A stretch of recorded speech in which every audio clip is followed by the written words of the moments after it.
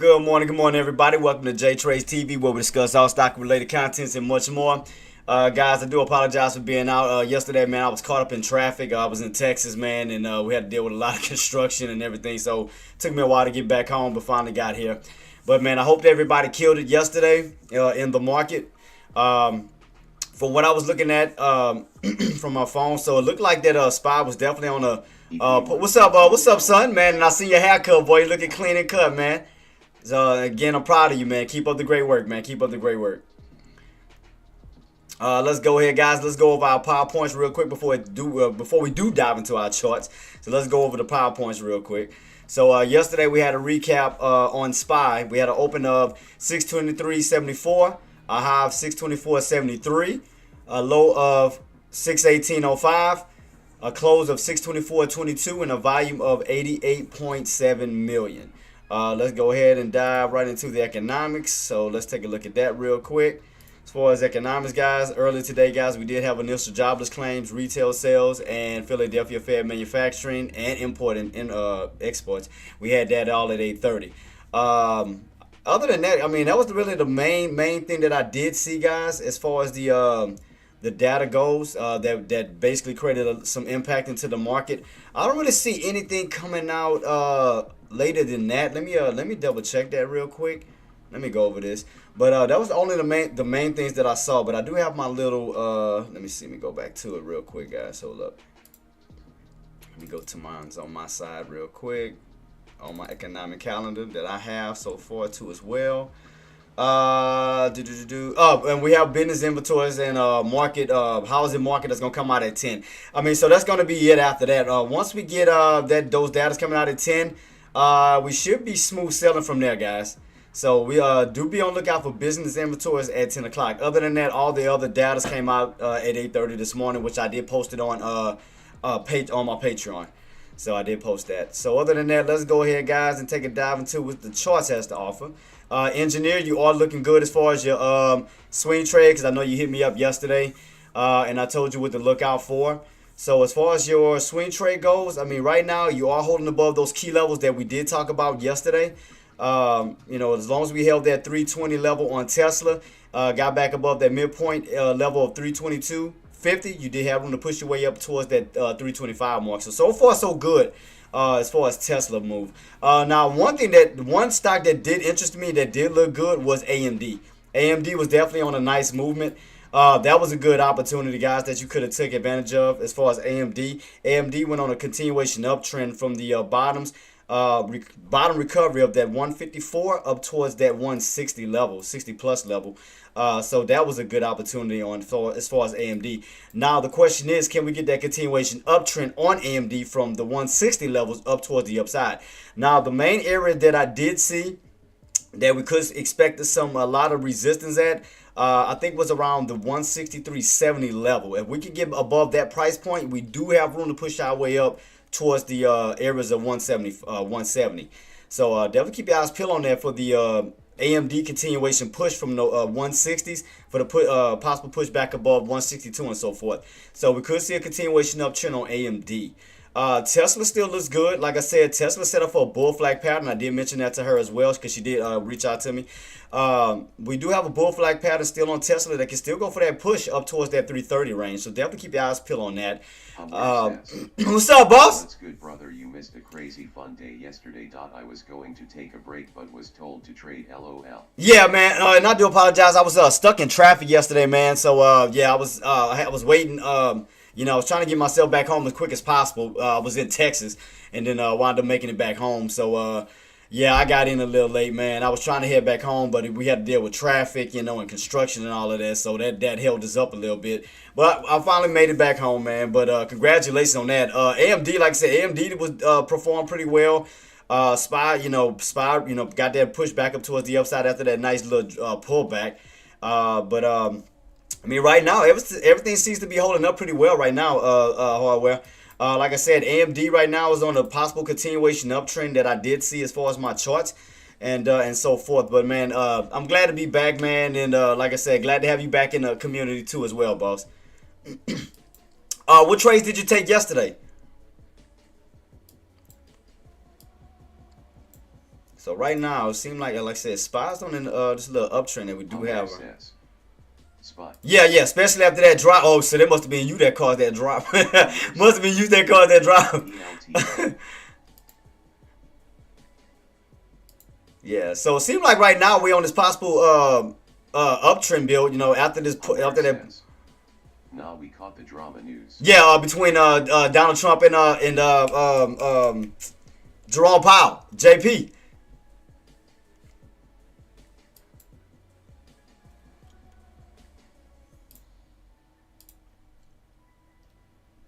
So let's see, guys. Let's see what we got. Let's see. Where says, insane drama. Oh yeah, it's definitely insane. When you mention those two guys, oh yeah, you're definitely gonna have some type of impact in the market.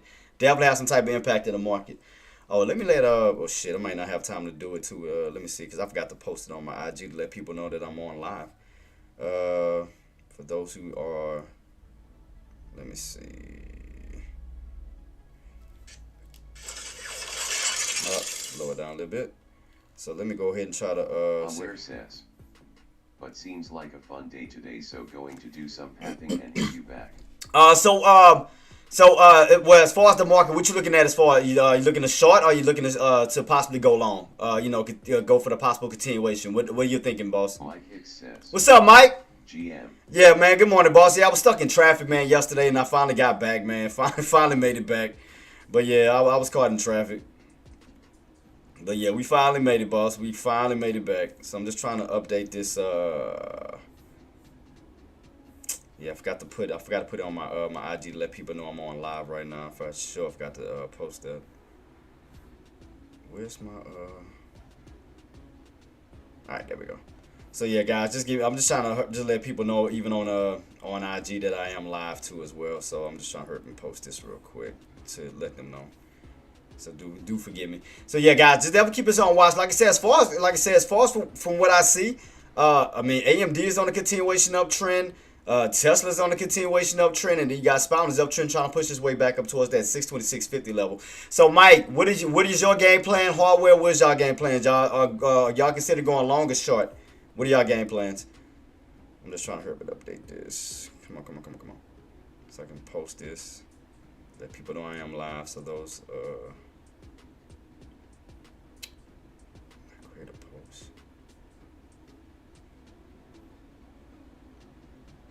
Share. There we go.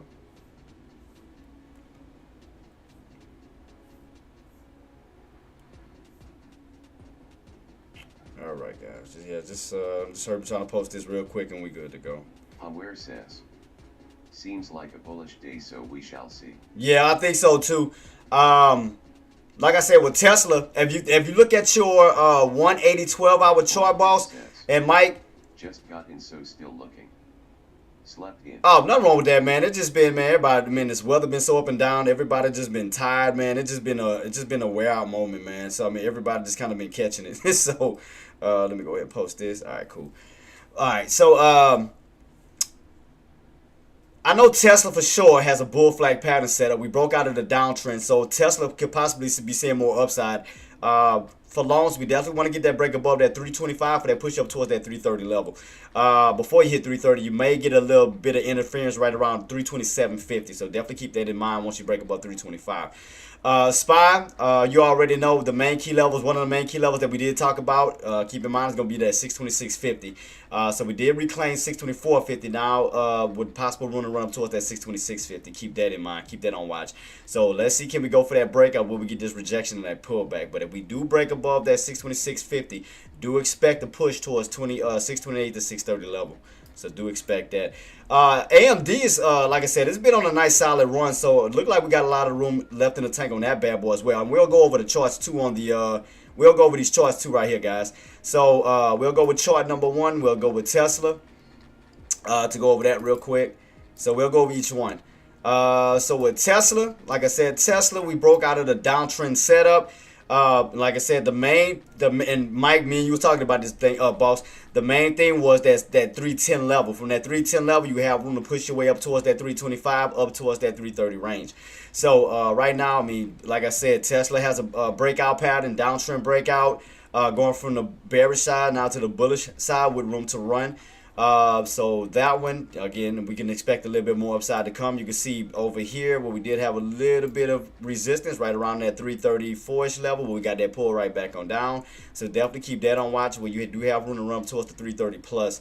What else were we talking about? AMD. AMD has been like on a continuation run. Let's go to this one. I'll use the NVIDIA real quick. So yeah, NVIDIA, man, look at NVIDIA though. NVIDIA looks sick too. I mean, look at that. NVIDIA's on a continuation run as well. Look at this. NVIDIA. Right above that 170 level. Look for that push up to 174. If we get a break above 174, we got room to push up towards 176. So it look like they're just slowly trying to creep their way up to that 180. So if y'all notice, and we look at it from a $20 channel standpoint, you got 160 bottoms, 170 mid area, and 180 tops on NVIDIA. So that's another one. But look like they all holding their respectful uptrends. From NVIDIA, let me make a duplicate copy because I want to keep that. And we're going to go to AMD. So AMD, on the other hand, AMD been on the push too as well. So I have my, I was going over these price levels too on AMD to see how far this bad boy can push. So based off of this, let me move this over a little bit more.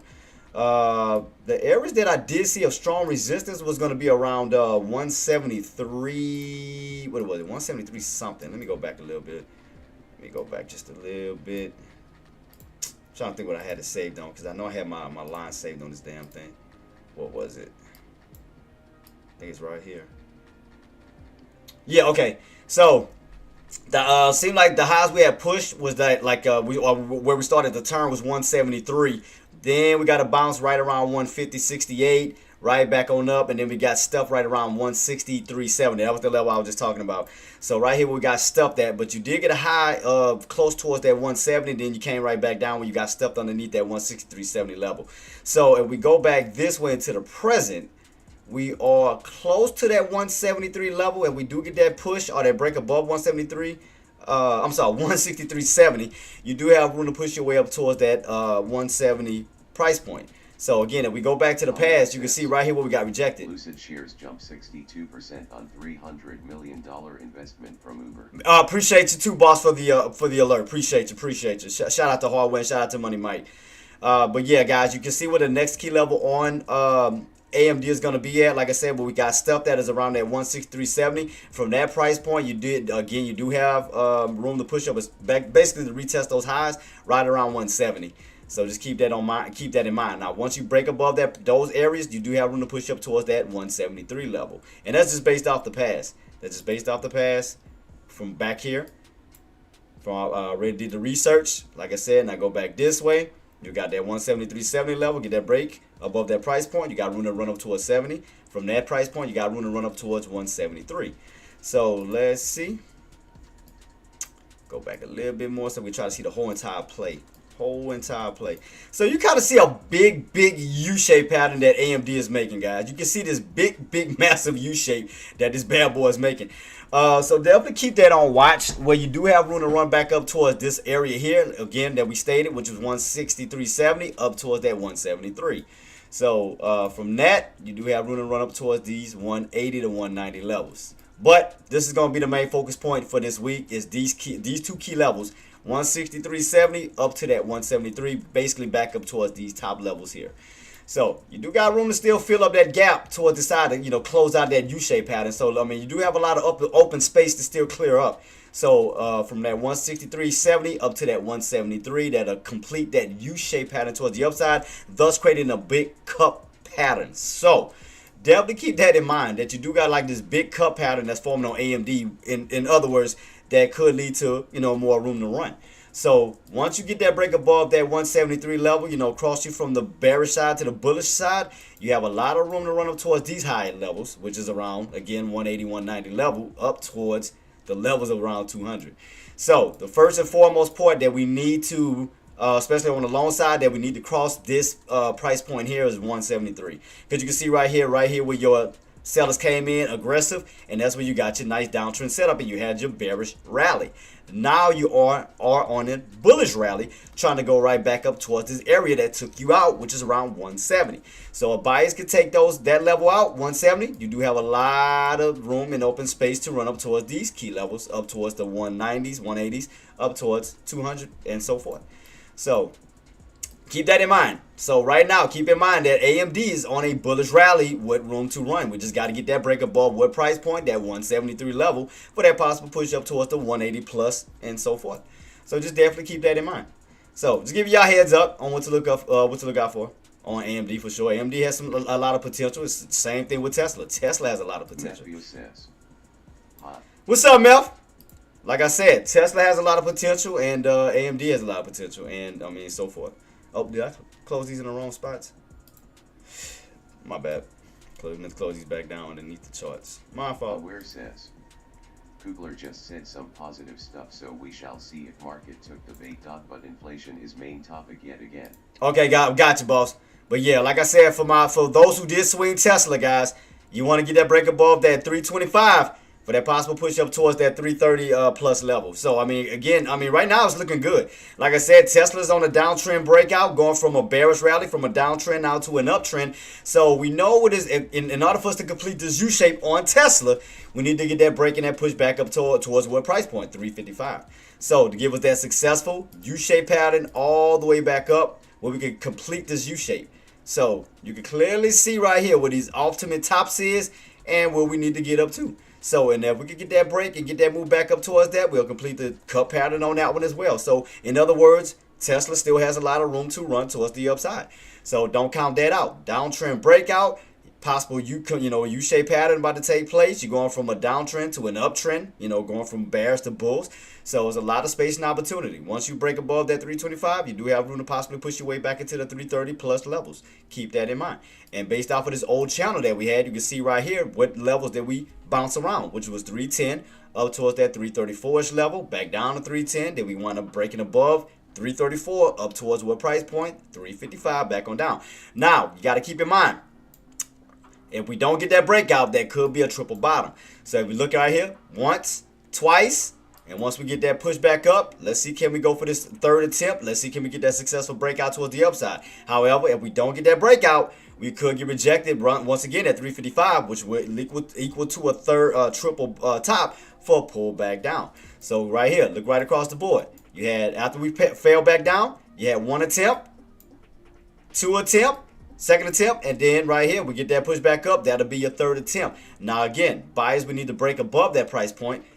Shorts stay below that price point because again, that'll equal to a triple bottom for that pull back down to what price point? 334, because you'll be turning old resistance, into possible support, where you will come from the 355 down to this level, stay within that range for the possible next move up. So, and also that could make a possible cup and handle pattern. So keep that in mind for all these opportunities that could be awaiting itself. But don't forget, next week we do have Tesla earnings coming out. So we do have Tesla earnings coming out. Don't forget about that. So we'll see what is going to be the top gainers. Like I said, but definitely keep your eyes peeled on Tesla. Keep your eyes peeled on AMD. SPY, let's see, can we get this continuation push? As long as we hold above that 624.50 for that push right back up to 626.50. Let's see. I think that was the main ones that I've seen that really stood out to me the most. And of course, Nvidia. Nvidia's on a continuation uptrend too. So keep that in mind. Let's go to Nvidia too on top of that. What we got left? 6 minutes. What was the price point on Nvidia? Oh, trying to run up towards that 180. So the next possible key level we want to see a push up towards is 174. Hold that 172 level for that possible push up to 174 on Nvidia. Because again, Nvidia likes to move by twos, normally. So 72, 74, 76, 70, 78 up to 180. So keep that on watch. So look for some possible potentials on that one as well. So we'll see if we're going to get this bullish continuation push, especially after we had this dump off yesterday. I mean, right now as far as SPY's on this trend line. So let's see, can we stay within this ascending triangle pattern? So basically what we want to hold as of now, we want to stay above that 624.50 for that possible push right back up to 626.50. So as long as we can stay within that trend line, go for that breakout, we do have room to push our way back up to 628, up to 630.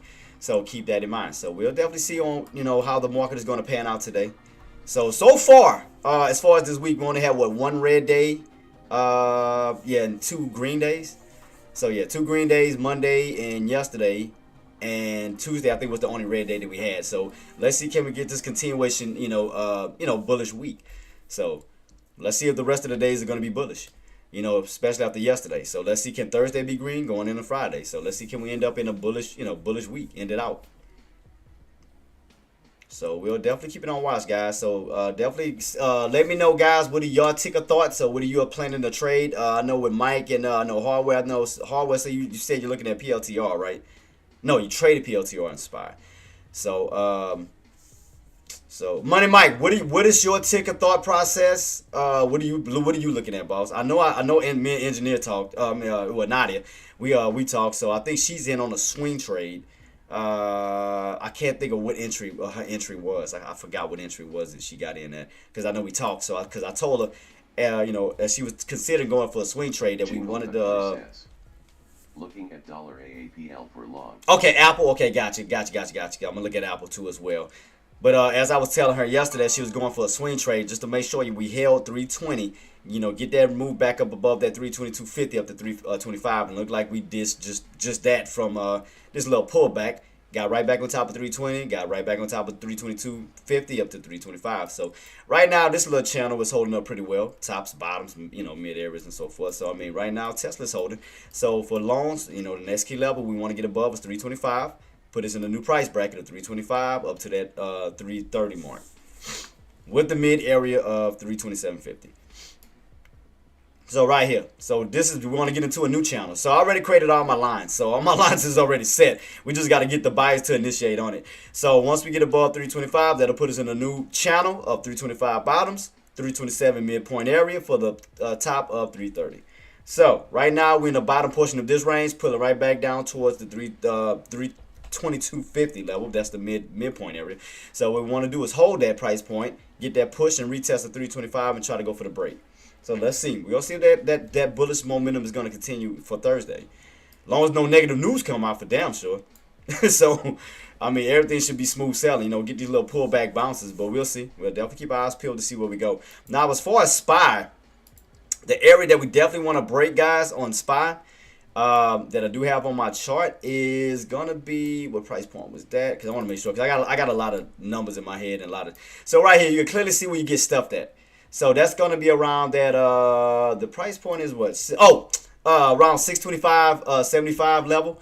So watch that level here. Shout out to Hardware for for that alert on that one too as well. So watch this price point right around that 625.75. You can see every time we can never get above that price point and hold. It's like you'll hit it, then you fall right back on down. Hit, fall right back on down. They tried to break above it and hold, but you fell right back on down. But you can see right across the board where sellers come in the most, which is around that 625.75 level. Because you can see where the candles start to change, start to change colors. So you can see every time we hit around that 625 level, 625.75. Sellers come in, sellers come in, sellers come in. Vice versa. That's just like down here around the 620 level. Buyers come in, buyers come in, buyers come in. So again, if we want to see more upside, we want to definitely break above that price point, but that possible push up towards the 628 to 630 level. But right here is going to be a strong resistance because you can see every time we hit, you get hammered every single time. So that's going to be a strong resistance. So if we do get a hard pullback in that crack, you do have room to fall back down to these low levels of 620s and so forth. So let's see. Can we maintain this little trend line for that possible push back on up, or will we fall through that trend line back down this way? So let's see where we go. As far as for right now, we are above the 20 EMA and the 50 SMA, 9 EMA. And the bell has rung, guys, and I do apologize. I was trying to go over the breakdowns. I do apologize. I was trying to go over every breaking point. So, okay, let's keep everything on watch. Keep everything on watch. If you do whatever stock you in, make sure you have a trade plan behind it. If you're in on the long side on Tesla, make sure you're holding that 322.50 level for that possible push back up to 325. However, if you do crack that 322.50, you do have room to fall back down towards the 320 range. With AMD, we want to get a break back above that 162 level for that possible push up towards 164. Nvidia, we want to hold that 172 level, hold 172 for that possible move back up towards 174. So SPY, 124.50, hold that key level and that trend line for that possible bounce up towards that basically back up towards 626.50. So we want to see a nice bounce back up towards these key levels here. Why is 626.50 level so important? If we go back a little bit towards the past, what was our areas that we fell back on, and where was the areas that sellers came in the most aggressive, which was around, where you at? Let me go back a little bit. Come on. Where's that level at? 2650. I'm trying to find Thursday's play. Yeah, right here. Okay, right here. 626.50, guys, right here. 626.50, where your sellers, where your buyers came in. Oh, sorry, sellers came in the most aggressive, and then from that price point, you had 624. Then they came in aggressive the second time. So that's why 626 is going to be very important, because you want to get above that price point. See, once you get above 626, you can utilize that for support. You can also utilize that for resistance. So that's why that price point is going to be very important to get back above. So therefore, if we can get back above that price point, we can utilize that to push our way up towards 628 to 630. That's why 626.50 is going to be very important. Very, very important. So right now, Tesla's pulling back. AMD's pulling back. So we got a lot of them pulling back at this moment. PLTR's top gainer. AMD's following right behind that. Then Tesla. Got NVIDIA and them pulling back. So PLTR right now is in the lead. So PLTR is in the lead, followed by Tesla, then Amazon. See, but I'm going to keep my eyes peeled on AMD, because I think AMD still have a lot of room in the tank to run too. Because AMD has a nice uptrend. So, I mean, AMD could continue its uptrend movement to, up towards the upside, as long as it holds that 160 level, for that possible pushback up to, 162 to 164. So, I still think that AMD still has a lot of room left to push. As long as buyers hold their key levels, I still think it has a lot of room to go. So right now we got PLTR pulling back. What was this floor here? Look like around 151 with room to fall down towards that 150. We do get a hard crack, but watch this 151 level during pre-market where we did hold. So right here you can see these bottoms, 151, 151, 151. So look for this bounce for a possible. Let's see, can buyers hold this key level. Let's see, can they hold 151 for that possible pushback up towards the upside. Watch the floor level on that one, 151. Tesla, we are slightly cracking at 322.50 level. Like I said, longs, we want to stay on top of that floor. AMD, watch that 160 level. If we do get a crack below 160, you do have room to fall down towards that 158 level. Keep that on watch. So right now we're just getting a few little pullbacks, maybe getting a few little sales, So might have a few buyers that probably held overnight. Swing trades are probably selling that position as well too on there. So just keep that in mind. Because like I said, based off of these setups that we have, I mean, Tesla is on the bullish side of things. So I mean, you can clearly see it right here that Tesla has. I mean, you're definitely on the bullish side. I mean, you have a bullish momentum, and again, look like this bad boy can set up the push. I mean, you're above all indicators. You're above the 20 MA, 90 MA, and above the 50. So now you'll have somewhat of three levels of support. So even if you get a little pullback, I mean, you could get that nice little rocket right back up towards the upside. So once we get that break above 325, I mean, we should have a nice push. So watch that 325. Watch that 325 level, because you got to remember, 325 is a half dollar mark. Because you got to remember, if we look at it from a $10 standpoint, from 330.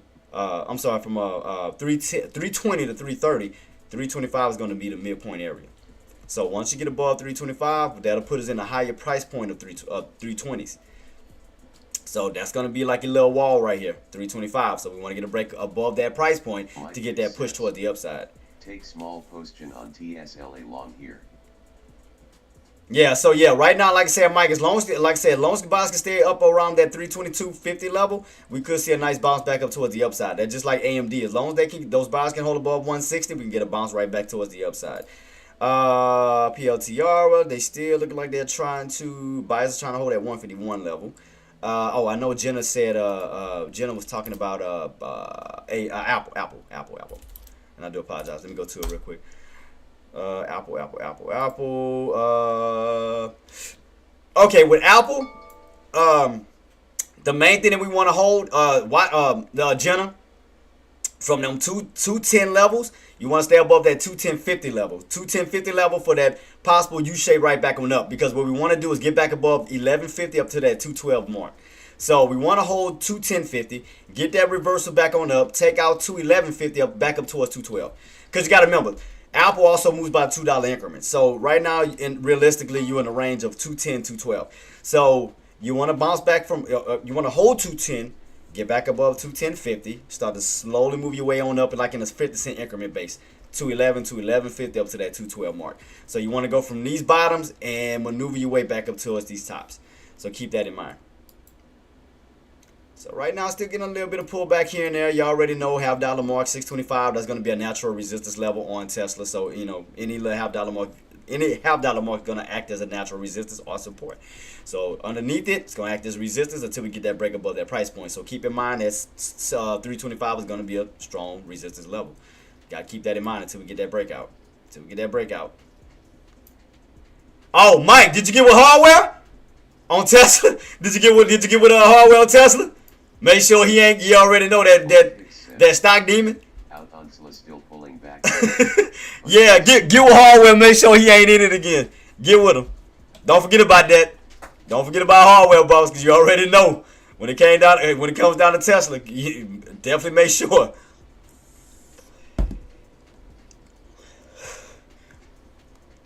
Don't forget about your boy, that stock demon, because he might be in on it. Trying to yank it back down.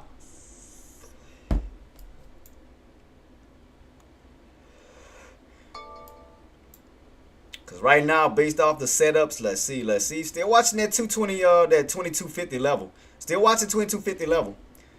2250. Don't forget, guys, we got data coming out at 10 o'clock. We got that business inventories coming out.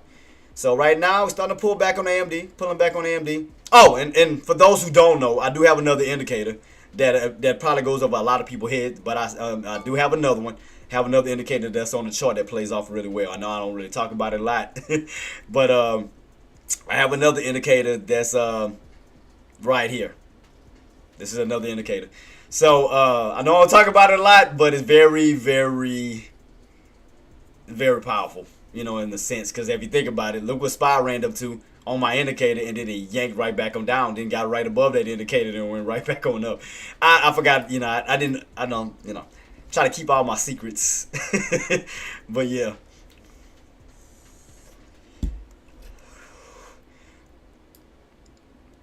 So right now, we have AMD pulling back down towards that. Let's see, can we hold right around that 58.50 mark? Let's see if we do get a deep pullback. Let's see, can we recover, get a nice little bounce on that level, right back up to that 160. Are we already recovering 160? Oh, it looks like we already recovering 160. Let me see. Trying to. Let's see. I mean, it almost has somewhat of a bear flag pattern at the moment, but let's see, can we hold 160 and start to get that push back up? We need those bots to come in aggressive and push if they, you know, we get back up towards the upside. So right now, as long as they can hold that, it'll keep you in a range of 160 to 162 on AMD. If you do crack that 160, you do have room to fall back down towards 158. Right now, you got Tesla pulling back still, getting that nice little sell-off right now, getting a nice little sell-off. AMD 160 still, yeah, 160 still holding at the time. Buyers are trying to hold that level. Keep it on watch. Keep it on watch. Can they hold? Top gainers. We got Hood. We got IWM and Apple. Let's see. Apple 210.50. Got to hold that key level. 210.50 needs to hold for that possible pushback back on up to the 11.50 up to 212. SPY hold at 624.50 for that possible bounce and retest back up to a 226.50. Remember, we want to stay in this ascending triangle pattern. We want to stay within this ascending triangle pattern. Hold that trend line. Stay on the upper portion of that trend line. That's considered bullish. That's only when you crack that bad boy we could see some more, you know, more sell-off coming. That boy, it wouldn't surprise me if hardware is in it. It wouldn't surprise me if hardware is in it right now. It would not surprise me if hardware is on Tesla right now, shorting it. That'd be some funny shit.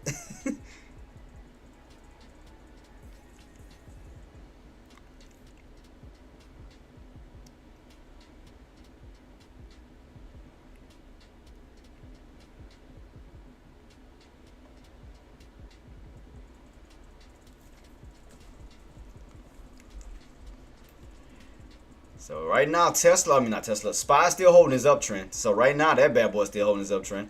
Just got to get that rebreak above 625 up to that 626.50, because it does have room to go from these bottoms to these tops.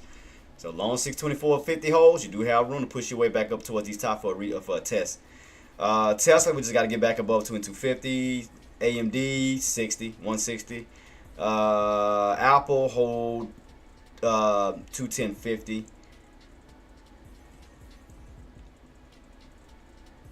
Right now, starting to get a little bit of pullback. Like I said, the only thing with AMD look like you have somewhat of a bear flag, and you do have somewhat of that H pattern. As long as, like I said, if those sellers keep those buyers underneath that 60, then that could hold up as resistance for a possible pull right back down for a second leg down. So just keep that on mind. Keep that in mind. Keep it on watch. So yeah, we're starting to get a little bit of weakness. So let me check out my charts as well. Let me see.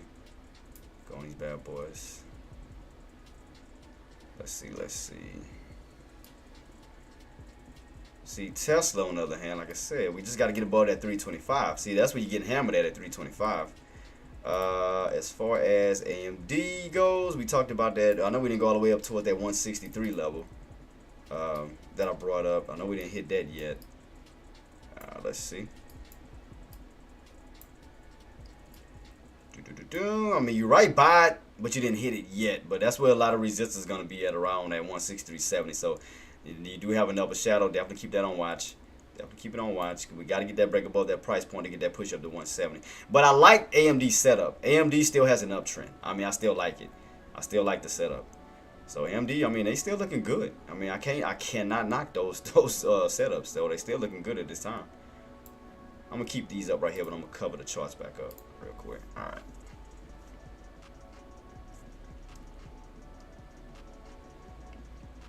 So right now, still getting some pull. SPY still getting the bounce, guys. Keep in mind, SPY still bouncing. Trend line is still holding. Everything else is still pulling back. So let's see. Now we got Hood. Shout out to Hardware that brought up Hood. He did mention Hood. He did say, be on lookout for BBAI. Still remember the ones he brought up. Hood and what was the other one? Because that's a Hardware. Just to let you know that I focus on what you say. I think I wrote it down too. I know he said BBAI Hood. Oh, and Apple. BBAI Hood and Apple. So right now, look like Hood. I see Hood bouncing up. So Hood was one that he alerted. So Hood is trying to push his way up. So shout out to Hardware for that alert. So Hood is one. All right. As far as blue chip wise though, I mean, you got Nvidia, Amazon, Apple, Meta, Tesla. Nvidia is the only one, as far as the blue chip goes, is the ones holding. So they're going to bounce on Nvidia.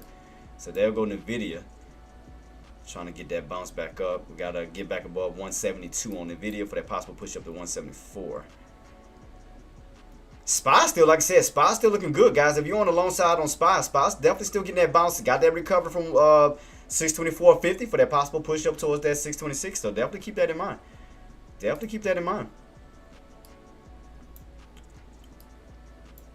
SPY still got that movement. Like I said, they can get that break above that 625.50 level. Utilize that for support. I mean, next leg up towards that 626.50. So look like they're doing it. There you go. So look like they're doing it for my longs. Here you go. Let's see, can we get that push all the way up towards that 626.50 level on SPY. I'm gonna put my alert 626.50 to get the ball rocking and rolling. So let me put my alert up here. All right, let's see.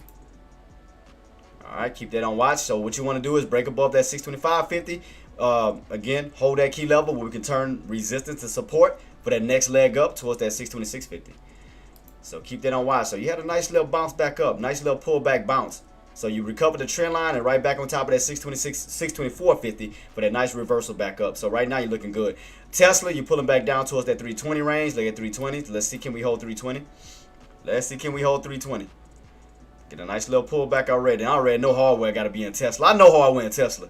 I know that's him. I know that's him doing that. I know that's him doing that. He's slaughtering. That's him. He's slaughtering Tesla right now. From 325 all the way back down to 320. Mike Hicks says, I don't think you're in TSLA.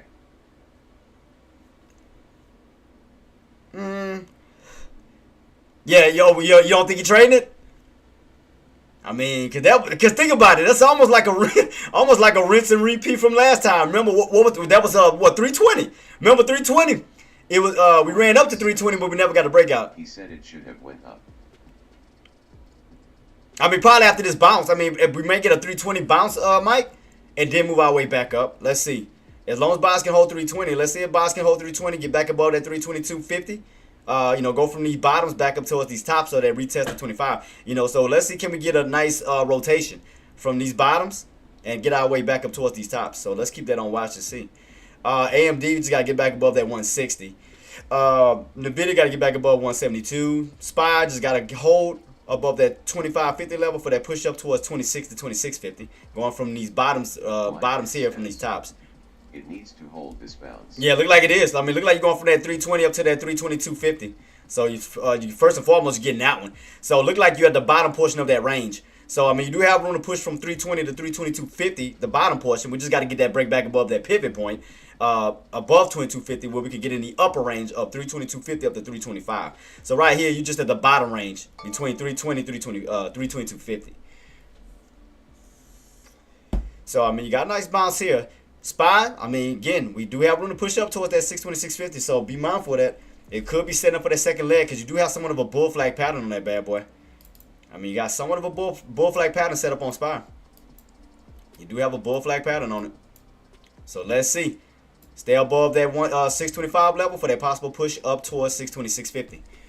So let's see. Because like I said, you did recover 624 that we talked about. That was one of our resistance area. Remember we talked about that when we was on the downside. Remember when we was falling, we said once we crack 626.50, you have room to fall down to 24.50. From 24.50 down to 21.50. WAP on TSLA going to look to entry for me.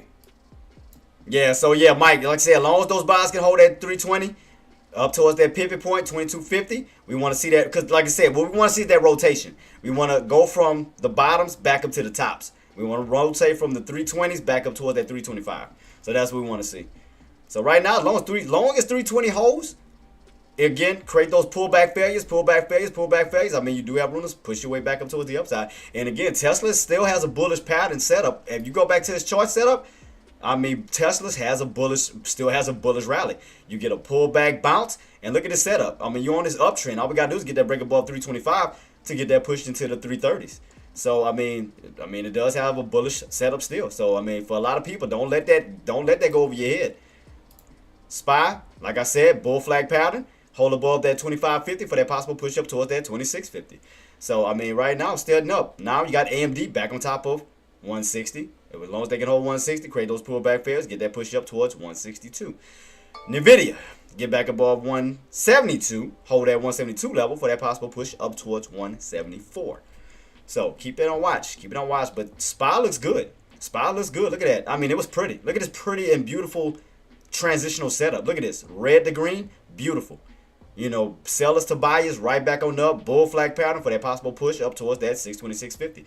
Right now, creating a pullback failure. Sellers are having a hard time cracking back underneath 25.50, which now buyers are holding. Could be going for the second leg up. So keep that on watch. So shout out to my calls on that one. So I mean, right now looking good, and all you do, guys, is just take your time to understand the pattern setups. I mean, look how beautiful, and look, and it's been so long since SPY had a neat setup. Because normally you see chop. All you see now, look at this beautiful transition. Red to green, U-shaped pattern. Now going from this like U-shape to a bull flag pattern for the continuation push. I mean, you can't get no better than that. I mean, that's a beautiful setup. SPY has a beautiful setup after, normally throughout all the damn choppiness that it has, but this is definitely a nice setup. And even if you missed this move, could have got in right here at this 25.50 level. Get in on that lower shadow. Long as them bottoms hold, bam, go for the push on up. There you go. Right now, Tesla, like I said, we don't have a U-shape. We have more of an arc on that one. See, look at the difference. One is an arc, one is a U-shape. So you can see the difference of the capability. So again, when you have a U-shaped pattern, 9 times out of 10 is a bullish signal. Right here, when you have an arc, sometimes that's creating a bearish signal because that's creating a lower high. So this here is creating a higher low. So you can clearly see the difference between the two. One is creating a lower high, which is bullish, and the other one is creating a higher low, which is somewhat bearish. Because you have an arc on one and a U-shape on the other. So right here, there goes SPY, trying to get for that push. I do have my alert set, guys, at 626.50. That's going to be one of the main areas. And then we get that break above that, but then we'll focus on the 628.50. But you do have room to rotate from the bottoms, right here where my lines is located, from the bottoms of 624.50 up to 626.50. Now again, why is 626.50 going to be so important? If we go back to Thursday's play from last week, where your sellers came in the most aggressive. Go back a little bit where they perfectly hit it at. Let me go back a little bit. That's 24.50. Where's that 626.50 level? I want to see that 626.50.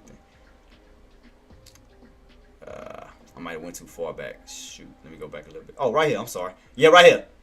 See, when you tried to break above it, then you couldn't hold it. Then you fell right here, got rejected, 626.50.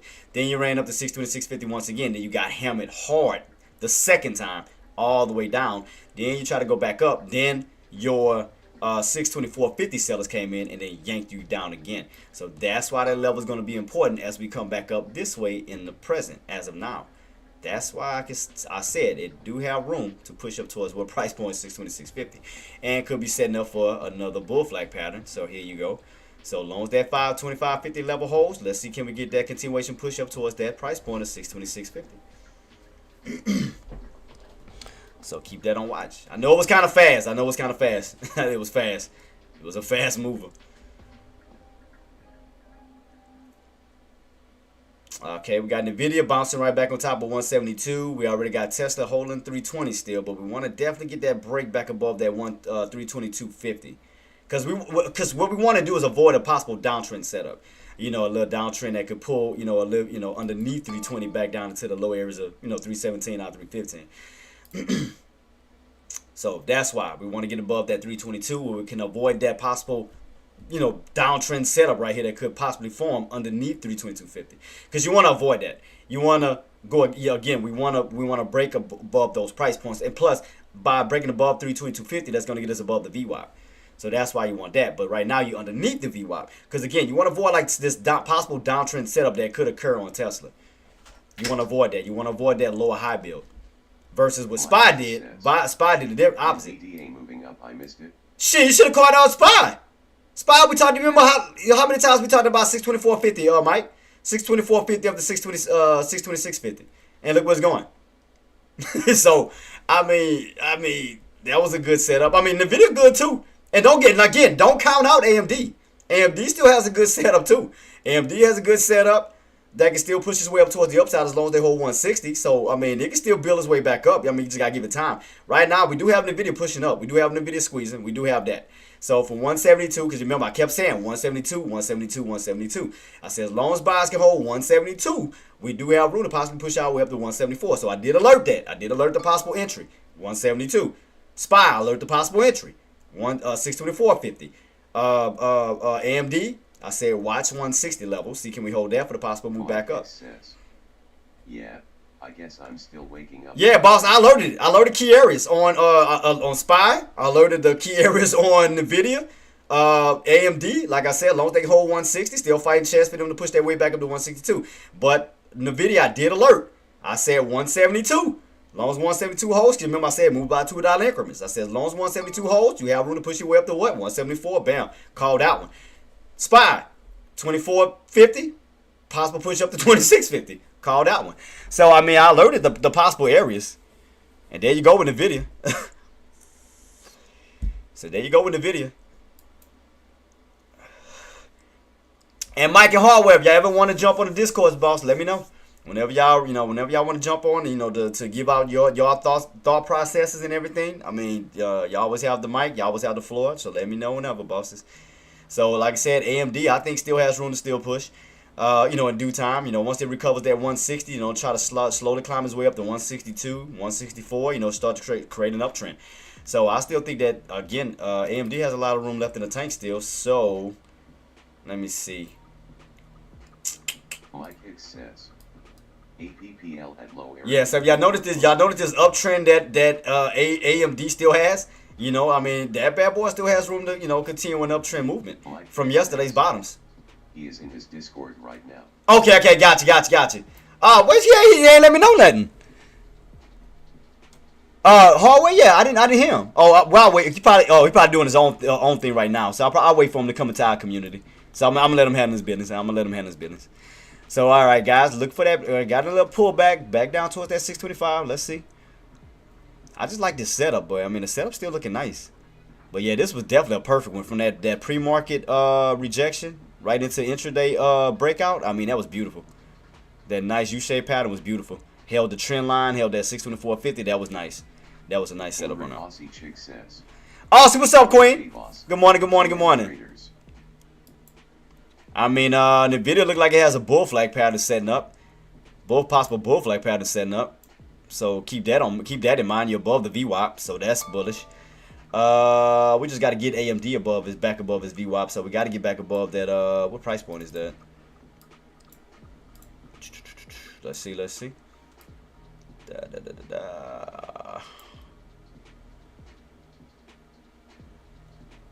We'll say what? We'll say okay. So we'll say 160.50. We'll say 160.50 for AMD. So if we could get above 160.50, that'll put us above the VWAP on that bad boy.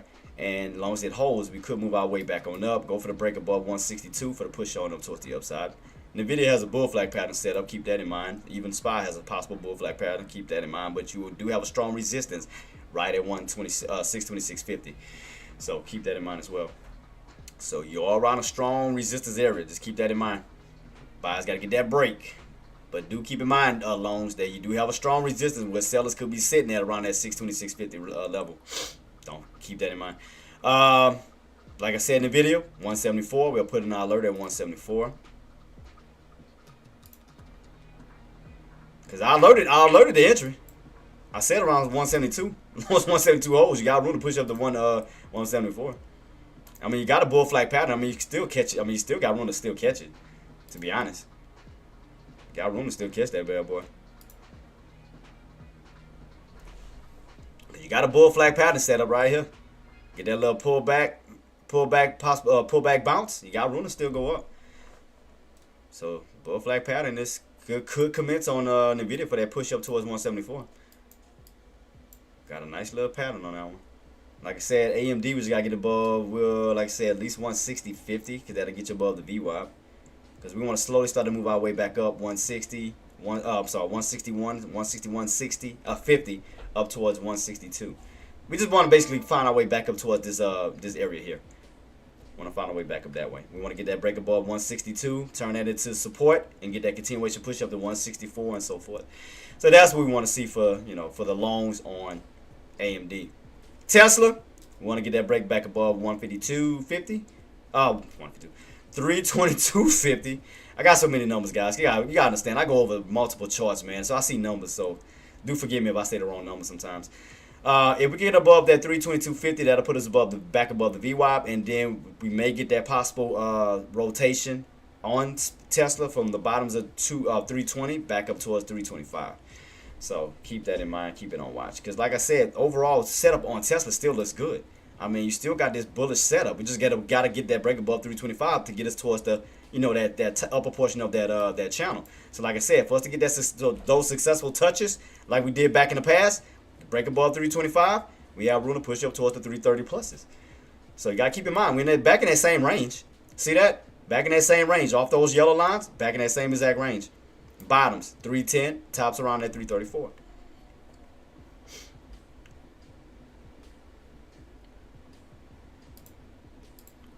In the video, like I said, you have somewhat of a bull flag pattern. So what that candle need to do is utilize that candle's close and get that push. Soft for one. Thank you so much for the follow, boss. Y'all have a blessed one, man. Appreciate you, boss. God bless, man. Have a blessed one. So what that candle needs to do is utilize that candle's close for support. Get that candle to flip up. So we need to get back on top of this old candle's close. We need that candle to flip. Utilize that for support where we can flip it. For that successful move back up towards the upside. So we need that candle to flip on top of that candle's close. Let's see, can we go for it? Let's see. So watch that level. It may possibly go for a two-legged. We may get it. Like I said, because you do have a bull flag pattern. I want to see, can we get it? I want to see if they're going to go for that push. I know we're getting a little pullback. I want to see if they're going to go for it. Because, I mean, I know guys earlier was kind of fast. I mean, well, SPY was fast for sure. And when the video had a little bit of time to catch it. I mean, the video had a little bit of time to catch it. Because, I mean, you was building your way back up towards 172. And then that's when those buys came in aggressive and they actually pushed. We do have that. Oh, and that's why, too, guys, we had data that just came out. Business inventories that came out at 10 o'clock. I'm going to have to look at the results to see what came out. So what we want to see is at least this candle here get right on top of this candle's close. We want to see that flag. Because you already got the red candle. We just need that second. We need to see this second one turn green. Because you already got these bottoms. See, if you look at it from this standpoint, from these bottoms of that red, look right here. See? See how it is? See how easy it is to kind of read it? You just take the bottoms of the red candle and then go across the board. So the second candle, see? Bam, there you go. See?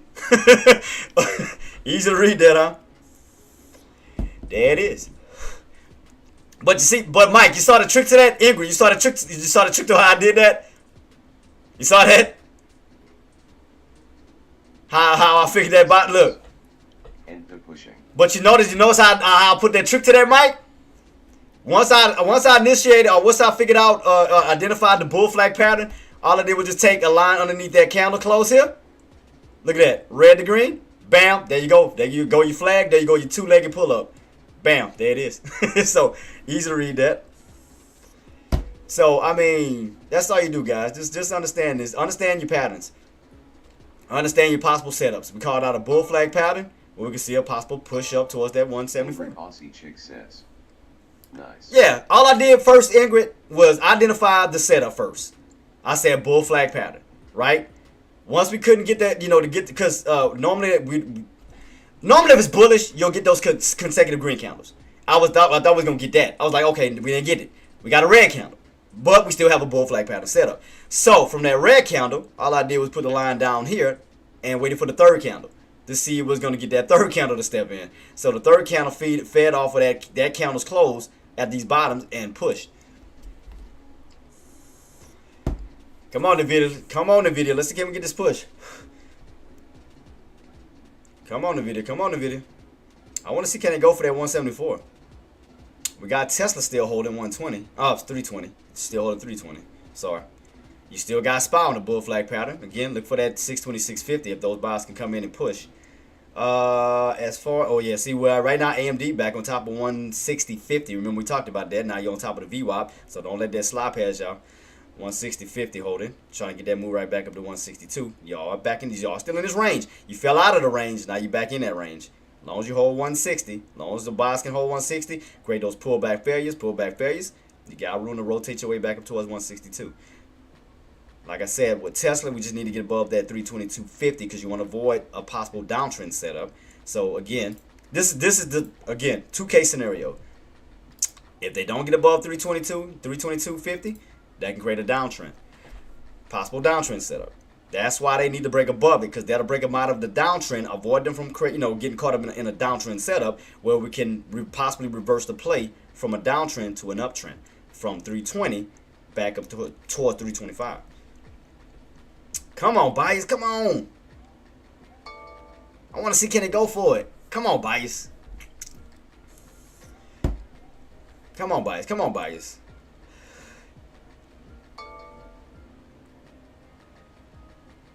I want to see, can they go for it? Because they got a good bull flag pattern setup. I want to see if they're going to execute on it. Because they just did. We pushed, but we got slided back down. Let's see. Come on, buyers. All right, there goes Tesla back on top of 22.50. See, but because what we want to do is break out of this downtrend setup. We want to break out of this downtrend setup on Tesla. If you're going long, if you're long buyers. See, you want to avoid this downtrend setup. You want to avoid this downtrend setup, and again, in order to avoid that, you got to break above that 322.50. You want to break back above it. You want to hold that floor. Because other than that, you got to realize 325, 322.50, what that's creating? Lower highs.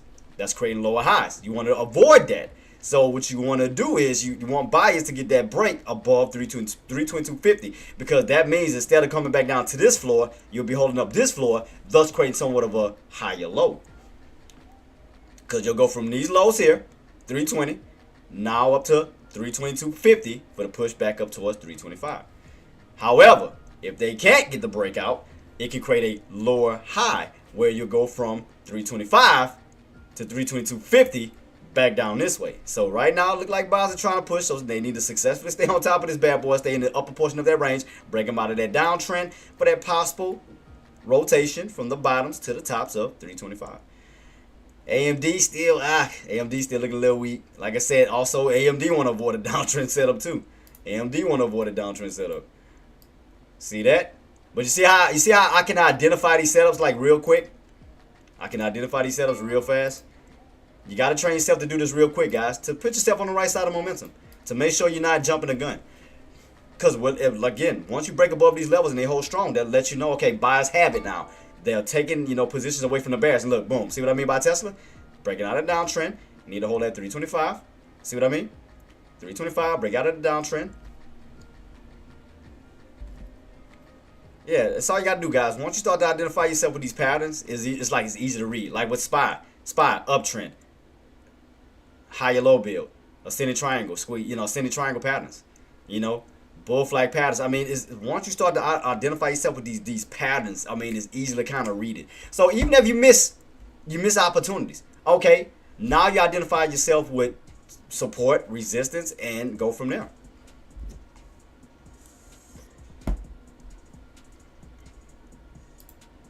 So right here, Tesla, 322.50, 322.50. See that? See how they got back on top of it? Trying to hold it? So what time it is right now? We got about 3 minutes. So what we want to see is a successful counter close on top of this bad boy.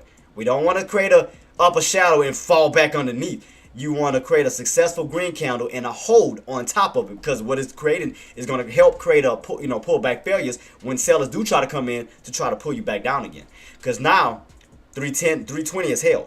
Buyers held that level. Now the next level that buyers need to hold is going to be 322.50. See, this is what you want to avoid. You want to avoid an upper shadow and avoid falling back underneath 320, because that means that 322.50, because that means sellers still have it. That means see how it's pulling back underneath. See, that's what you want to avoid. See, buyers, you want to stay on top of it. Sellers, stay underneath it, because that's going to keep you in what? That downtrend setup, so you don't get caught in a fake out breakout. Oh, BBAI, yep, that was another we called out. Yeah, BBAI, yeah, I remember. I could have sworn I saved that in here. Could have sworn I had BBAI in there. That's what we had on that one. Okay, so, damn, all the ones he called out is at the top. BBAI, Hood. The only one that needed to get itself up is Apple, because that was the three he called. But for sure, he called out BBAI and Hood. So he did alert that. And look right here, guys. Look Tesla. Look Tesla. See that? Let's see, can we get that successful close? Got 2 minutes before this counter close out. 2 minutes. Goal is to stay on top. Break out of this downtrend setup, because we want to reutilize this floor of 322.50, because that's going to keep you in the upper portion of that range. I'm in TSLA. What was your entry, boss? 320? What was your entry?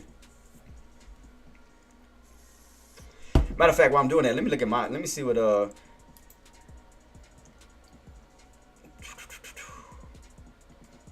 because I want to see, can AMD continue that uptrend up. That's what I want to see. I want to see because I mean, AMD, I ain't gonna lie. AMD has some good, like, I ain't gonna lie. AMD was a good scalping opportunity. I ain't gonna lie to y'all. Yesterday, AMD was a good scalping opportunity.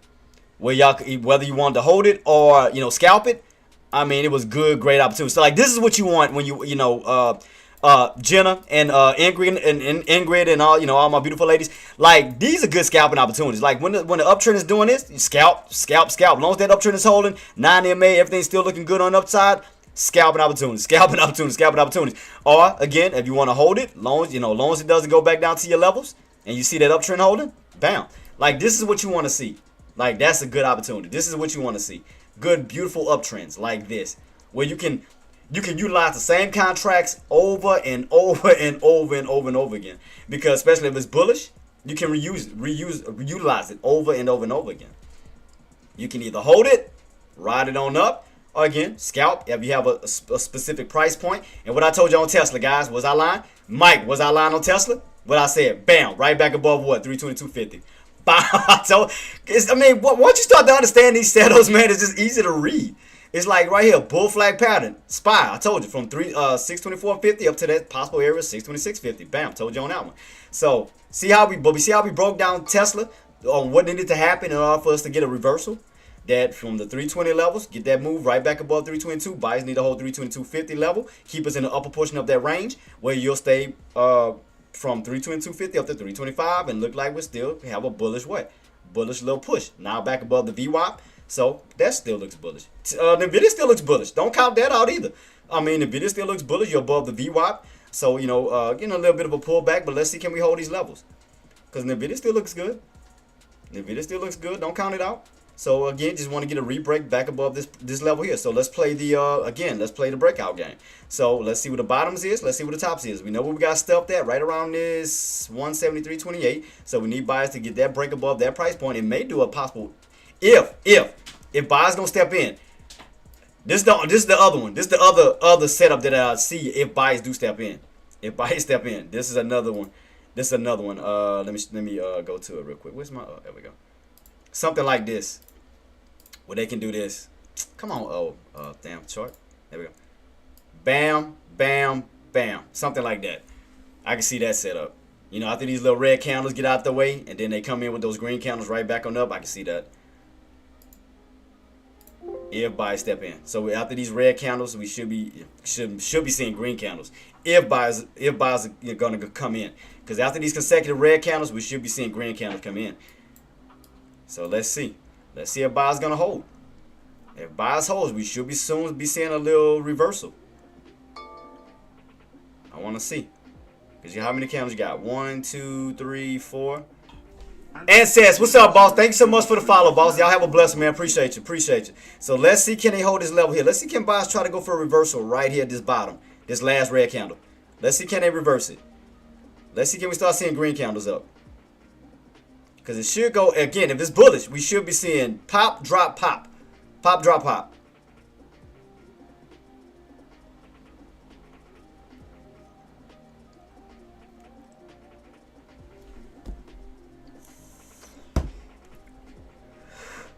All right, let me go back. Oh, BBAI. Let me go back. Let me go to that one. Mike just called that one out too. BBAI. BBAI. Let's take a look at that one. BBAI. Oh yeah. Yeah. It may. I ain't gonna lie. BBAI might make the same uptrend like AMD. I mean, where you can just ride that bad boy on up. I mean, how much room we got left in the tank on that one? But keep in mind, guys, on the video, we may start to transition now. You know, red candle, where buyers may start to step in. As long as they hold this level here off this last red candle's bottom, where we can start to transition. Because, again, if it's a bullish setup, and if bulls are in control, we should see pop, drop, pop, where we get consecutive green candles. So, again, if buyers are in control, they should be holding this level and going for that transition from red to green. So, just keep it in watch. Let's see, can they hold this level here? That should be the last bottom, the last red candle if buyers are in control. Note, if buyers are in control, they should be utilizing this bottom and start to push their way up, where we see a pop, drop, pop. Where after you get rid of all your red candles, we should start to see green candles moving back in. Because the way that's setting up, that's what it should be doing. Buyers should be initiating this off of this setup. Pop, drop, pop. So let's see. And then take out this key level here, right here. Get that breakout above that price point and get that push right back up towards the 173.50 up to 174. So let's see, can buyers initiate on this setup. Let's see, can they initiate? We'll see. Because they should be holding. If buyers are in play, they should be holding this level here, right where the bottom of the candle was getting stuffed at. We should be transitioning if buyers are in control. But yeah, BBAI, yeah, you definitely on a bullish run. See, I wonder BBAI is gonna do what AMD did yesterday, because that could be a scalping opportunity. You know, catch those little red candles back down, then to bounce right back on up. Little red candles back on down, bounce right back on up. So let's see. So for the video, what I'm gonna do is for you guys, for those who are looking at it, I'm gonna set a line right here at these bottoms. Let's see if buyers can hold, and then from that point, buyers need to take out this price point right here. So they need to get that break this way. Because again, the way that's set up, it should be pop, drop, pop. That's the way, again, we should be starting to see consecutive green candles coming in. Going green to red. Going red to green. So I want to see if those buyers are going to initiate on it. SPY still testing around at 26.50. Still running 26.50. Like I said, longs, keep in mind where those sellers may be sitting at. That's why you want to take that level out. I mean, you successfully held 624.50 up towards that 626.50. Because you got to remember, you're in that $2 range. Tesla still looking good. Tesla still holding up pretty well. Still above that 222. That 322.50. Still holding above. Still out of that downtrend setup. VWAP still holding. Still looking good. Still watching this video because I want to see if your buyer's going to execute on it. I want to see if buyer's going to execute on it. Because they should be holding this level because we should be seeing pullback failures right here. Where buyers are protecting these bottoms. Well, they may be creating bear traps too. They may be creating bear traps at these bottoms, stuffing those shorts out of their position. So let's see if they're going to hold it. If they're going for a bear trap. So, but yeah, just keep this on watch, guys. Just watch this to see if those buyers going to hold. If you are long buyers. Because, again, you want to hold this level. You want to hold these bottoms. You want to hold these bottoms. Where sellers will have a hard time trying to yank and, close below that price point where buyers should be holding it. Buyers should be holding this level, creating somewhat of a bear trap down here.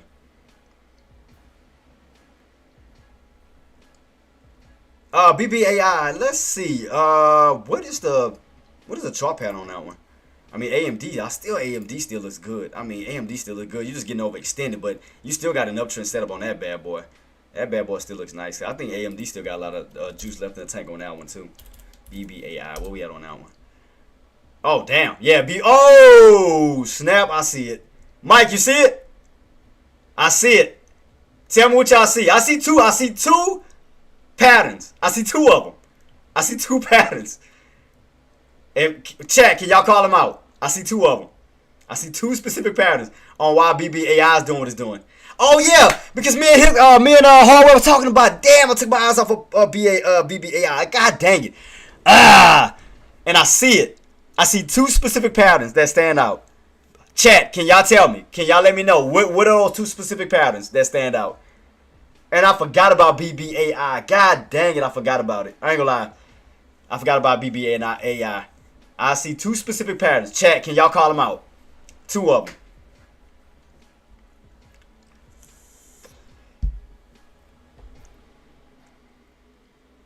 God, and I saw it. I see it. Before I draw it, chat, can y'all call out two specific patterns? Two specific patterns. On BBAI. Down here. BBAI. I want to see if y'all can call it out. Two specific patterns. I see one. And I see two. Can y'all call it out? Yep, that's one. Yep, that's one. You got one more. What's another one? So, I mean, it's not all green consecutive green candles, but you can still see it. And it's this way. It's this way, Ingrid. It's this way. It's this way. But yeah, cup and handle pattern, that is one for sure. Look what I told y'all, I got in the video. What I told y'all! What I told you!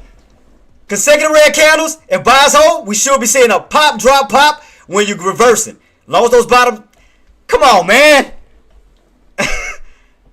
Man, I told you those patterns, man. Once you read them... Alright, I'm going to call them out for those who don't know. For those who are not, I'll call it out. I see one. Shout out to Ingrid on that one. I do see a cup and handle. Cup, handle, pattern. Yep, see that one. That's one. And I also see a bull flag pattern. Bam, there you go. See that one as well. So, trying to go for a downtrend breakout. But keep in mind, we're going to have some strong areas there. Look like around $8. Look like around 8. So, keep in mind. So, they would need to hold above $8. Because you got to keep in mind. Okay. And we setting up for a successful breakout. You got to remember. We had the back portion. Normally, the back portion is your biggest U-shapes. The back portion always the biggest U-shaped area. So, once that big one is out of the way, then you should start to tighten up. When you start to tighten up like this, bam. You gotta keep in mind those back ports is always the biggest. Come on, NVIDIA, come on. Ah, they back down, man. God dang it, man. We pushed too. Come on, buyers. Come on, buyers. What you gonna do, man? They got an opportunity. Come on, buyers. What's the volume on it today? Oh shit, no wonder. We ain't got a lot of volume on it today. Everything down. Yeah, no wonder we ain't got a lot of volume on the video as well. We don't have a lot of volume. That's why. Got like 20 million right now today. Daily average is 56 million. We don't have a lot of volume yet. That's why. That volume is weak. That's why. Yeah, we don't have a lot of volume just yet. I mean, I'm looking at the wrong thing. I'm sorry. I'm looking at Tesla. I do apologize. Yet volume too low. Yeah, I mean, let me go back. I'm looking at the wrong one anyway. Nvidia's volume is at well, still low. The volume today is at 49 million. Daily average is 92 million. So yeah, the volumes is low. Yeah. The volumes are low today. Yep, because with SPY was what, 9 million, 9.7, and daily is 36 million. So yeah, the volume is low on that too. Yeah.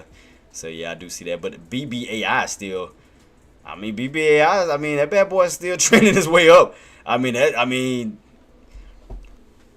still good opportunities. It's a slow mover, but that bad boy is still creeping. BBAI, yeah. BBAI. Yeah, look at that. And man, remember, hey, hardware. Remember we went over that. Cause remember. I'm up $3 today. LOL. Yeah, cause remember we talked about it. We said cause you told me this. You like be quiet. Don't say it too. Don't speak on it too quick. You remember I said, oh, I see it. Remember I was like, oh, I see a cup and handle pattern. I see a bull flag pattern. Yeah, so I remember we talked about it. So shout out to hardware for the alert. Success. BBAI long-term investment maybe. Based off the chart, once you get above that $8 level, cause you can see, yeah, it's gonna take some time. Cause what you need to do is break above $8. You need to break above $8. Cause you can see right here where you had in the past where you had that sell-off. So, it's good opportunities. It's good opportunities where you can scalp the shit out of it. Cause just kind of like AMD. AMD was a good scalping opportunity yesterday. But yeah, $8 level. So as long as $8 can hold, that'll take you and break you out of the downtrend setup, where you'll be crossing over to the bullish side of things. If you notice, you're going from that bearish side of that trend line to the upper portion. As long as they hold $8. So as long as they can hold $8, that'll put you back in that range between 8 to 10. Hey, Hummer.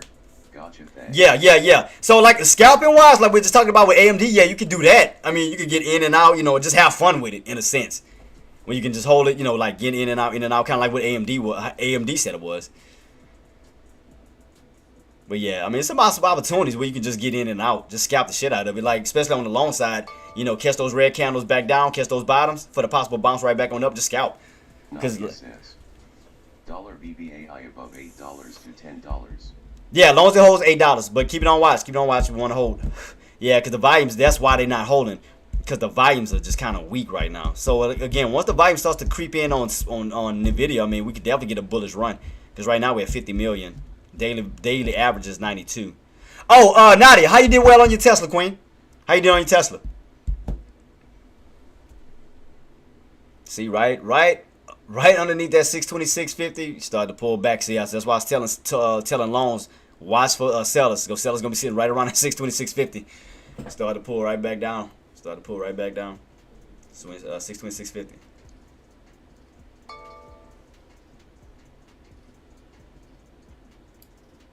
Yeah, they don't have a lot of volume right now.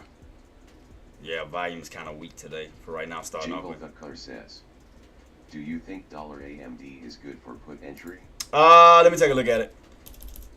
Shout out to Hardway, but like I said, he did alert that BBAI Hood and Apple. He alerted that one. Says, $TSLA was yesterday, not today. I am on $AMD calls, but going down. AMD calls. Let me see. Yeah, because you're still riding that downtrend. Yeah, see that? You're still riding that downtrend. That's why I said we needed to get back above that 160.50 level. Remember I told you guys this. I alerted you guys that. I said we need to get back above at least 160.50 because that was going to put you above the VWAP. So, and remember I put my downtrend setup. See, that's why you guys, even on your own charts, you got to make your own lines. Make your own lines and read it. Don't just depend on me. Don't depend on hardware and Mike and all the rest of us. Guys, you got to think for yourself too, because we may not be watching things that you're watching. That's why you got to take it into accountability and consideration that you have to set your own setups. I put this already up for AMD, and I told you the price points. I said AMD had a downtrend setup. I said Tesla had a downtrend setup. I went over this. I said what price point you needed to get above in order to avoid the downtrend setup. All you got to do is, again, if you have your own chart, 5-minute chart or whatever you're using, put a line on yours and just analyze the setup. That's it. Analyze the setup. It's just that the volume is weak today right now. Because, look at the volumes. 15 million versus daily 26. Tesla 22 million versus 56. Nvidia 51 million versus 92. So yeah, the volumes were a little weak. That's what's causing it too. The volumes are a little weak. I mean, they have potential. I mean, they all have potential. It's just the volumes is just not in right now. The volumes are not in. I mean, they were in yesterday because AMD. I mean, like I said, AMD was a good opportunity yesterday when you could have just been scalping. Like I said, scalping it like crazy. Look at this. The bottoms, 154 recovery. Look at this. This bad boy just all it did was just ride up. Look at this. Good scalping opportunities. If you wanted to hold it, look at this. Uptrend, perfect uptrend, beautiful uptrend. 9 MA held right. Once it got above that VWAP in your indicators, look at that. It was just smooth selling from there. Because all you did, at the beginning of the market, you dipped below it. You was underneath these price points right here when you was kind of flat. But then you step back on in. You got the crossovers. You got right back above the VWAP. And look at this. That was at, what time was that? After 12 o'clock, then you went on an uptrend. Check dollar meta. Good entry for call 683. Can you please call. Okay, gotcha, Queen. Gotcha. Meta. We said call. Let's see how. And do keep in mind though, right now, the volumes are a little weak right now. Definitely just keep your eyes peeled. Right now, you do have a downtrend setup. You do have a downtrend setup going on Meta. Let's take a closer look at the chart though. Let's take a closer look. Right now, BBAI, like I said, as long as you're holding $8, I mean, it still looks good. You do have a cup and handle pattern setting up, but hold $8. Stay above that $8 level. Now, if you fall back underneath $8, you gotta keep in mind you're gonna have a pullback just like you did last time, and it's also gonna make you fall right back underneath that trend line. So keep in mind, $8 is very important. Hold that key level. Let me go to Meta real quick. All right, Meta. Let's see what Meta's doing. Ooh, so Meta, where's my chart set up on this one? Do I have a 180 set on this one? Oh, there we go. All right, so Meta. So it looked like you damn near went on a $50 drop on Meta. $50 drop right back down to 700. So based off of this chart setup, let me see. Oh, damn. And you double top. You double top too. Look right here. Double top. So you maybe, yeah, I would be careful. As far as Meta, I would be careful. I'll be careful going long. Cause it look like it's about to reverse. I'll be careful going long right now on Meta. I'll be careful right now because if you notice, look at your Queen. Look at the indicators. Look, you done fell underneath the 9 MA, 20 MA, and now the 50, and that bad boy is starting to curl. So it almost looks like a head and shoulders pattern that could be forming right underneath 700 because you got a shoulder here, a head here, and if you fall underneath 700. Another shoulder could form, a right shoulder, like this, Queen. This could possibly form, cause it look like you're going from the yeah. So definitely be careful on that. Now, yeah. So okay, if you look right here where your bias came in the strongest, it was right here around that right around 680, like right around these bounces. So if you do crack, I mean, you can see where the bias came in aggressive. So let's take that. But yeah, you are definitely curling. You're definitely hitting a double top and pull it right back down. So you see how you went from a bullish rally to now a possible bearish rally, and you could be setting up a possible head and shoulders pattern underneath that 700. So you look very close to detail. Yeah. So if something does happen soon, done for the week. Yeah. So like right here, Queen, and I'm gonna break it down real quick for you. So if you notice right here, you have a shoulder, you have a head, and if you fall back underneath that 700, you do have could form a right shoulder for that pull back down. Which could create a downtrend setup. So yeah, right here, these tops, yeah, look like we're setting up more for a put opportunity versus a call opportunity. So yeah, I'll be careful on going long right now, because you definitely start to lose some ground, especially like I said, underneath 700. You'll be falling underneath the 700s back into the sixes, and you already know 700 is a whole number itself that can act as support and resistance. Back underneath that level, sellers could come in and start to yank it back down. So from that level, let's go. If we were to crack 700, let's go down even lower. Let's see. We have to go down to these areas where bias came in at aggressive, which is around right about here. That was a possible bouncing area, so we could utilize that level. So let me make it gray. Let me make it stand out from everything else. Yeah. So right here, you can see right here, Queen. We had bounce. You had bounce. So you can see once you fall back underneath that 700, you can see right here, for example, in the past. So watch, if we go back a little bit, see right here, when you got rejected underneath 700, you fell down to what? Around that 677 level right here. Then you bounce right back on up. Then you got rejected at 700, then you fell right back down to that 677 again, and then bounce right back on up. So keep in mind, if you lose 700, you're going to fall right back in this range once again. See this? This was the range before the breakout. So if you fall back, so it looked like you went for a channel breakout and then a pull right back into that channel once again. So you could be falling back in that range again. So definitely be on the lookout for that if we don't hold 700. So I would be looking more on the put side than a call side, because you definitely went from bullish to now bearish, where you had majority of green candles, now majority of red candles. So it looked like you're making a big ass cup, like it's doing this. Look like you're making a big old cup going up and then coming right back on down. So I would anticipate around these key levels where buyer stepped in the strongest, right around these key levels here. That's what I'll be on the lookout for. But right now, it looked like more of a put opportunity than a call opportunity. I'm just going to be honest with you. I'm going to just be 110% honest with you. So, yeah. As far as going long on Meta, I'll be very careful on that one. Yeah. It's just the volumes right now. Just a little weak right now.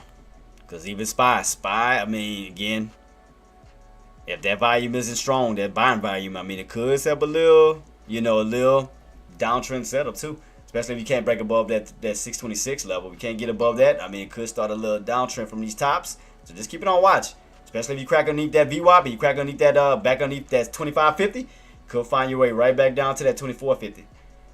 Right here from these tops, slowly start to pull back down, creating those lower highs, right back down to these levels. Here we go with NVIDIA, guys. Here we go with NVIDIA. So NVIDIA got right back on top of 72 once again. So here we go. So that held. VWAP bounce. So right now, look for that 172 to see can we hold these floor levels. Let's see can we hold these floor levels to try to go for that U-shape back up. Let's see. Because right now, buyers are stepping in on NVIDIA. Tesla a little bit. Not too much. Meta, like I said, I'll be careful on that. That bad boy could create a downtrend, continuation. So I'll be mindful of that. Because right now, as far as today's intraday, look like you're on a downtrend setup. So I'll be very, very, very careful. I'll be very mindful of that. So in order for us to see upside, Queen, the best thing I would say, if you want to go for a possible long opportunity, is just to watch that 700 level. To see can buy stay above 700. If you want to go long. Yeah, if you want to go long, just make sure you stay above 700 right here for that possible rotation back up. But watch 700 level to see can buys hold, and we want to definitely get that push back up towards the upside, get back above the VWAP, start to create somewhat of a U-shaped pattern. Because so you want to get that confirmation. So you already got these bottoms. You want to create some higher lows. Create higher lows. Aware says, done for the day, but if you want to hop on Discord, let me know. Oh man, let's go. Let's do it. Let's do it. I'm down. Yeah, so we get some more of your insight, because we already know these traders are hungry for it, boss. You already know you got the floor. Let me go ahead and get it set up now. Let's do this. Money Mike, you in? Let me go ahead and get it up. Let's go ahead and get it set up, guys. Get it set up. Ladies, like I said, y'all always welcome to join too. Y'all always welcome to join too. So, I mean, y'all don't have to just sit there and watch. Right now, the video looking good. Still going on that U-shape that we just talked about. So, it's holding. So, right now, it's holding. It's holding. So, right now, it's looking good. Looking good. The video's looking great. Meta getting that bounce right above 700. Keep that on watch. Because, again, okay, Queen. The main thing that we definitely want to get above is going to be 702.50. 702.50. Because that's going to put you above the VWAP. So, from 700 to 702.50. Because Meta likes to normally move by $5 increments. Normally $2 increments. So we want to see 700, 702, 704, 706, and so forth. All right, so let me get the Discord ready. But yeah, guys, let me see. But yeah, guys, I'm back in the flesh. So let's see. Do we have some more? Do we have some more people join? Because if I can drag them over to Alright, let me get it started. Let's go. I got Hallway in the building. Alright. What's good, Jay? What's up, boss? Gotcha, man. Money Mike, if you want to join too, boss, jump in too. So we can talk to the stock demon. Dude, I mean, bro, if you're not cooking with BVAI, I mean, like, I don't know how else I could spoon fed anyone. But like I was telling other people, boss, I ain't gonna lie, AMD was another good one yesterday too. AMD, like so even if they didn't hold it on the long, like hold it, ride it up. I mean, it was scalp city, scalp in and out, in and out. I want you to check Discord. All right, I threw a little. Let me check it out. Little teaser for everyone yesterday. I wasn't here. Let me check it out. No, yeah. If you look at Nvidia, right? If you just look at Nvidia yesterday before market open, I actually gave some people exact numbers for the Thank gap you, I am in pullbacks BBAI. and the gap fills. Yeah. If you go to the chart for yesterday, bro, it hit every number. Guys, in the video, what I told y'all, 172. I told y'all, as long as you get back above 172, see if those bonds gonna step back in. So yep, they all stepping in. There y'all go for the video. So that's holding. Dude, I mean that was I gave you a freebie for everyone. Oh no, but and also you remember I threw out the pattern. You remember for BPAI? Remember I said let me go to it real quick. Remember I caught that pattern and you was like, don't say nothing. You like shh. Remember? Well, looking at it, I was like, oh. Yeah. You remember I said, oh, I see it. So you remember? I seen it. You remember I was making my lines, right? And then I seen that cup and handle pattern. I was like, oh, I see it. Because right there was a cup, and those bottoms was a beautiful entry right here, but that moved right back on up, that was your handle. So I was like, I seen it. I saw it. For BBAI, I mean, just to be transparent, me and a couple other people, we got out at 817. Big holders, we all got out today. Yeah. I mean, we have some couple runners, but we're all out. All the big players that I know are pretty much out of BBAI, but appreciate you, Mike. I mean, just wanted to just drop by, show people love. Man, and congratulations too on your profits, man. And once again, Hardware, man, thank you so much for always, sharing your incredible insights with us, man. I mean, we definitely love that, man. I mean, appreciate you, boss, because I learned a lot from you as well, man. And I'm definitely grateful to have you in my community, man. But appreciate you. 100%. I mean, right now the volume. I told y'all in the video. I told y'all. I told him on the video. I told him look for those recovers around that 172 for that possible pushback on up for that U shape, because all you do is make almost like a big. I mean, is wide, but it look like a big ass bull flag pattern almost that is making from that 172 recovery back on up. I told him to watch it. I told him. I say once that value rolls in. Yeah, just FYI, volume is a little low right now. Yeah, it's low. Is that yeah? Shorting right now, just FYI. Yeah. If you're on call, just be very careful here, because the only reason why I want to hop on was whoever's in any calls, just be. Yeah, be careful. Yeah. And that's what I went over to, boss. Like right here, I was reviewing the volumes. I was going over here like. SPY was 12.5 versus 36 daily volume, but yeah, I mean we definitely went over the volume. And I told everybody the volume was weak today, definitely weak right now. But I mean, dude, it's today was just numbers, man. It was perfect. Oh yeah. And like I said yesterday, AMD was that was a good opportunity, boss, because on AMD, let me go to it real quick. I think the recovery was 154. And he wound up bouncing his way back on up. Let me go to it real quick, AMD. Let me go back right from yesterday. Yeah, right here. So what happened right here? After lunch, buyers wound up recovering 154. Got right back on top of that VWAP of 154. And that bad boy just coasted his way up towards 160. So, I mean, that was a good opportunity. I was telling people, you could have played the scalp game on that back, over and over and over. As long as that held on up, scalp it, So that was a great opportunity on that. So, I mean, right now it's a tug and pull. They're playing a tug of war with it, take both sides. But I just wanted to hop on because anyone who were in BBAI, I mean, if you're up right now, take your profits. That's just me. I'm just gonna be like, yeah. You should have taken your profit at $8 regardless. And that's another thing that I always preach to him about too, is taking the meat of the move. And that's why I was telling him the alert. I said, watch that $8 level. I said, now if they can hold above $8, yeah, we could see some upside, but you have room to run up towards $8. And also I showed them the setup here, that trend line. I said this trend line is going to be very crucial. So right here, I said, watch $8. I said, because if you fall back underneath $8, that can go right back into resistance, and that'll put you right back underneath that downtrend setup. So like you said, I agree with you about the $8 level for sure. Yeah, I mean, right now, dude, I'm looking at the dark pool orders. There's a lot of people hedging for the down right now, which is absolutely kind of crazy. Well, yeah, but and again, Hardware, if you look at it, that kind of makes sense too, because if you think about it on a psychological basis, I mean, look at the setup. Every time you hit that trend line, you pull right back on down. Hit that trend line, pull right back on down. So it seemed like a psychological play based off of that trend line right here. So they seemed like around $8. You pull back. That was this month. That was on the 8th, and you got that yanker back on down. So they may be psychologically playing that level right here. I'm talking about SPY also. Okay, SPY too. Yeah. 6 to 650.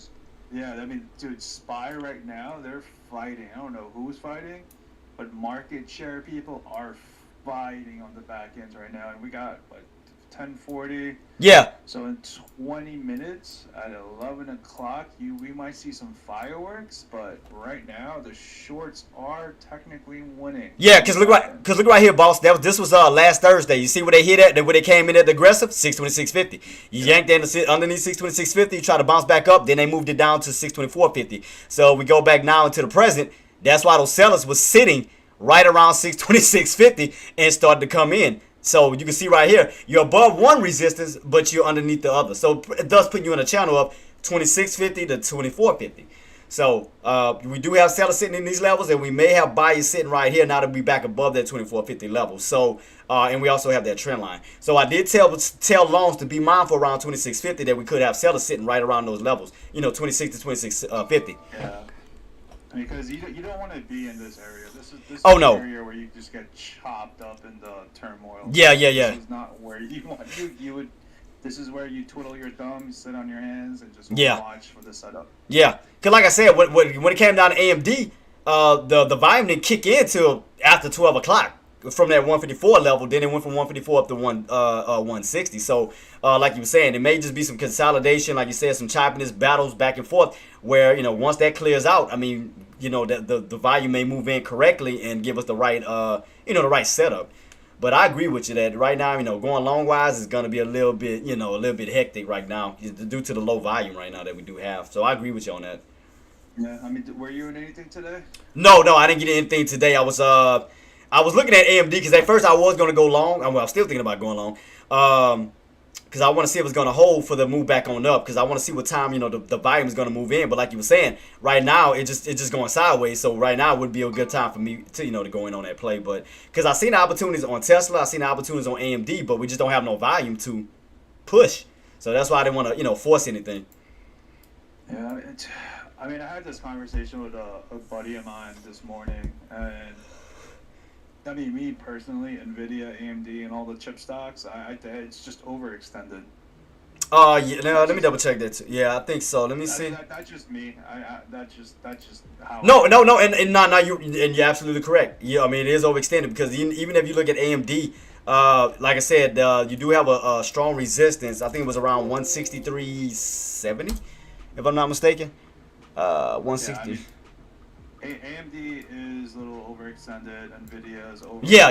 A little bit. So right here, boss, right around that 163.70 where those sellers came in aggressive. So yeah, you are getting into a tough area, and I do agree with you on that. And you are getting overextended, and I do agree. You are. So just as for the people who's watching this, I mean, yeah. I'm not gonna say I told you so later, but yeah, that's why.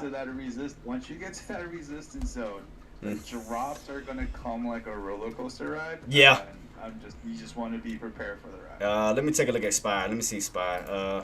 Because the main area that we still underneath, boss, is that your alert that 625.75. We back underneath that key level. Dude, you know what the crazy part is? The same alert levels from like a couple of days ago still is we're still in play. Yeah, it's still holding up. Yeah, look right here, boss. I got your alert right here. Look, right across the board. Right across the board. Still plays right now. That has not changed the one bit at all. Yep. Still getting hammered. Right at that 625.75. Right across the board. They're not able to hold it. Still not able to hold it.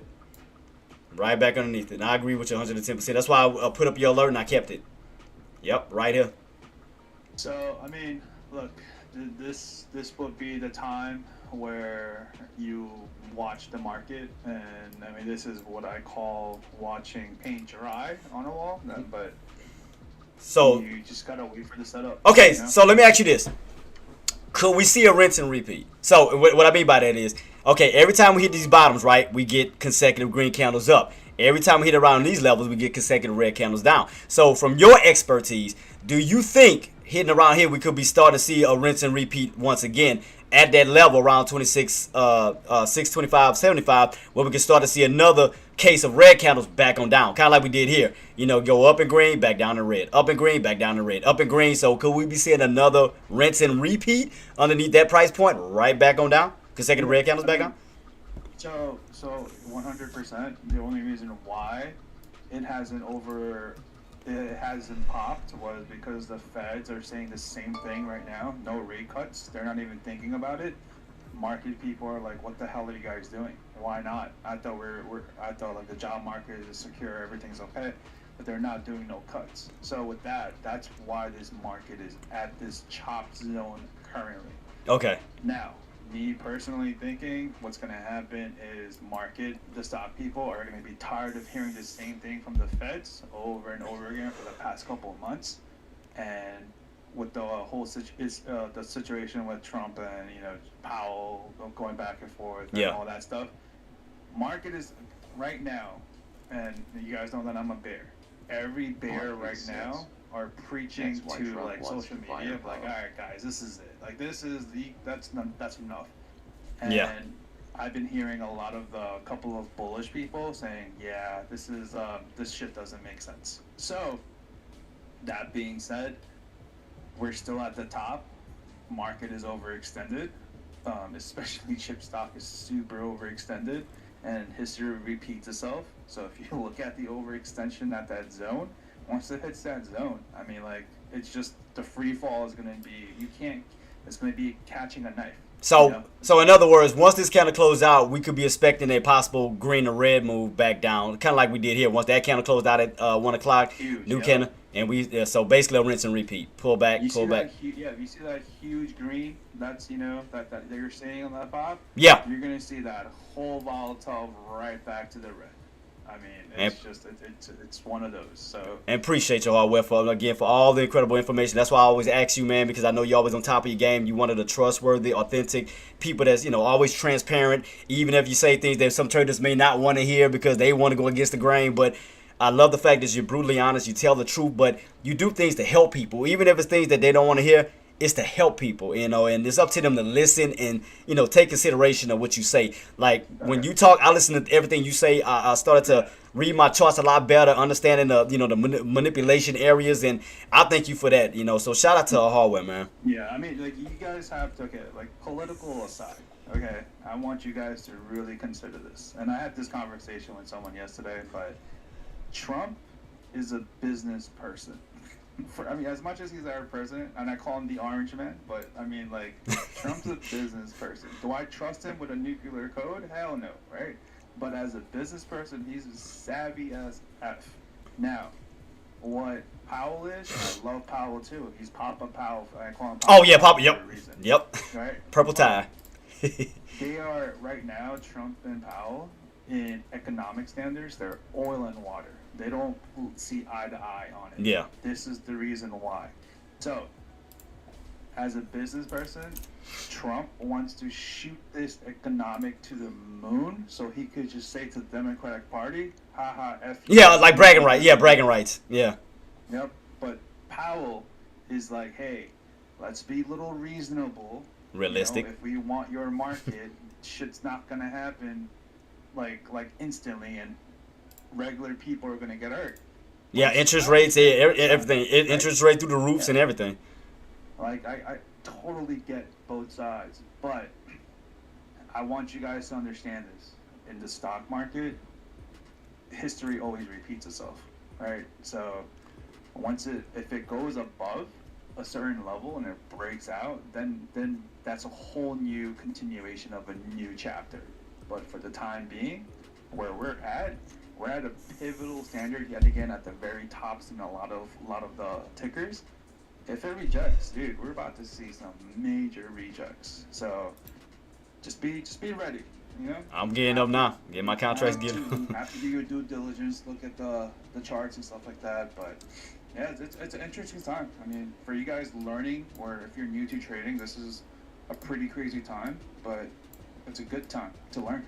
And appreciate you too, boss. I mean, again, for your incredible insights. I mean, for always being, very transparent. I love brutal honesty, man, because a lot of people they want things, spoon-fed to them, sugar-coated and shit. It's like, nah, man, y'all got to hear the real things. Like you were saying, the real ins and outs of the market, what goes on behind the market due to the, like you were saying, President Trump and, Jay Powell and all of them. I mean, that could cause, impacts on the market on a negative sense and a positive sense. Yeah, I mean, but the sucky side is if you're not in the know, like yesterday, Like you would, if you were in calls, you would have gone and rinsed, and then if you thought you were gonna catch that knife and you got into puts, then you would. I mean, it's just, it's brutal. Yeah. It hurts. Yeah. You know, so that's the market. But I mean, we got 10 minutes. Market is hitting that little middle area. I mean, these are the areas that I really don't like, but I mean, but today's been pretty freaking awesome, dude. I can't complain with this market today. Yeah. So I mean, right now, I mean, it's still holding up somewhat of an uptrend, but we do have that strong resistance sitting around that 626.50 level, right around these like right around these little levels here. So like you said, we may see some good volatile action. You know, like you were saying, with around 11, 12ish.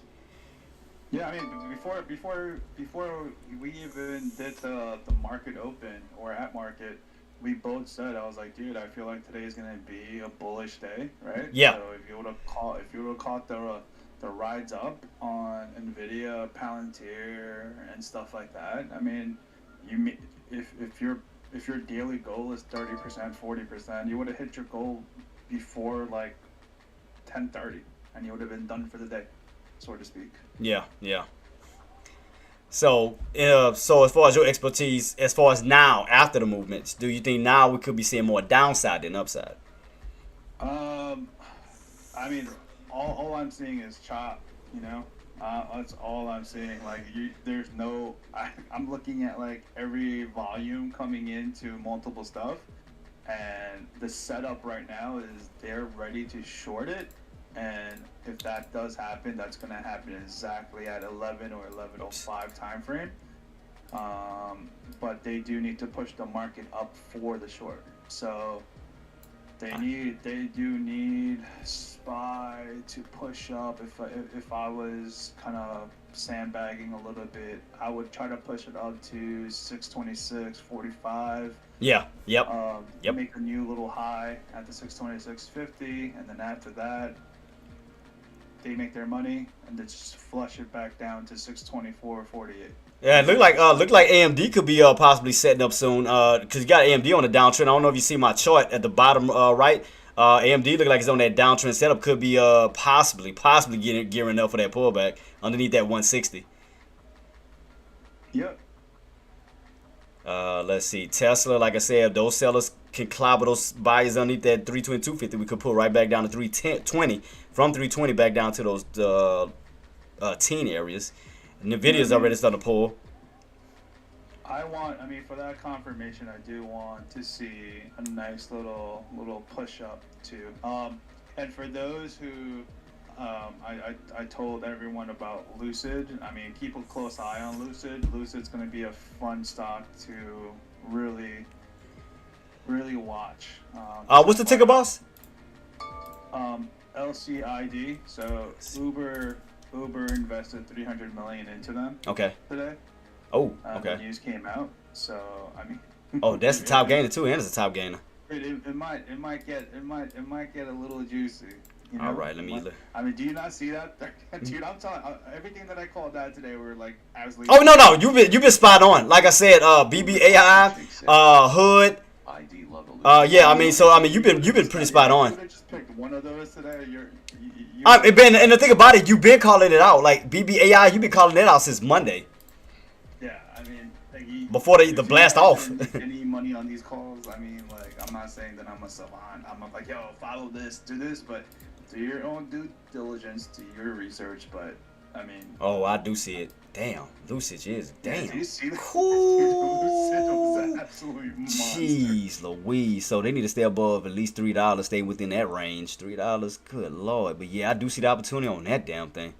Jeez. And that was all of today too. That was today. Damn. That was today. And you know what the crazy shit is? I think in the group, I mean on YouTube here, I messaged as soon as I saw you hop on. I was like, brother, Lucid, you know. Yeah. I'm just saying.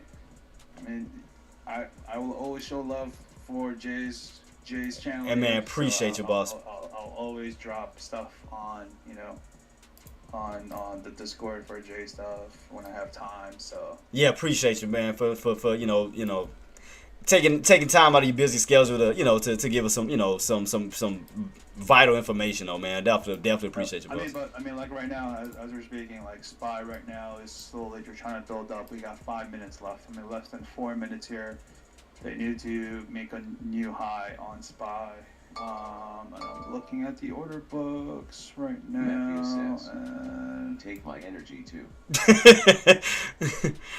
All right, so for Lucid, so as long as we hold the 298 $3 level, basically that'll keep us in this range, building up a higher low, pretty much. Pretty much. I do see it because these the first bottoms.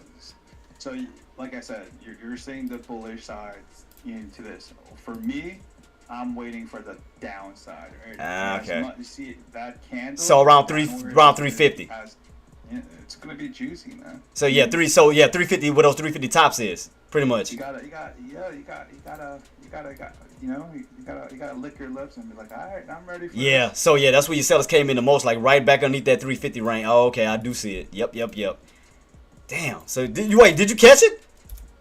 Oh, dude, 100%. Oh, what you got it right at 350 or above that price point and got in? No. I mean, on Lucid today, we got that at 238. Oh, y'all got it on the long side. I'm sorry. Yeah, we got it on the long side. So as soon as we hit our targets for like the 320, well, I mean the 375, 380 area. Once it touches that, we're out, and then we're gonna wait for our chance to bounce back down. Okay, so yeah, because it seemed like on Lucid, it seemed like the main areas where those sellers did come in aggressive was around 350. Because I see it right here where you had one touch, two touch, and I mean every single time we hit around that 350 level, like they slaughter them right back on down into like the bottom threes down into the twos. Yeah, I mean Lucid's gonna be fun. Lucid is gonna be a monster. If we could even, the bulls are trying to bring it back to the $6 level, which is absolutely crazy if they do it, which it is possible. Let me see. But if they bring it to the $6 level, it's a whole different ballgame. Yo. I mean, you have to like zoom out. Let me see. $6. Let me go back. I'm gonna have to go. Let me see what I had to go to. I had to go to a higher. The furthest gonna let me go back. Shit. Matter of fact, let me do a 5-year chart. I could probably see it on 5-year. Bump that. I'll do 5. But I mean, Lucid. These are the stocks that you're waiting for. Oh yeah. Jesus Christ. Yeah, I mean, dude, like it's gonna be a monster. It's gonna be insane. It's gonna be a fun journey. Ingrid Aussie Chick says, long term on Lucid. Ingrid, I mean, long term on Lucid, yes or no. It really depends on the outlook and what Uber really wants to do with them. But I mean, as we're talking right now, look at the volume starting to take place right now, and in the 2-minute mark. Oh, I see why you said $6. I see it. Yeah, so I mean, like, that's where everyone's licking their lips on it. So yeah, because basically that when it was on top of $6, that held up as strong support back on up, but now you're underneath it, it can turn to resistance. Yeah, I mean, it could explode at that level. So yeah, because you are above all the indicators based off the 5-year chart with room to and I do agree with you that bad boy could squeeze because you're above all the indicators with room to run. I do see what you're talking about. Alright, so here is the 11 o'clock coming up, and SPY should be peaking, and there we should see a nice little flush down here once they get their levels hit. So I'm just waiting. We got 41 seconds here upcoming. Let me see the setups. Yep, they got that set up on Tesla, Amazon, SPY. Multiple. All right, they started with Netflix already, so yeah, I mean, we might. Yeah, because right now with SPY, you kind of be like a little uptrend towards that 626 level. It's like it's a little uptrend. They need to pop here, so they need to pop this right now. Because that wasn't a really key level. Unfortunately, that's not the level they needed to break above 626 on SPY. If I was to do it, I'm not doing anything. I'm out. I'm done for the day. But it doesn't make sense to drop it at the moment. They should extend this to 526 right now to trap. Oh, look like they trying to push now. And they're doing it, to that extent. Look like they trying to push it, trying to get it to towards that 626. They have to. They have to do it. It doesn't make sense for them to do it at this current stage right now. Yeah. So there it is. So this is what I mean. Like it's just clockwork right now. Yeah.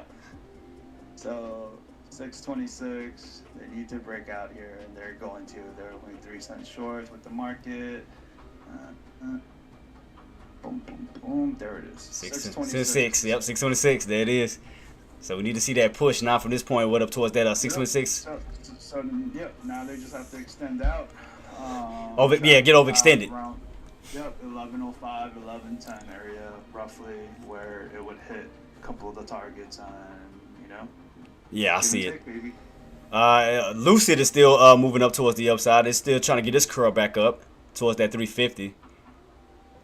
If I wanted to be absolute brutal, like if they wanted to be cutthroat, they'd be like, all right, done, hit your target, and they would have just flushed this right now to. If I was them, 625, 45 area would be the absolute just a red candle all the way down to that extent. Yeah. But, that's if they're just being if they're just being cutthroat, which I highly doubt. Perfect example was, if you would have just been like, oh, okay, I see what they're doing, they're building it up, and you would have just gone to a couple of calls, and on that push, you would have made maybe 10% or something. Yeah, Profit. Little profits here and there. But, all right, so 11:02 is coming up, 3 more minutes here. So 3 more minutes. If they don't extend this, and it'll go back down to the key level that I kind of called out, because that's where they would get out and rinse and repeat. Yeah, yeah. Done. So It's disgusting, dude. It's all on play with the charting too. It all follows the chart. So let's see. Yeah, let's see. Just waiting on this to see. See if they're gonna go for that push. Because I know, because you already know you're gonna have sellers sitting around that 626.50 level. Yeah, right now the 626 was a key level for them to be at the high right now, and that was exactly at 6. Let me see, make sure was it above 606. No, yeah, it was exactly 626. Okay. At that time frame, and that was at 11:02 pretty much. So. Damn. Market. So how high do you think Lucid can push up to? Dude, Lucid today. Oh my God, Lucid today. That's gonna once you get that break above that 350 for sure. It can run up towards 375 is reachable 100%. 100%. But then you just need regular people to start buying up that levels too. Yeah. Tesla's starting to wake up a little bit, right back above the VWAP 322.50. So it broke out of its downtrend, starting to go from the 320s, trying to move his way back up to 325. Dude, this is like clockwork. What did I tell you? I told you market's gonna pop exactly at 11. Yeah, 11 o'clock. Yeah. There it is too. And there goes SPY pushing, Tesla pushing.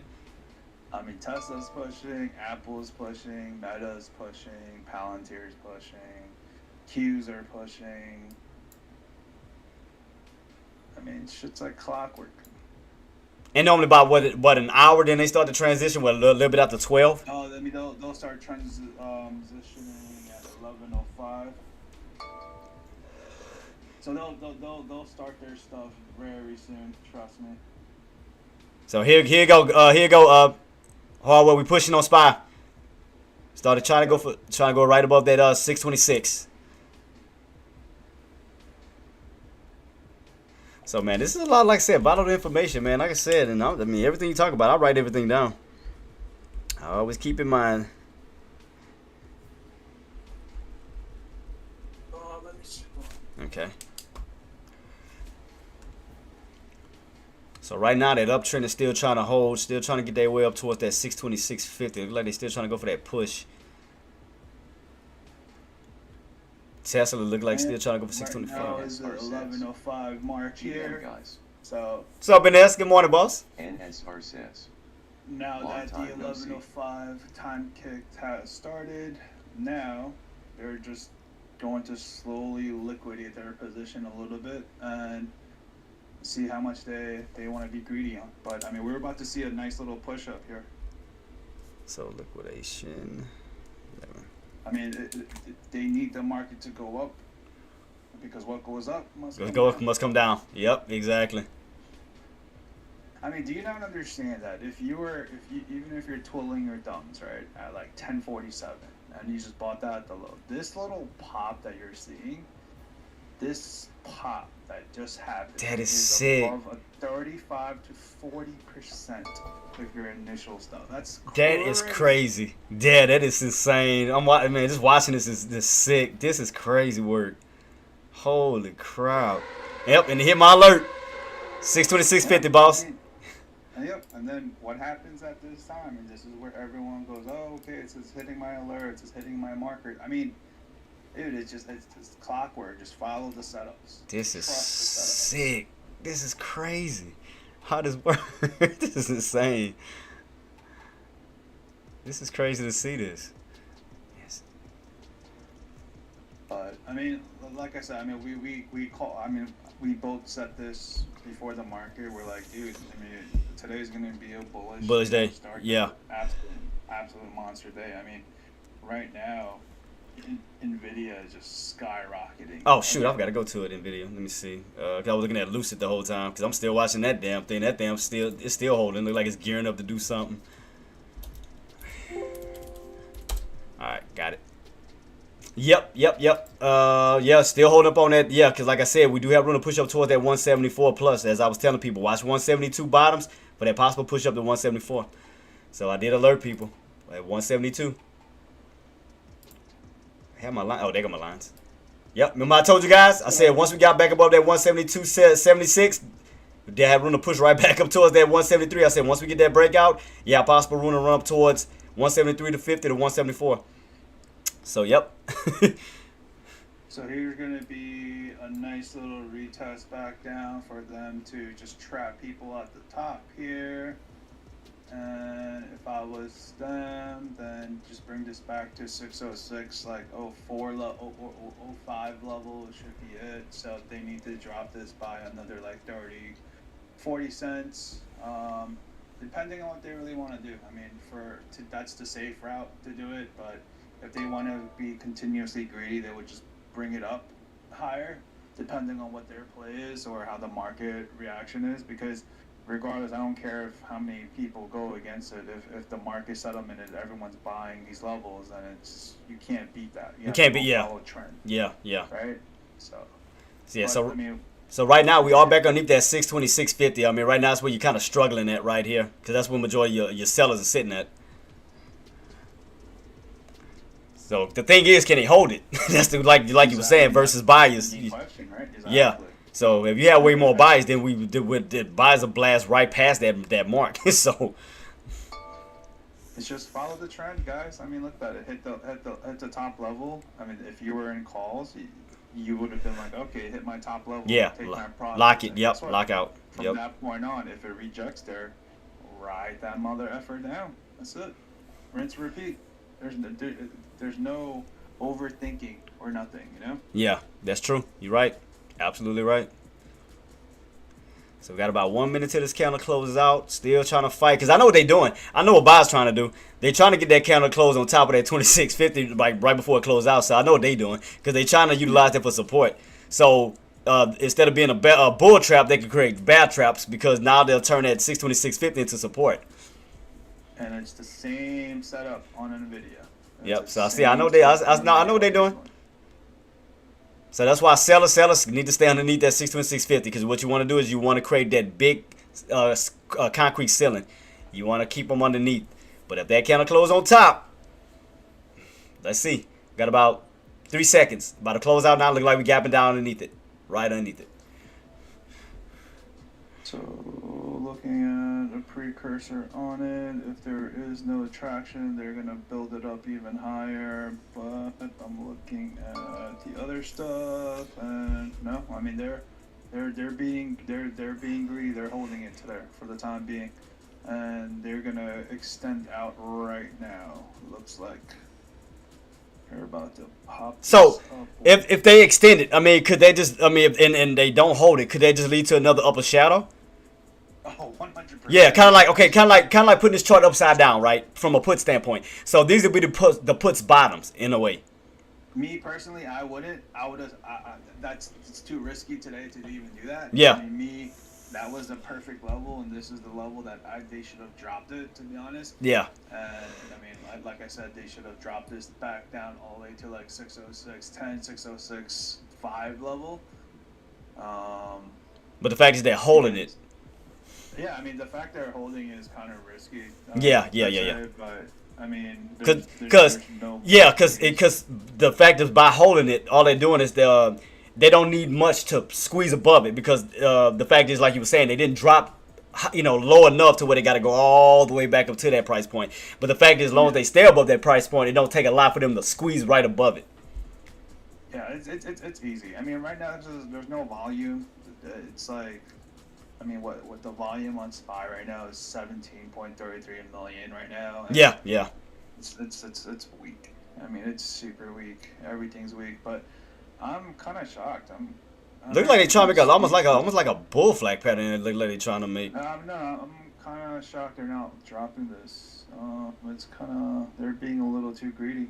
I mean, unless the sellers can just keep stuffing them right across the board, per candle, where they can't break above that price point. I mean, right there would add fear to the buyers, right? Because that's the area that they can't break, correct? Yeah. I mean, and that should entice more sellers to come in into that. They're being a little too greedy on this one, to be honest with you. But let me do this. The next level that you want to look at is 606, like 10 area, just for like the quick scalp to the downside for a confirmation. And if that fails out, I mean, it fails down to like 625, 50 area. I mean, the same markers for last time when we charted out, those numbers has not changed, which is absolutely crazy. So let me those numbers have not changed. Yeah, so what I did was I turned the chart upside down from a put standpoint, and I'm gonna put that same exact price point. I'm gonna put 26.50. So I'm gonna look at it from a put standpoint. So 26.50. So that should be, so the top should be the puts bottoms right here. So bam. So for those who don't know how to do that, just put a minus in front of your charts. They'll give you the opposite setup. So those tops, bull's tops should be the bear's bottom. So watch that level to see if it's gonna hold. So that means if your put bottoms hold and starts to spike up, that means you're actually starting to create a pullback down. So they do the opposite of one another. So just take the charts, look at it from a put standpoint, look at it from a call standpoint, because they'll always do the opposite of one another. So all I did, guys, was put the same exact price point on the tops and the bottoms. So for puts, if you want to see, again, if you want to see a successful pop back on up, we want to get rejected underneath that 626.50 for that pull right back down towards 625.50, down towards 624.50. Basically going back down to these bottoms. You're going from these tops right back down to these bottoms. That's what you want to see. Do you see Lucid right now? Oh, hold up. Still creeping up. Still trying to creep his way up towards that 350. Still trying to creep his way up to 350. Lucid is God, man. Like, you guys don't understand this monster move on Lucid. And that thing about it, yeah, like you were saying, it still got a lot of room to run, even from these price points. It still got room to even run up even higher. That's the crazy part. Let me see. Oh my God, the bids and the ask is absolutely insane. I bet the spreads are crazy, ain't it? Oh no, they're not. I see it. They're not. You'll be shocked. Yeah, I'm actually looking at it. It's actually This actually not bad. Yeah. Dude, it's freaking insane. Yeah. Damn. You're not lying. I'm looking right at them. Do you not understand how much money people made on Lucid? And people, you know what the crazy thing is? And I was like, some people too, they're like, dude, I'm not trading this $3 freaking stock. I was like, bro. Because they don't realize, man, even with 1,000 shares in this, they make a move, man, on how much money they can make, man. You do not understand how freaking in a short period of time. That's the crazy part. Crazy. Yeah, I'm looking at the contracts now. Yeah, you ain't lying. Yeah, there's some juicy contracts, boss. I ain't gonna lie to you on that one. There's some juicy contracts. Definitely some juicy contract. Imagine like during pre-market, before like this crazy pops, you caught that at like the 240 or 230 level. I mean, still, I mean, you just made a whole dollar up per share that you got. Yeah. That's monster. I mean, that's a great day. So it look like SPY puts are still pulling down while SPY calls is still going up. So keep that on watch, guys. Keep it on watch. Because again, we want to see a nice pullback. Because this area is an area where sellers do come in aggressive, and that's based off of last week. But as Hardware was saying, is the volume. So definitely just keep that on watch. As these, you know, he was saying they could still be greedy and still try to hold on. So in other words, we could see a possible pop right above that 2650. So let's see. Let's see what's going to happen, guys. We're going to see right around that 626.50 level. That's going to be make or break. Because below that price point, put it like this. Guys, we have to utilize that 626.50 as a pivot. So, in other words, below that price point, we can see moves right back on down. Above that price point, we can utilize that. You can utilize that price point for a movement right back on up. So, in other words, they can use that for support and resistance. So right now, you're getting hammered underneath it. But if those buys get above that price point, they can create pullback failures where now they'll have control of 626.50 for the possible move up to 628 to 630. However, if sellers can stay underneath it, then yes, we can get a pull right back down. So you got to look at it like a big magnet, like a big pivot point. Below it, yes, you'll get moves back down. Above it, you'll get moves right back on up. So yeah, I mean, I just got a text if I wanted to just do a quick short with some people, and I'm like, it's kind of risky here, but yeah. So I mean, based off the put contracts, I mean, off that 26.50, I mean, the bottoms are holding still, but like you said, it's the volatility, the volume. It's like we're not getting that aggressive movement, because I know what you're talking about. Because normally you start to see those aggressive yanks or even pops, but I know what you're getting at. I know exactly what you're getting at. Start to see them engulfing candles down there. Yeah, because I mean, right now, I mean, I'm doing the small port right now, and here, I mean, I got in the 626 calls, and I'm about to get that out because I got it out 65%, so I might just get out of this one. Yeah. So yeah, set up for my puts, like I said, guys. Keep those buys underneath 626.50. Longs, you want to get above 626.50. So right now, sellers are still holding it down right now, getting a little bit of some upper shadows coming in right now. Keep that on watch. All you got to do is just keep those buys underneath it. Just keep hammering them underneath that price point because you want to wear them out. Wear them out, especially if they're using the same day contracts. You want to wear them out. All right, well, they started it. All right, let me get the hell out of this. Damn, Lucid's still pushing too. Lucid's trying to get above 330 now, only 20 cents away from that 350. Yeah, no, you're about to see a nice little flush here. Hold on 1 second. I need to get the hell out of my positions here first. I'm doing my small port too. So. Oh, you was at what? No, you passed 900 now, huh? I don't want to. Yeah, don't do it. I mean, like right now, like I said, I started with like 400. Right? Remember? Oh. And then right now, boss, look at Lucid contract. The one I'm looking at is the 718. It went for, I think the lows was like damn near 11 cents. So no, dude. Now it's up 40. Man, dude. Oh. Wait. Jay, when did I start that? Was it on Monday? I think it was Monday. Yeah, Monday. I think you had brought it up because I remember you said you had to flush out your account because it was I think it was Monday. And right now I'm at 2,300 pretty much. Holy shit. Yeah, I mean, bro, but I mean, like I said, it's not for everyone, right? So what did you doing that little small account challenge that you did? Did you mainly focus on shorting more or going long more? Both. I mean, Both. Today was the 626 was the biggest one that I made, and I mean, I'll post it to the group too. And that was what stock you traded today? That was the SPY. 626, and I got into the SPY call 626 exactly at like 10:40, 10:50. I started my position, and let me see. Hold on. Man, I'm still looking at Lucid. I ain't gonna lie to you, boss. I'm looking at Lucid. I ain't gonna lie.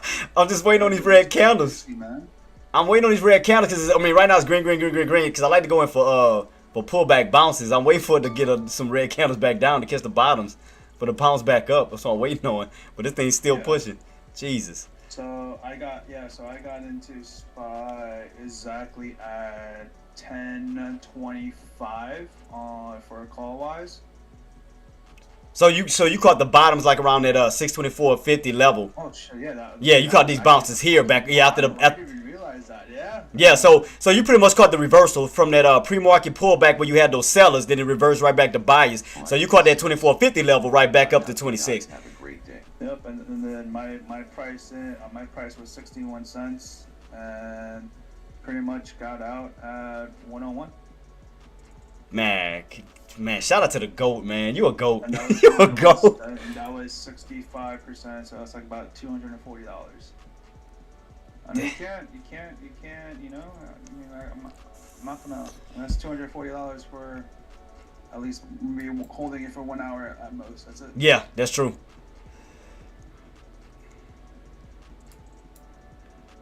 I mean, if later, Mike. Shout out to you, Mike. Shout out to you, boss. Have a good one, boss. And like I said, the reason why I just got out right now was. Yep, and look right there, 626.50. Right now. 626.50. It's kind of disgusting, man. It sucks, you know. You remember we kept talking about that price point. That's why I said I told puts stay underneath that price point.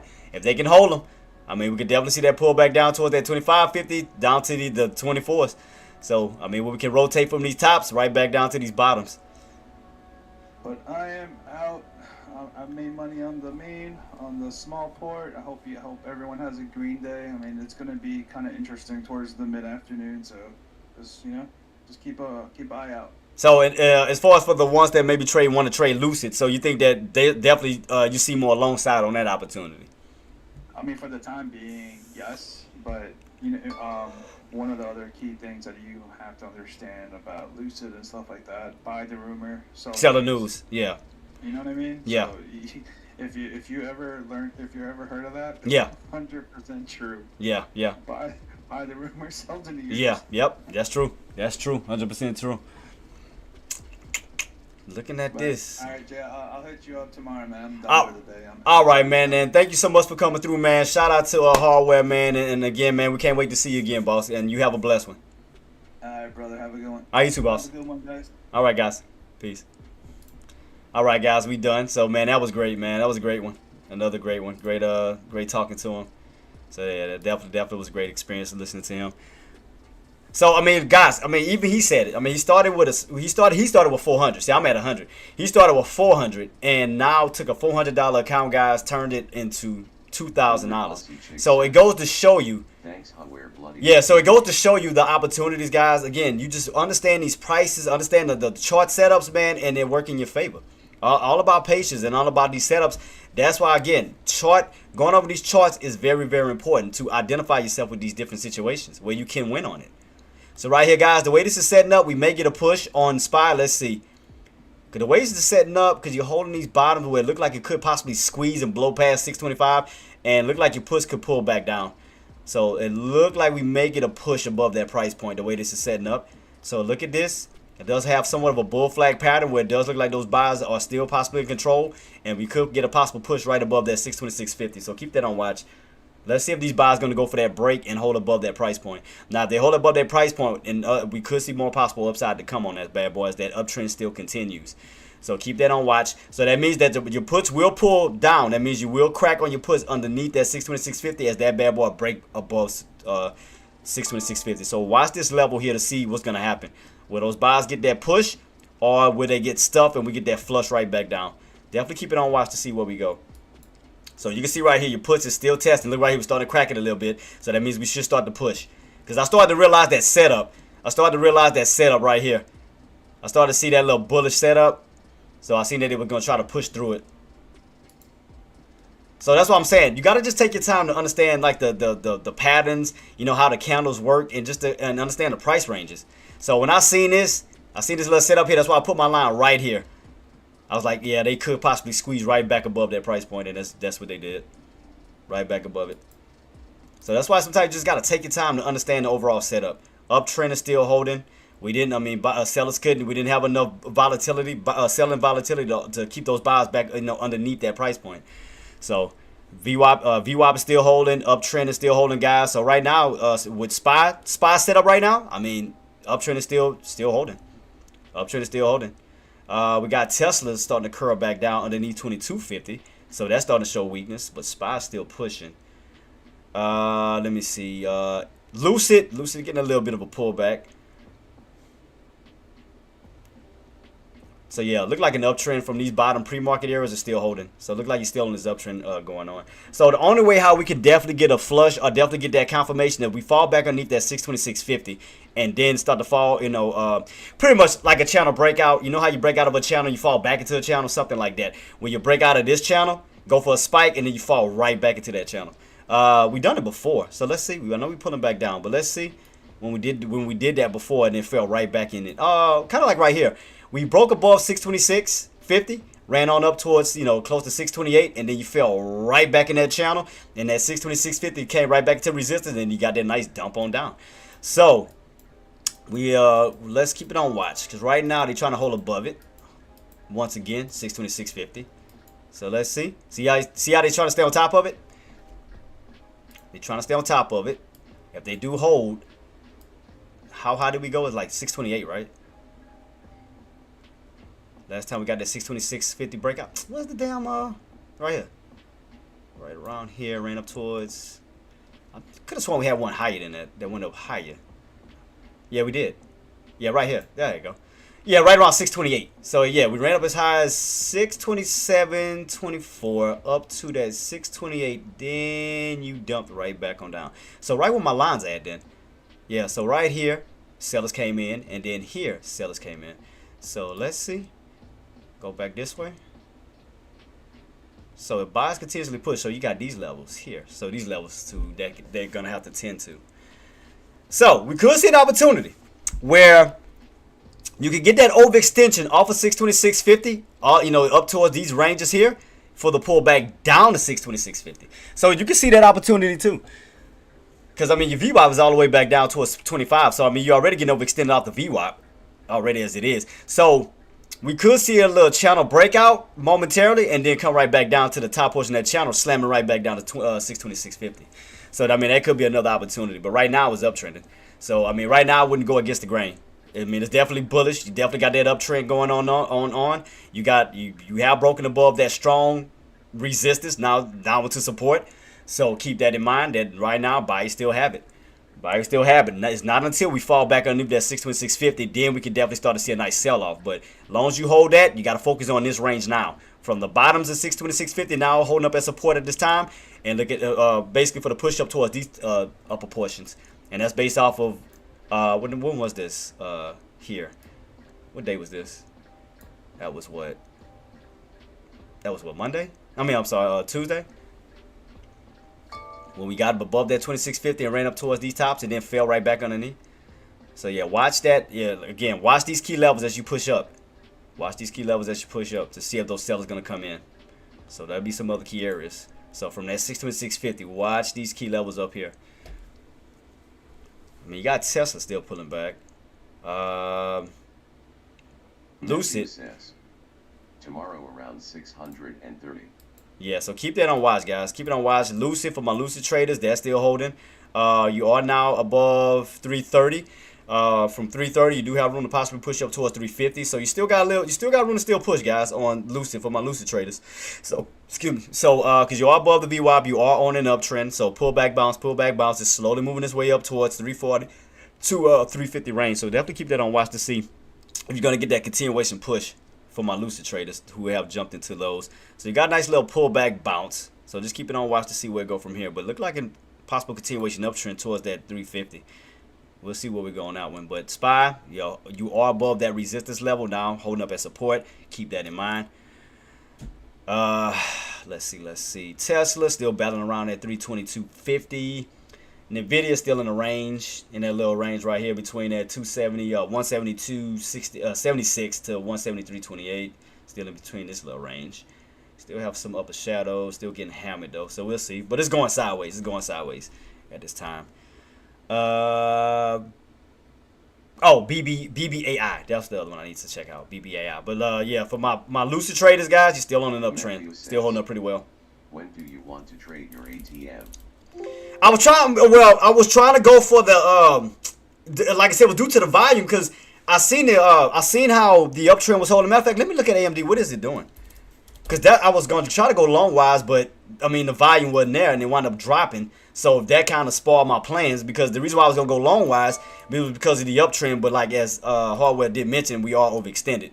So I had to take that into consideration that we are overextended because I thought I was anticipating a continuation uptrend because I seen the room that we do have to push on it, but he did mention that we are overextended, so I have to look at it from a short standpoint from this moment because this is what I was anticipating. It was going to continue the uptrend, but the volume just wasn't there.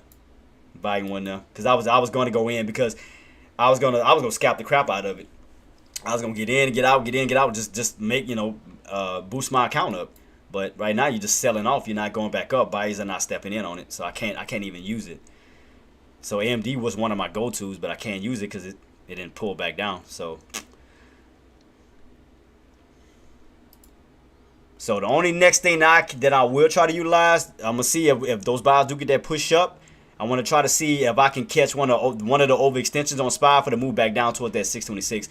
So I do want to see a pop above that price point here. I do want to see an overextension pop, get a nice rejection back on down to it, where I can benefit. Because I mean, if you think about it, if we do a $2 move up, we could catch a $2 move right back on down. So I'm definitely gonna keep my eyes peeled on it, so I see how I can play this. So I'm gonna look at it from both standpoints. I'm gonna watch it, keep it on watch. Cause yeah, AMD just didn't. I mean, it just didn't hold. So I couldn't even.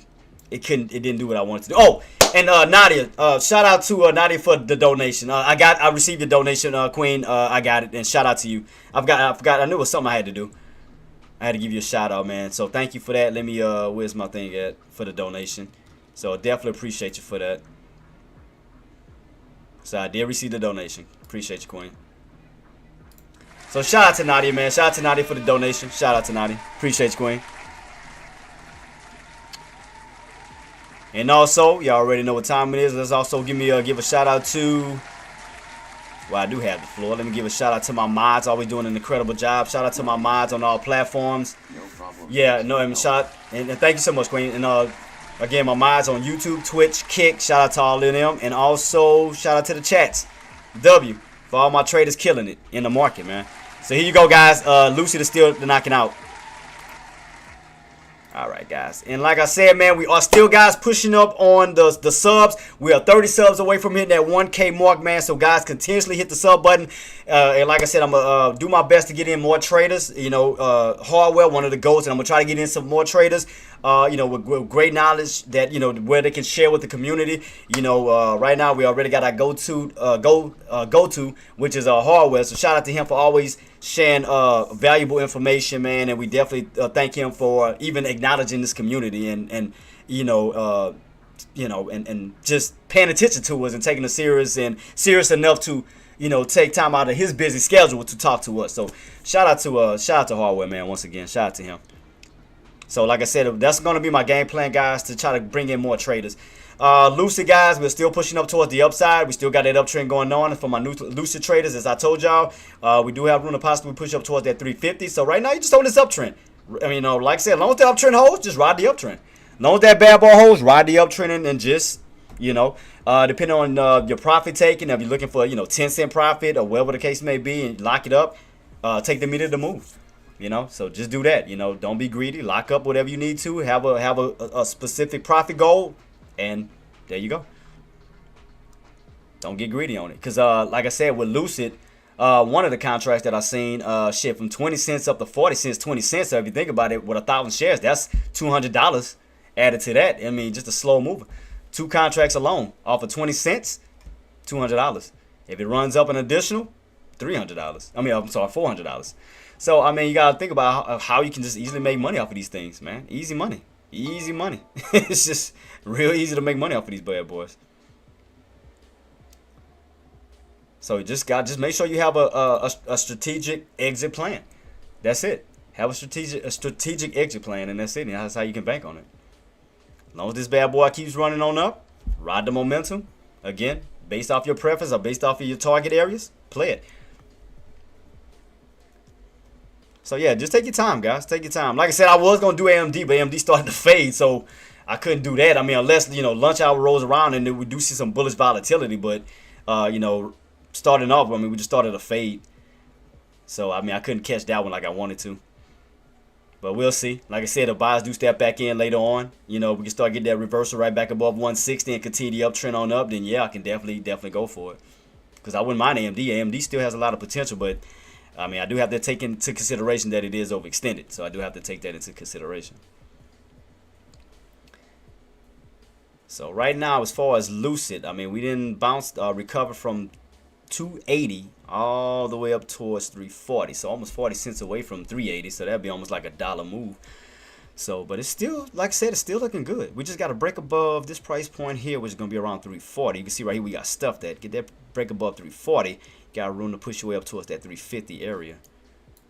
So just keep that on watch. We'll see.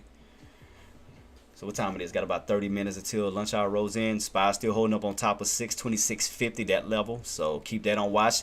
Like I said, as long as you hold that level, you do have room to push up towards these price points of 627.24 to 627.70 up towards that 628 level. And how did I come up with these levels? If we go back a little bit, that's just based off of the movements from what it was Tuesday. Right here, you broke above 626.50. You got your first resistance right around 627.24. Then you came back on down. Then got back above 626.50. Then you ran back on up right around these key levels around 627.70 up to 628. And then you fell right back down underneath 626.50. So all I'm doing is just taking these old areas and try to utilize that to the best of my ability to see can I get some top areas and overextensions for the pullback down to what price point? 626. So that's going to be my game plan to see can we get it. So I'm going to allow these bad boy to push up and then see for that resistance back down.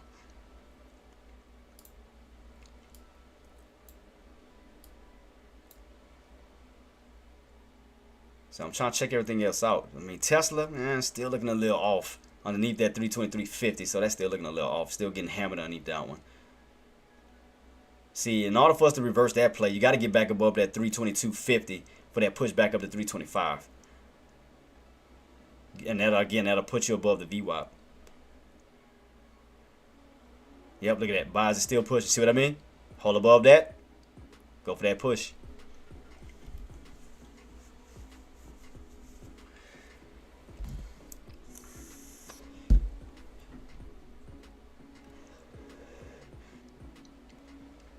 See, what I'm gonna have to do, Meth and Mike. I mean, what I'm gonna do first, and Nadia and Ingrid. What I'm gonna have to do first on the small account challenge, I'm gonna have to get to Hardware's price point first. Going from 100 to 400, because that's where he started. And then from that price point, then I'm gonna rock and roll with it. So that's gonna be the goal there. I'm gonna get to his starting balance from 100 to 400. So that means I have to make $300 profit. So I know lunch hour is about to roll around. I'm still watching AMD because I want to see if buyers going to slowly start to step back in. Right at 160, it started going at, started transition. 160, 162 up to one. It started to get that move back up. NSR says, when sign me in this. I mean it. Oh yeah. NS, I don't think you was here when I was explaining this thing here. Okay. So the ATM machine, that's my starting balance, 103. Below it, the 1,000, that's the goal to reach. So once I hit $1,000, then the goal goes up, almost like a sub goal, like you'll do for YouTube and Twitch. So once I hit my goal, my profit goal here, then we're gonna bump it up towards like in between 1,500 to 2,000, something like that to that nature. But I know, I started off a little late, guys, with the small account challenge, but after listening to Hardware, getting at his information and understanding a little bit more, it definitely opened my eyes to reading the charts a lot better, to know when to execute on these plays. And I've been starting to understand certain setups a lot more. So, to put myself in either on the call side or the put side. So, that's what I've been doing a lot too. So that's why I haven't been trading a lot too. That's the honest truth, because I've been kind of studying it, trying to, like think in my head, these good areas. Options, boss. Options. So, so that's basically what I've been doing too. Just kind of like thinking in my head. And that's why if you notice, every time I look at certain areas, I move my line up to certain price points, because I've been studying it on how to execute on the entries. Like what levels could hold, something like this, like red to green levels. So like this. So it's like I've been catching on how to, see those potential entry areas. So that's what I've really been working on. Is just seeing it, understanding it, and how to execute on it. So I can go in, because the reason why too is because my game plan is going with it. I want to do 4. If I can do 4 to 5 shares a trade, I'll do it. But that means I'm gonna have to get some cheap low contracts. That's the thing though. So 10 cents, 5 contracts would be what, 50. So you have to stay, I guess, around the 10 cent, 20 cent level where I can get a lot of contracts versus just one.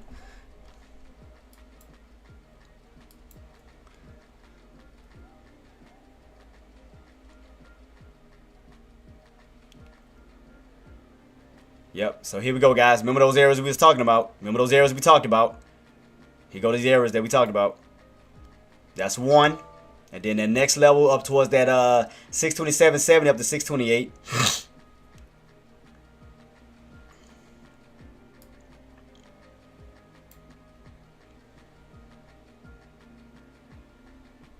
Yep, uptrend. So that's why I was telling the shorts to be mindful of that. Watch that 626.50. And we couldn't hold those buys, because what drew my, I ain't gonna lie, what drew my suspicion on my attention was this level here. I started to see this level hold. That's why I put my line right here, because I was like, guys, we may push above 626.50, because I saw that. And you know, that type of setup will go over a lot of people's heads. A lot of them are going piling in on puts, not realizing the true setup that's like right there in front of their faces, indicating that, you know, you may be getting caught in the bear trap in this bad boy squeeze. That's why I put my line here and I alerted everybody ASAP.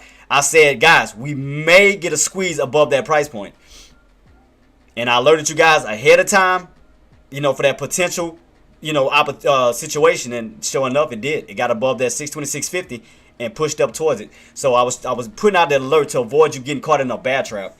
So that's why I tried to alert it as quick as possible. Because once I saw it, and I noticed that setup, and another thing too was the I message you on Discord. Oh yeah, Jen, I got you, Gwen. Can you please reply? Yeah, I got you. I'm sorry, because I don't have it open. I don't ever have it open because I got too many things open up on my monitors. So I do apologize. So it's not me ignoring you. I don't have it open, and I do apologize, Queen.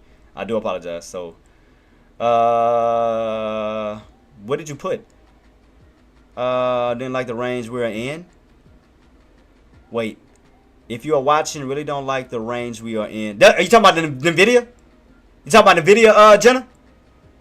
No, that's, wait, where you at?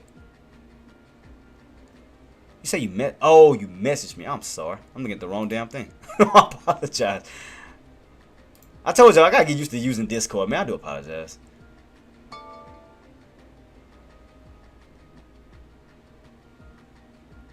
Don't wait. Yeah, Jingle, huh? The only thing you said was, the only thing I got from you was something from yesterday. It's the only thing I see. If I was coming on, if I was going online, that's the only thing. That's the message that I got from you that I do see. I mean, I can show you the message.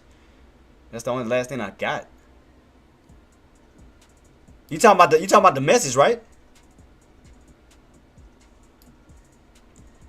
And you see right here, guys. Look, getting rejected on the what is the price point? Says, personal message.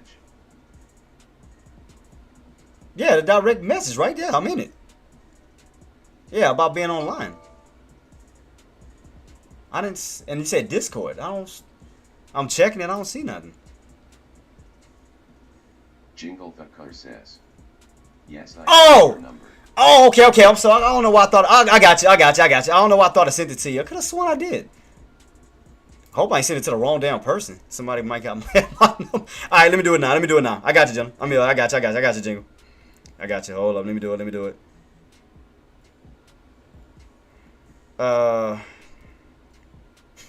I'm gonna send it to you and just text me back to let me know you got it. So yeah, guys, watch these key levels right above that 625.50. Watch these 2 key levels. You remember that's what we got rejected at. I wait for you to come online every day. Yeah, and like I said yesterday, I was stuck in traffic, man. We was in Texas. I was trying to rush my way back, but then we got held up. All right, so let me.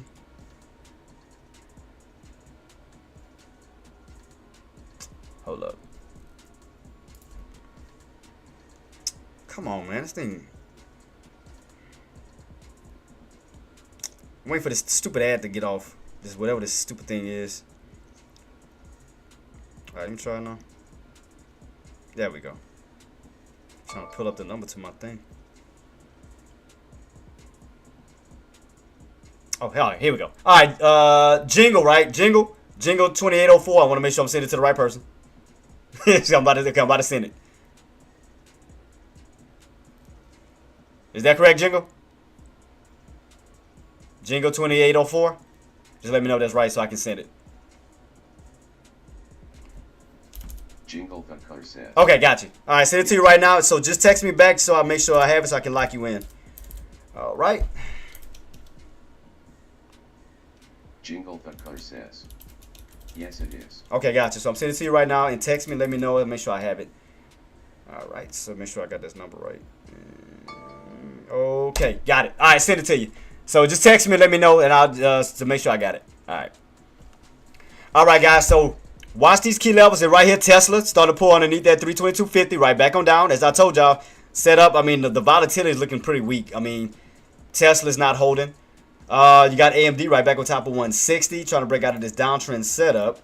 So as lunch hours is rolling, I mean, we could get some buyers to step back in on AMD, but we're definitely gonna keep it on watch because if buyers can hold at 160, you do have room to push your way up towards 162.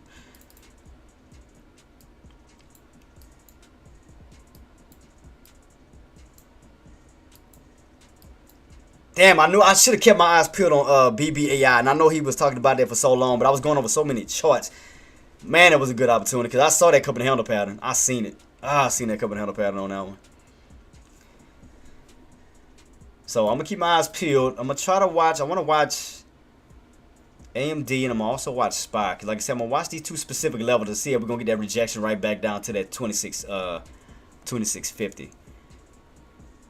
Starting to turn a little bit on Lucid already underneath that 340. Tesla already pulling back down from 322 back down. Says, where did you send? Your direct message. So go to your Discord and look at the little mailbox or the little thing to the right hand side. It should have a little red dot to let you know that you got something. You received something.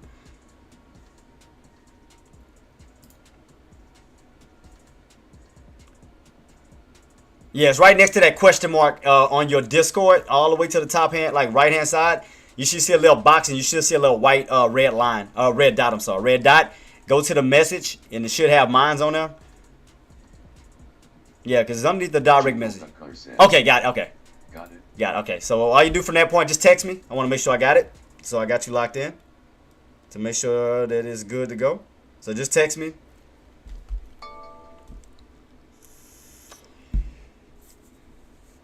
I want to make sure we good. So I should be receiving a message from you.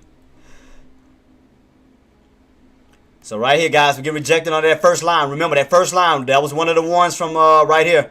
That was that pre-market area. Remember, we got rejected? Not this one. What was the other one? What is that right here? What was that first line? That hold up. Go back to it.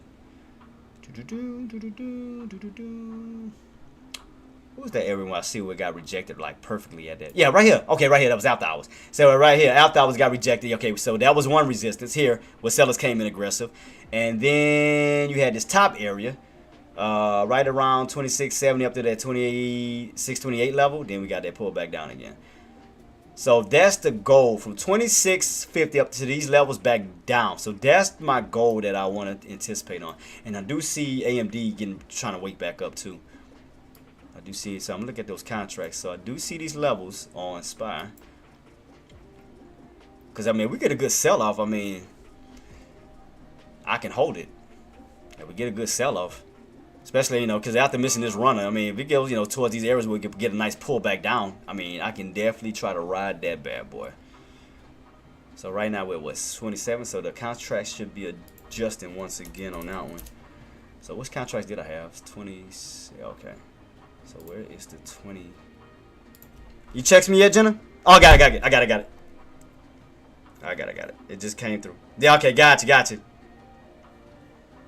So, yep, got you right here, Queen. So, I'm going to say, got you locked in, Queen. So, you know that's me. So, that's me. So, we good to go. So, look like AMD is bouncing back on up, guys. Got it back above that 160. Back above 160. So, AMD's walking back up. Right back above 160 and back above the VWAP. Now you got buyers stepping in. So, we may be setting up for a possible uptrend setup. So, let's see. So I got all my contracts set up on SPY and AMD. Excuse me.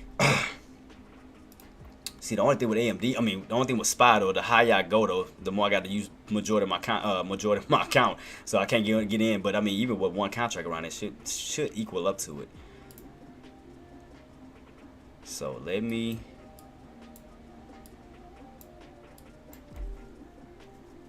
So right now, they're still keeping this on watch. Still keeping this on watch. Still keeping this on watch. So I'm just keeping this on. See where we go.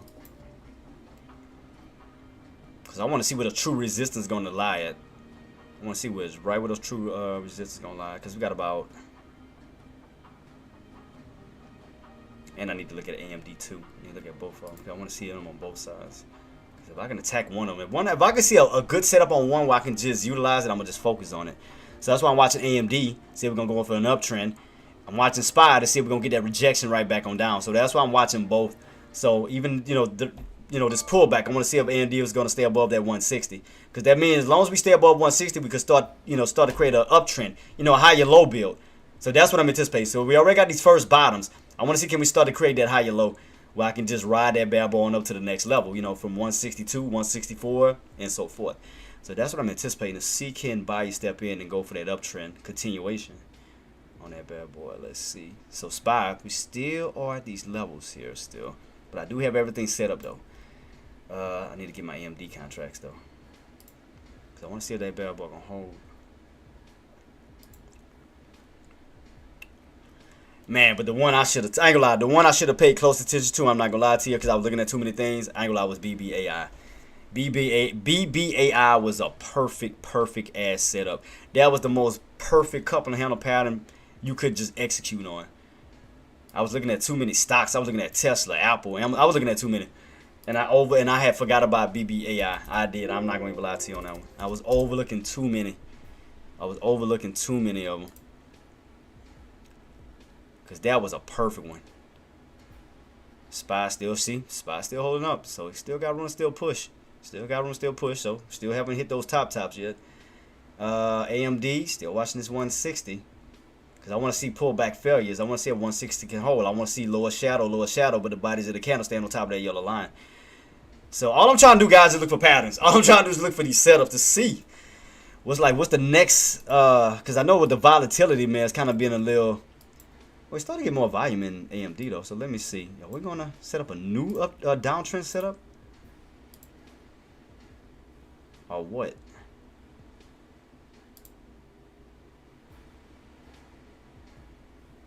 See, the only way I know for sure to get that confirmation that we stay on top of 160 and go for that push back up, that's going to break us out of that downtrend and above that VWAP. Because I was anticipating for AMD to go for an uptrend, for more moves towards the upside. But, yeah, I don't think. I mean, we'll see, man. SPY's still spiking up.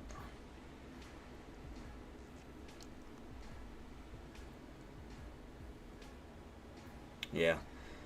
So, it's like that buying volatility is just still not kicking in, man. That's the only thing.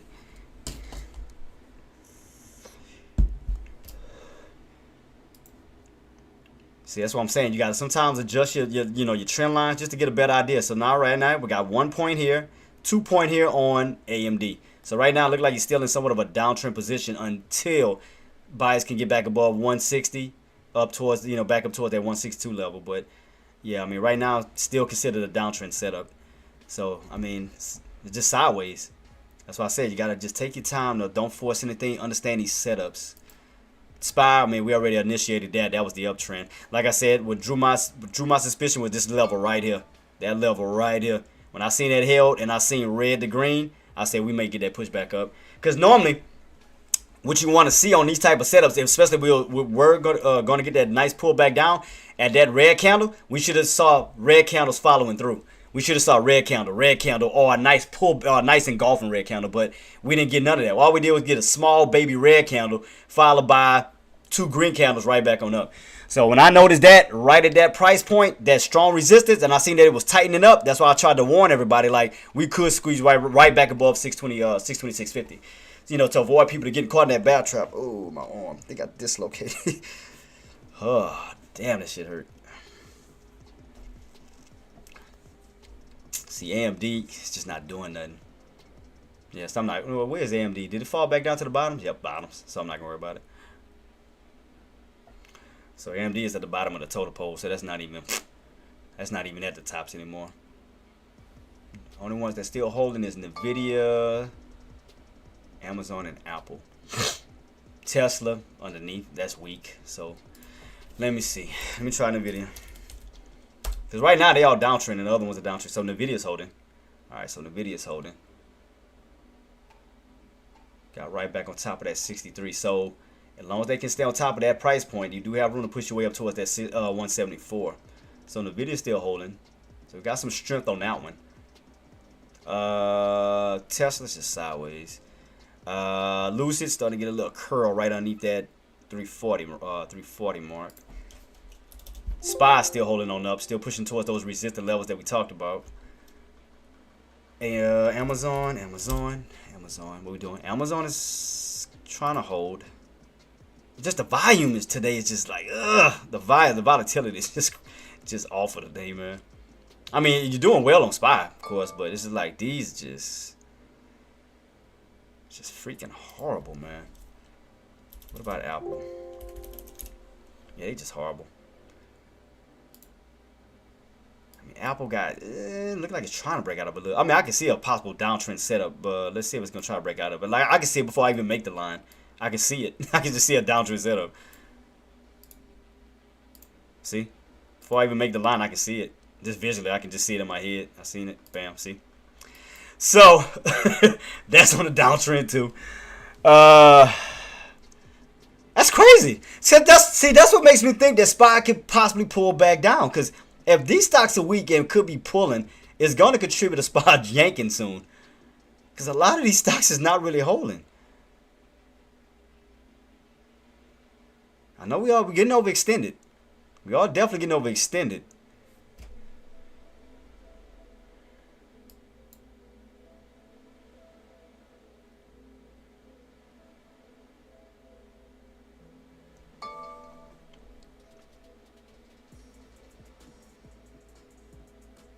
And then all you do, like sometimes, guys, another easy way, like depending on how you look at it. Like if you want to go long, all you do is just take this old area. Look, this is a trick to it too. Like an old rejection area where you had a hard rejection at. All you do is just take right where you see the candles close at. Jenna, Ingrid, and Nadia. Like, if you want to go in on the call, like, say, for instance, you want to go in on the long side, and you miss all these opportunities. All you do is just take this old breakout area, this old resistance level here, and just go across the board. And you can catch those bounces this way. So, that's another trick to it you can do, too. So, you can just take an old resistance level here, right where you had that strong red candle at, and go right across the board as you break above it, where you can utilize it for a bouncing opportunity to go back up. That's another little easy way to do it, too. Another easy way. Just take an old resistance, utilize it for possible support. Now that you broke above it, reverse it, and then go up. So that's another easy way to do it. Another little easy way.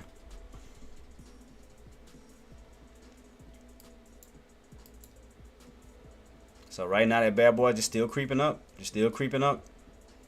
Still creeping. Oh, what was this? Oh, it's Apple. Apple got to squeeze up. Apple got back above 210.50. Apple went down. That volatility came in. Just got that squeeze right above 210.50. Let me see what we got left on this candle. 1 minute. So it looks like it's going to close right back on top of 210. So 210 may be support. So buyers may be trying to step back in. Buyers may be slowly trying to step back in because you didn't broke above that trend line, that downtrend. Let's see what we got left. About 30 seconds. So let's see if they're going to stay on top of this 210.50. If they stay on top of 210.50, I mean, they could slowly maneuver their way back towards the upside. And go from a downtrend to an actual uptrend. Let's see. Well, they can actually go this way. Do this. So go from a downtrend setup to now an uptrend.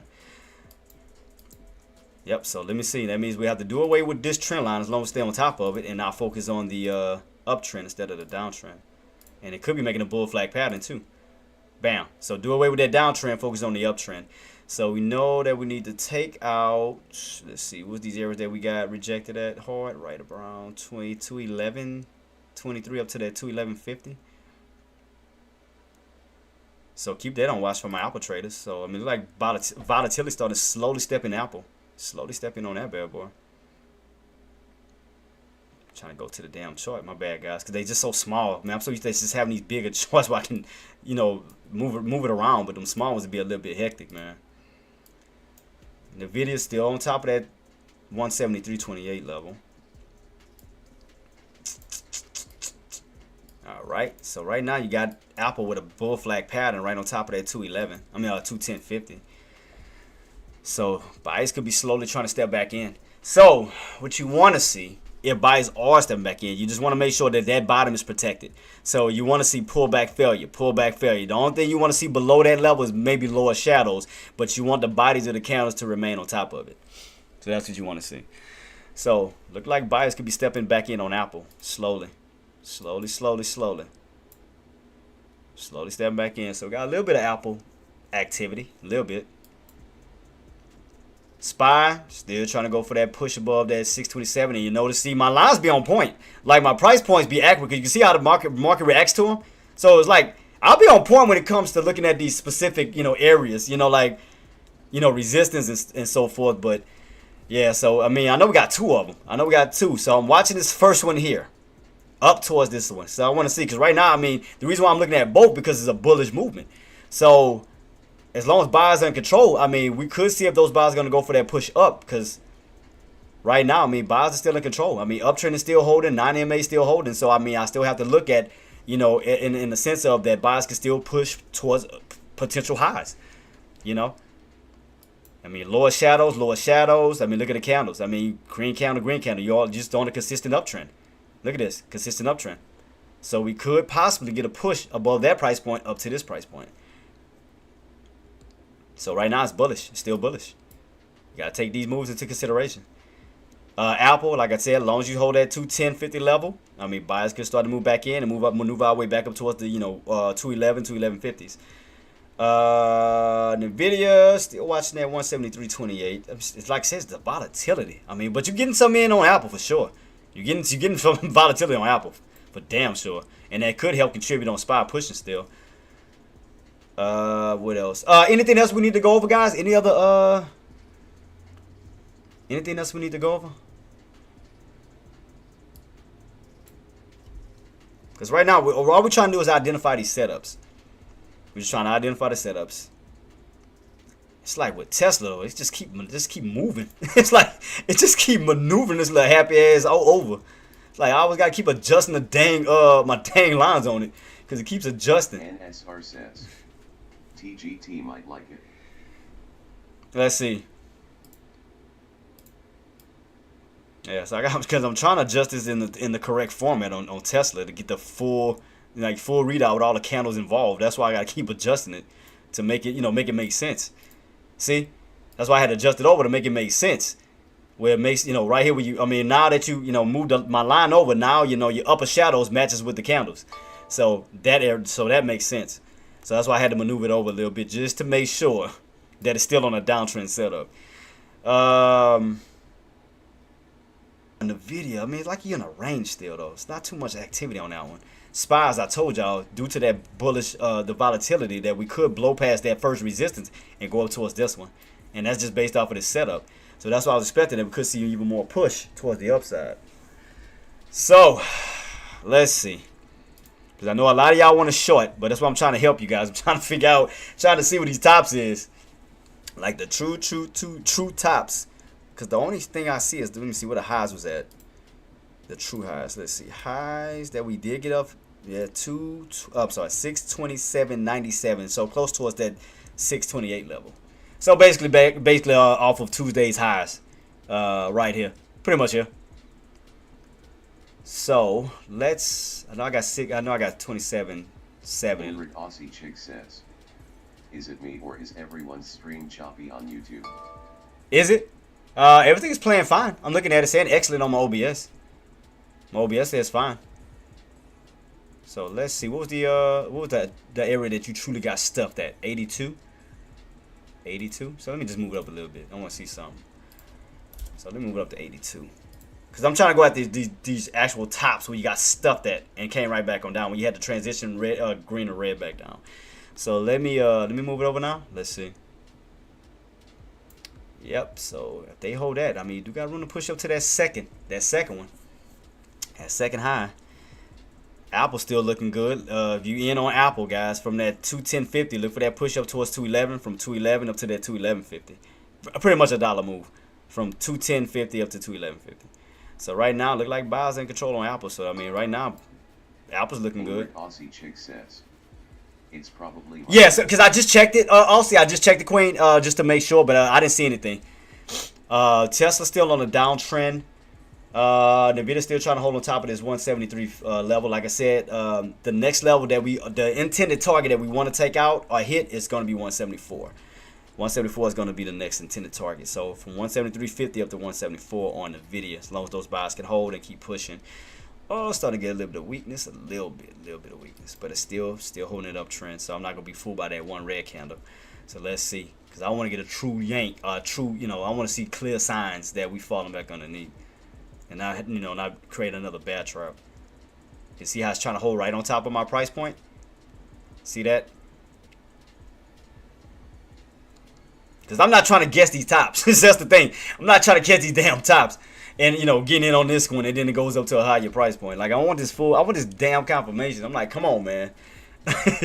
Because it's just, it works, that same method works the opposite way. Just like catching a falling knife, you don't want to try to catch a raging rocket.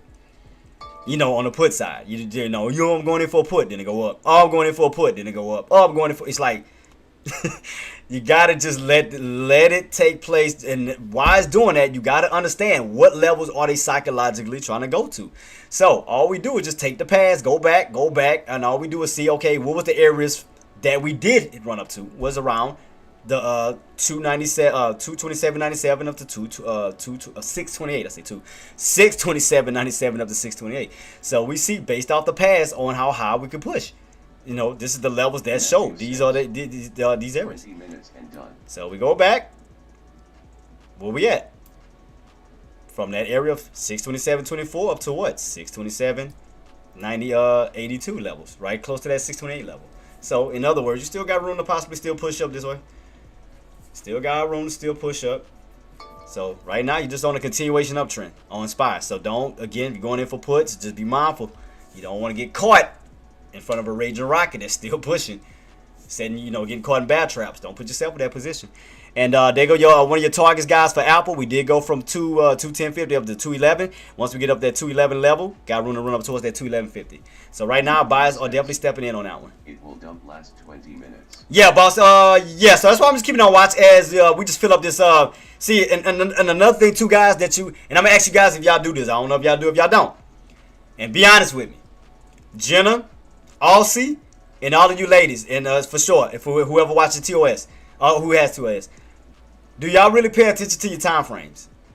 These little dotted lines is not here just to be here. Those little black boxes, they're not here just to be here. Because you can utilize these to understand how long did it take for us to go for a rebound. So right here, take that time frame. We closed out from 10 o'clock to 10:30, almost 30 minutes, almost an hour. But we had a nice little move back up towards the upside.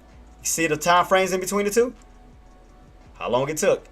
Down here, till we got here, and then into a new time frame. So that's all you do.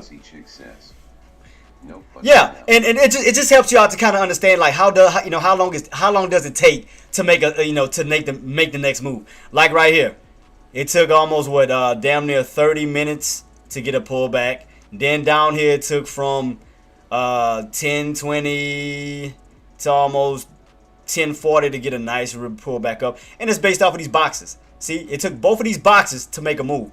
So it took this one to make a move down, and then it took the next one to make a move up. So 2 time frames together, it took about an hour. So you see that? From 10 o'clock to 11 o'clock, you had some type of movement right there. So you had a pull back and then a bounce back up between 10 o'clock and 11 o'clock. And at 11 o'clock, you started to reverse right back on up.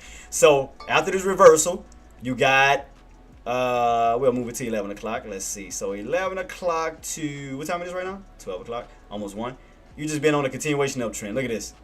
From 11 o'clock to almost 12:30 ish. You've been on just an uptrend. Just an uptrend.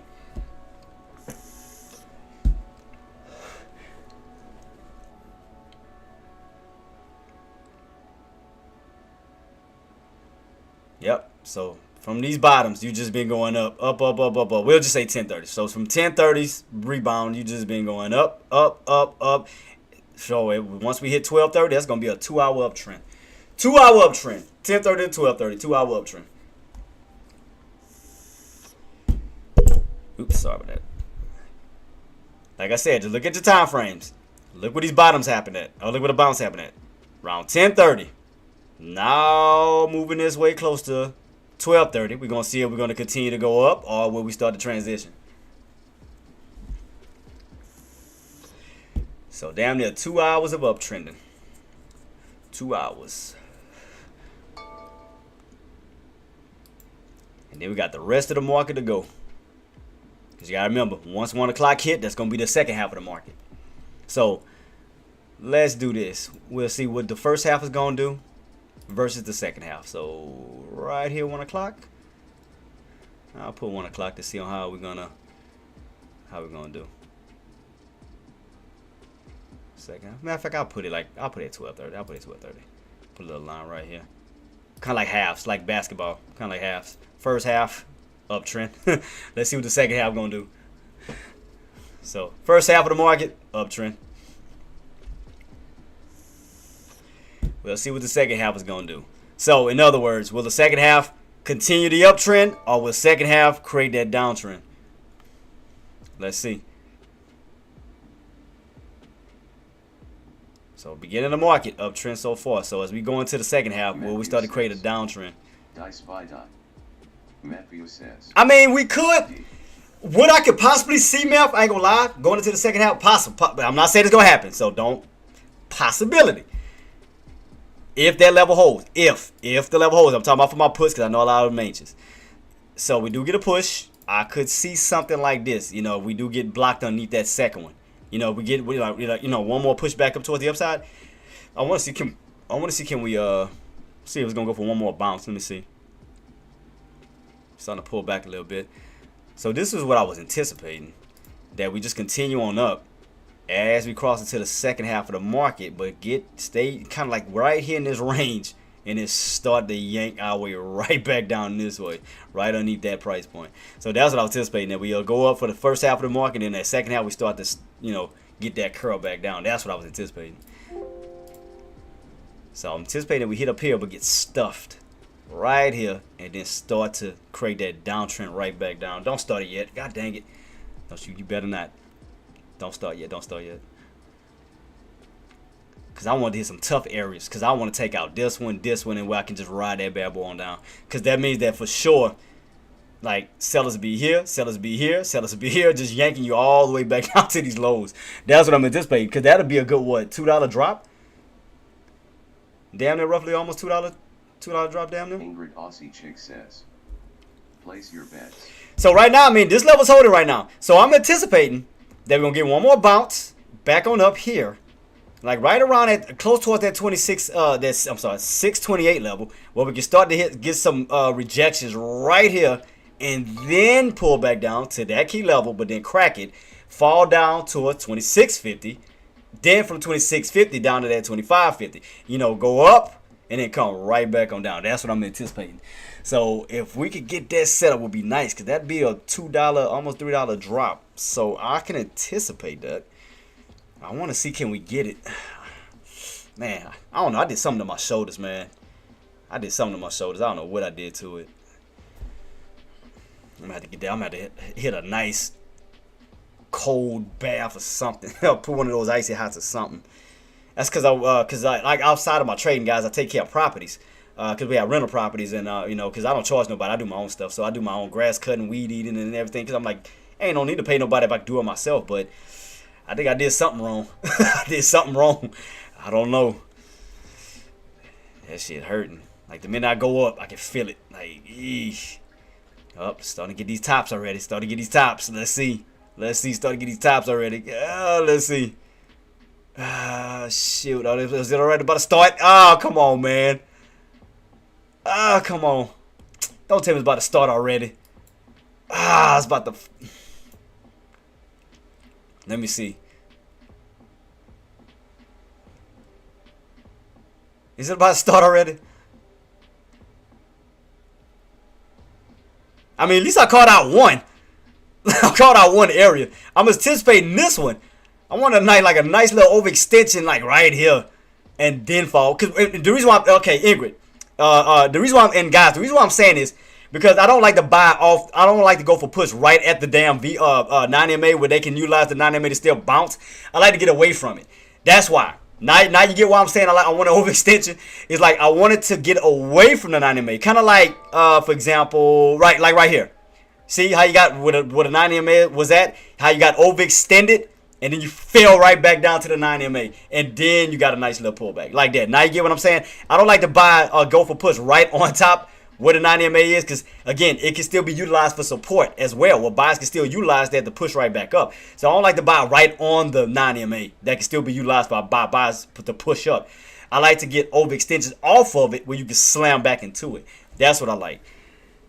I like to get overextensions away from it. Like I said, right here we have a lot more opportunities to catch shorts back down to the 9MA, which is the blue indicators. You know, you see what I'm saying? Get those overextensions, back down to it. Overextensions, you know, back down to it. But that's what I like. I don't like to buy right on it where you could possibly be caught in a trap where buyers can still utilize that 9MA to push it right back on up. You know, I mean, it can go any which way. We'll see, because that is a strong resistance level, but you also have that 9MA. So we're going to see what's going to happen. Who's going to take control right now? Let's see. Because right now, your sellers are trying to stay underneath that price point of 627.24. So they're trying to stay underneath it. But keep in mind, you're still above that 9MA where buyers can still utilize it. Because you're still on the upper side of that damn indicator. All right, so now it looks like sellers want to come in. God dang. It's messing up my plans. Come on. God, son. It's messing up my plans. I was... you son of a bastard. I had the right mindset. Because, I was anticipating for us to fall back down to 626.50. I was anticipating up here and then... You mother French fries at McDonald's. When I say die spy, just go put my friend. Why you had to jinx me, Melf? God dang it. I had a game plan. Damn you, man. You messing me up. Damn, I was anticipating that. Man, come on, man. You jinxing me. God, dog. I wanted one more bounce. Like, one more. Like an overextension and did catch it back down. Man, if you mess me up, you jinx me, man. And stop laughing, Ingrid. Hey, but y'all can't lie. I was spot on, though. Because where did that candle fall back under? But y'all got to give me credit. I'll want one more. No, but y'all got to give me credit. Y'all got to give me credit. 25% taking profit. Damn it, man. Y'all got to give me credit, though. Because look what the candle perfectly formed underneath. My price point, right? 26.24. And my goal was to go from that price point back down to... It's all good. I want to curse. It just messed up my whole plan just now. I was waiting on it, too. I was waiting on it. Yeah, you got it. Memphis, you got it. You got it. That's all good. But I did alert it. I did have my lines here, and I spoke about the two specific areas. Because the way it was going, I thought it was going to bounce back up to here and then drop. Damn. Oh, that hurt. That hurt. I had my contracts ready, too. I had my contracts ready. And it already started to pull back. But it was a good call, though. It was a good call. It's just that it just didn't hit all the way up here. I was anticipating. I ain't gonna lie. Sibyron 24. What's up, Sam? Y'all got it. Y'all got it. Oh, man, y'all got it. Y'all got it. Closed. Mel, congratulations, man. You off my call, too, you little dirty somebody. Matthews. You caught me. You kick off my... That's cool. I'll let you get it. God, I was anticipating that too. I was anticipating it. But shout out to you for doing it, man. I was had my contract set up here. I was waiting on it. I was waiting on it. I mean, don't get me wrong. I mean, it can still bounce. It's still, still retest. Because now that they cracked that 90 MA, they could possibly use that 20 MA. They could possibly use the 20 MA to try to bounce. I want to see. Because I know a lot of sellers are sitting like right here. I know a lot more sellers are sitting right in that area. God dang, you caught that first one. You caught it. You got me. Hey, but y'all got to give me credit for the alert. I did alert it. Because like I said, after this candle, that next candle formed perfectly right underneath my price point at 627.24, then dumped on off. Y'all got to give me credit on that. At least I found a somewhat of a top. So, God dang, man. Then for my NVIDIA guys, NVIDIA traders, I told you, as long as you held that 173.28, you have room to push up towards that 174. Keep that on watch. As far as SPY, get back above that 211 for that possible push up to 211.50. And you do have somewhat of a little bull flag pattern that could start to see a little reversal back up towards that price point. So my Apple traders, keep that on watch. My NVIDIA traders, keep that on watch. Tesla is still in a downtrend level. Crack that 320 level. You could pull back down towards that 317.50. Keep that on watch. God, man, I had it. Oh, I was setting up for it. I bullshit y'all, I bullcrap y'all not. I had everything ready. I had my contracts ready too. Cause I was gonna go in bit by bit. Cause I was gonna try to catch. I was gonna go for this one, up towards these areas. I was gonna try to go for these spots here. I mean, maybe another second opportunity coming. Maybe a second opportunity to get a harder pullback. So I'm gonna keep it on watch. Make it so I'm gonna see what time it is. So what price point do we need to really fall underneath to get the party started? So we would need to fall, we need to fall back underneath that old alert. That has to be 625.75. We have to fall back underneath 625.75, and I'm gonna show you why. So to get the party started for sure, I'm talking about for a sell off for the rest of the day, we need to fall back underneath for sure 625.75. Man, I was trying to catch the damn. The top started moving too quick. Damn it. See, I was anticipating. Sorry, these highs up here.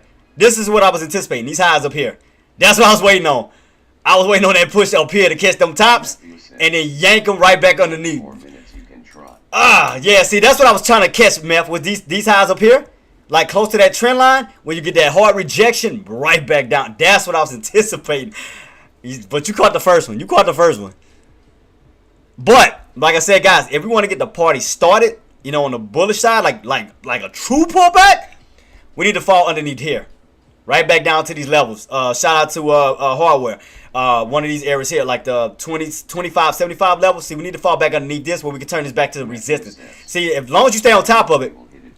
Yeah. So now the only issue that you're gonna have, I'm going to tell you right now, the only issue, if we do get this pullback and that candle closes above that price point, is that level turning to support. That's the only issue as the second half of the market comes in. That's the only issue. Because now you got this engulfing green candle that broke above these levels here, right? Now, if that candle successfully closes on top of that price point, that means once the second half come in at 1 o'clock and you do get a pullback, do expect or anticipate that buyers could be coming to utilize these levels down here for a pullback, possible pullback bounce. So as long as that candle stays on top, they may utilize these areas for support for a pullback bounce. So I'm just telling you right now. But you do have room to pull back down to them at 1 o'clock for the second candle. I want last one by 6. Yeah. So like I said, man, I ain't gonna lie, Meth, what could have really set it off, boss? On the bearish side, is if that candle get a long of a shadow and the body of the candle fall right back underneath here. So therefore, the other candles will follow through this way. But the only issue now is that you're bouncing off of this trend line. Now you're going to be within this range between this yellow trend line to this yellow trend line. So that's the only thing, because you caught a hard pullback bounce right here. So that trend line saved it. So that was a safety net that caught it. So now you're moving up. So as this candle closes successfully above this level, once that next candle comes in at 1 o'clock and you do get a good pullback, they may utilize these areas here for a possible bounce back on up, which would possibly require a lower shadow and a move back up towards the upside. That's the only thing. That's the only thing. Only thing, man. Now that second candle, once it does get that pullback, could utilize that candle's close to now push back this way towards 28 to 30, close to 30. So that's the only other thing I see, and that's just due to this engulfing candle because it's solid. I mean, it's a strong bullish candle. You know, I can't knock that one. It's a strong bullish candle, and you're above this old area. You're above it. I mean, you gotta give credit to what credit is due. Now you got about roughly 30 minutes. Now less sellers can come in and yank the shit out of them all the way back down here, which would create a upper shadow in the body of the candle getting slotted here. Then yeah, we could definitely see a possible sell-off, continuation sell-off. But right now, I mean, on a realistic standpoint, guys, we have an engulfing green candle. You got to respect that, and you are above these key levels that once held you down. Right here, where you pulled back, you pulled back, you pulled back, but now you're above it. You got to keep in mind that now old resistance can turn to possible support. So once this candle closes out and the new one comes in, yes, we could see a pullback down to these levels, but keep in mind, buyers may utilize it for possible bounce and move right back on up. So you got to keep that in mind, because once that candle closes out, that next candle is going to open up like this. So that means you may get a little pullback this way, but then a lower shadow, and then the body of the candle reverses right back up to these tops and then go this way. So that's a strong possibility. I'm just being honest. It's a strong possibility that could happen because you are bullish. I mean, especially off of this U-shaped pattern. I mean, you are bullish. I mean, it is what it is. It's the truth. So that's what I see, guys. I mean, exactly what I see. So let's see. So right now we're still underneath my target area, or one of my areas that we called out. So we got a small little pullback. So again, if we want that deep pullback, not only will you want to fall underneath that 9 MA and that 20, you want to crack that 20, where you will have a gap fill to come back down towards that VWAP and that 50. Where you'll go from these two bad boys, because you'll have no more leverage. You'll have no more support. Now you'll have everything to turn into resistance, because your 9 MA turn into resistance, 20 EMA return into resistance. Get that crack underneath that 626.50, that'll turn into resistance, where it may start a downtrend setup. Remember when market was bleeding / I said we still bullish anyway. Yeah, so I mean, I'm trying to look at these possibilities, Meth. There's a lot of possibilities that could happen from the standpoint as the second half of the market rolls in. There's a lot of possibilities, so we're gonna see, boss. We're gonna see.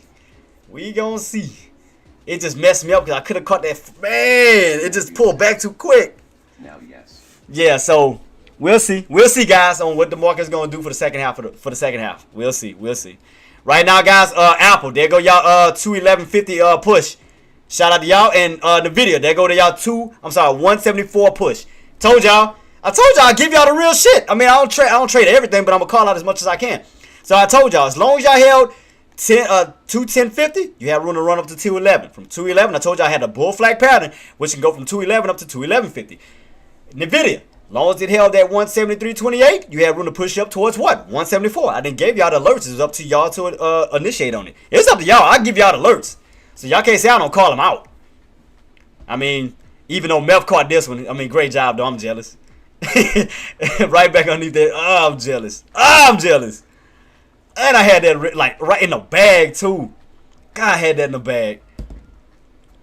But shout out to my calls on Apple and shout out to my calls on NVIDIA, cause y'all got y'all intended price points. So shout out to my calls on those. Y'all got them. Boy, damn, Meth. You got it. You got me on that one. You got me on that one. Ah, you got me. Touche.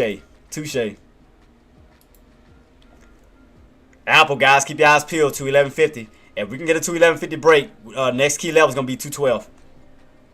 211.50 up to 212. So that goes for my Apple traders on the long side. For my NVIDIA traders on the long side, stay above 174 for that possible push up to 176.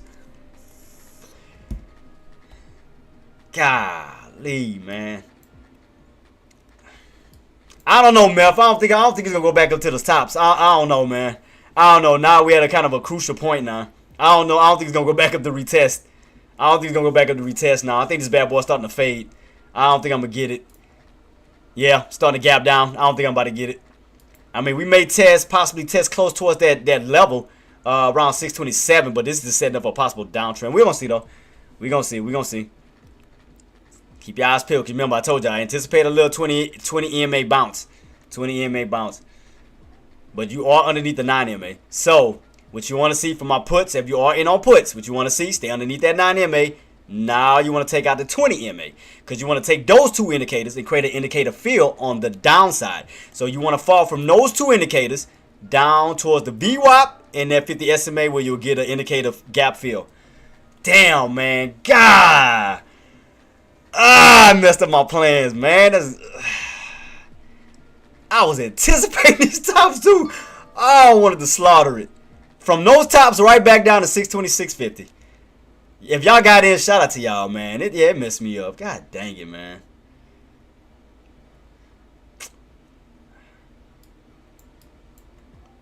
Boy, them damn sellers got too excited. They jumped in too early for me. God damn, I wanted them to take everything. I wanted to take all the tops so you had a great drop on down. 625 today at the end and 630 tore up. Maybe. Yeah, so the main thing to watch, Meth, is watch tomorrow. Well, watch this key level here, because you got to keep in mind, though, Meth, you are still above that 626.50, because you got to keep in mind that's still considered a floor until we crack it. So you still got 626.50 to still, where buyers can still utilize. It's only until we crack that level, then we'll pull back down towards 625.50 to possibly 624, because you got to keep in mind you'll fall right back in that channel again, in that range. Because right now you're on top of the range. You remember the channel breakout? So right now you're on top of the channel. And that's 26.50 is the tops of that channel, from 624.50 to 626.50. Now you're doing somewhat of a little channel breakout. So you're above it. Putting you in a new range of 626.50 to 628.50. So, man, I can't believe that. I can't. We'll see. We'll see. I was waiting on it too. I was waiting as that bad boy kept creeping up. I was waiting right in these levels. Oh, I was waiting. Dirty. Oh, dirty. Oh, that shit was dirty. But at least y'all knew my game plan. I went over my game plan, what I was anticipating. I told y'all what I was gonna do. I told them. Come on, support breakdown. I went over my game plan, what I was anticipating. Because remember, I went over these two specific lines. Last 2 months. Man. Yeah, I was anticipating that one. Even with that, quick scalp, whoever caught it, that was a nice play.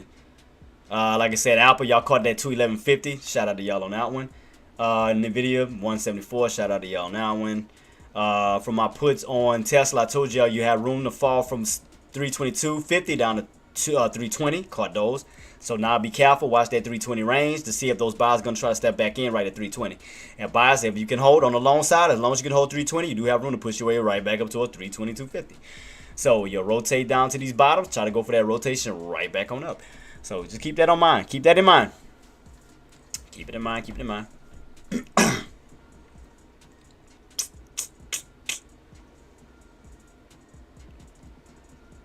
Swear it's like they heard what I was saying and then they yanked it. I swear it's like they heard what I was trying to do and they purposely pulled it. I swear if that was hard when they did that, I'd be pissed. If he heard what I was saying, he yanked it. Me and Hardway ain't gonna be friends. Take it on my friends list. Nah, I'm just joking. Shout out to Hardway. But y'all see how I call out these plays though. Look how I have fun with it. And that's what. And my thing is, all see Mel. Well, Mel, I know Mel do it. He have fun with it. Like all see Jenna, Nadia, like to all my ladies too. When you're trading, have fun with it. Have fun with it. Have as much fun with it because. Matthew says, didn't he say about holidays? I don't remember. Don't even make me lie, Mel. I can't even remember. Yeah, so but even taking a step back, guys. Like again, Nadia, Ingrid, and like whatever stocks y'all looking at. Now y'all can see a complete pattern and how just to trade off of the pattern. How to just play the pattern. Whether it's a continuation uptrend and or downtrend or whatever the case may be, but understand the patterns, understand the psychological levels that the stocks can move up to. Think about it. How was I able to call out 211.50 when we was at these bottoms? And I told buyers, as long as you hold 210.50, you have room to push up to what? 211.50. Same thing with NVIDIA. I said as long as you hold 173.28, you have room to push up to what? 174. How was I able to call all of this? think about it. Because I study the charts. I think about it on a psychological basis. Where 9 times out of 10, where buyers are trying to go, where sellers trying to go. That's it. It's a rinse and repeat.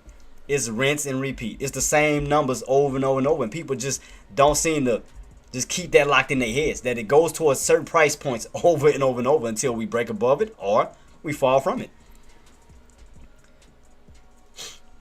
How was I able to call out these levels? The past told me that. That's what sellers came in at. 627.24 up to that 627.82. You know, around those levels.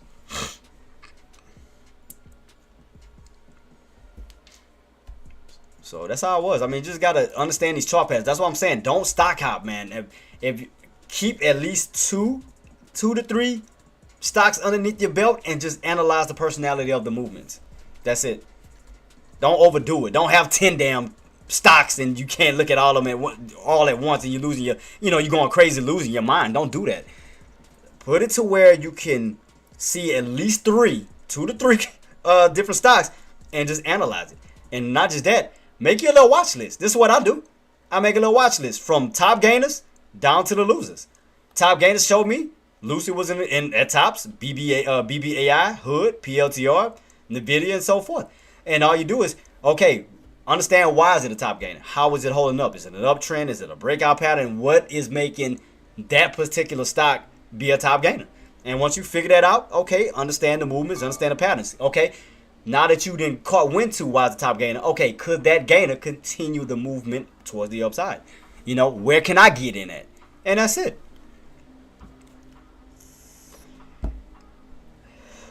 Just take your time. Yeah, don't force anything. Understand the movements. Understand the movements. That's it. Understand the setups.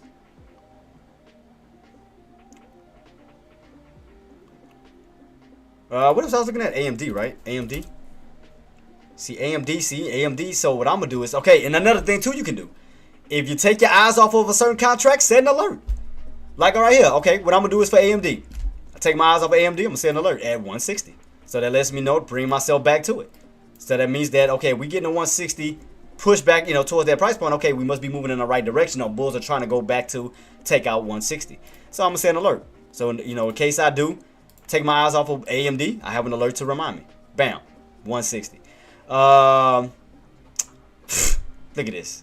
God dang it, that was my... Oh, man. God, that hurt. God.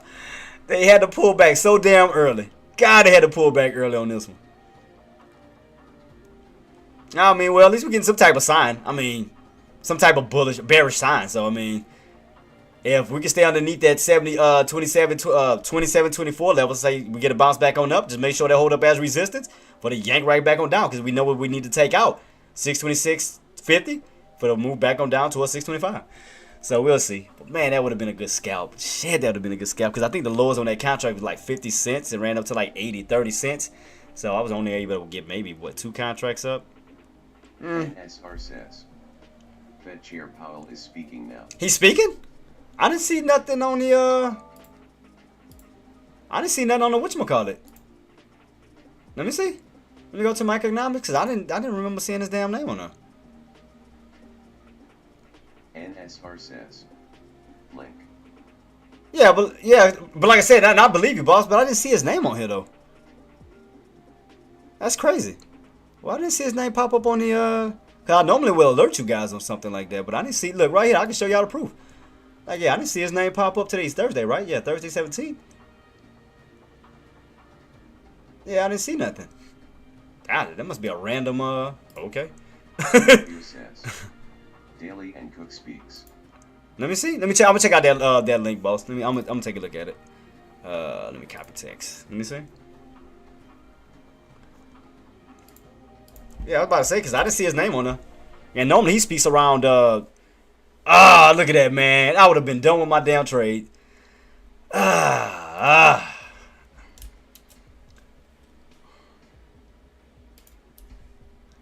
They just could not hold it, boy. They just had to just yank it right before I can get to my damn target area. They just had to do it. Why is it not copying the, I might need to go YouTube itself to get it, because I don't think I can grab it.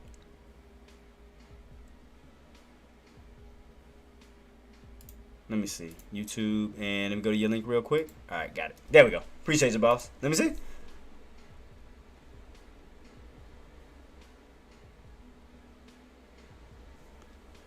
Is this new? Why do you want a slower path now? Support is dying. So I would focus most on the. Is that old or is this new? I think as you get out to the. No, wait. Streaming on July 1st? That ain't right. It's hard for anybody to know where the economy's be going. You didn't see people moving their longer term, Yeah, that ain't right. Rate, for example. I knew something wasn't right because I'm like, they would have posted that. They would have alerted that. Yeah, that's old. Because I'm about to say, yeah, they would have mentioned his name. His name would have been up in the economic calendars. I knew something wasn't right. Yeah, I looked at the date. It said July. NS. It said July 1st. We all the way in July 17th. I knew something wasn't right about that. Because I'm like, ain't nobody mentioned that. No CNBC, economic calendars, nothing mentioned Jerome Powell. I'm like, yeah, something ain't right. NSR says. Really? Yeah, look at the date. Look what it say streaming on. It says July 1st. I knew something wasn't right. I knew something wasn't right about that. Because normally his name would be on the economics in red. Because they'll trust me. JP name is not going to go unnoticed. Trust. I knew something wasn't right. I knew something wasn't adding up. I knew something wasn't adding up on that. That's why I went to check it. And I checked the date. Checked the streaming time. It says July 1st. Alright, look right here, guys. Alright, Meth, watch that 626.50. Let's see if we get a quick bounce back up real quick. So, let's see if we get a bounce back up real fast. Get a bounce back up, bounce back up, bounce back up. And then, because I would have been done with that damn scalp. God dang it, I would have been done with that scalp. I was waiting uphill for the pull back down to 626.50. Little bastard wanted to pull back down too early. Shit. That's all right. It's all good. It's all good. It's all good. It's all good. God dang, I could have caught that one. Alright, so now I got to see what's going to be the next, because what we at right now, 20, what did I have, 27 or 20, oh, I had 27. 27's,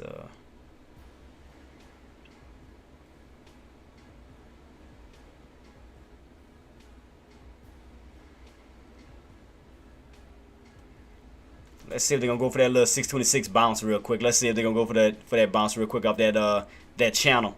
Let's see if they're gonna go for the bounce real quick back up.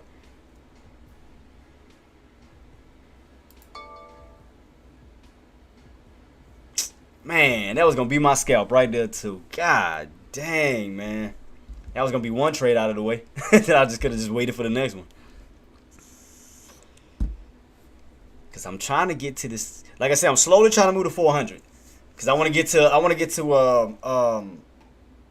hardware starting point and then go from there. So I want to slowly climb my way to 400 and then from 400 up to that 1,000 and then just keep it going. But I was trying to go in for a trade right here, but it started to pull back like right at what was that, 27.50. So we didn't even get a chance to test that one.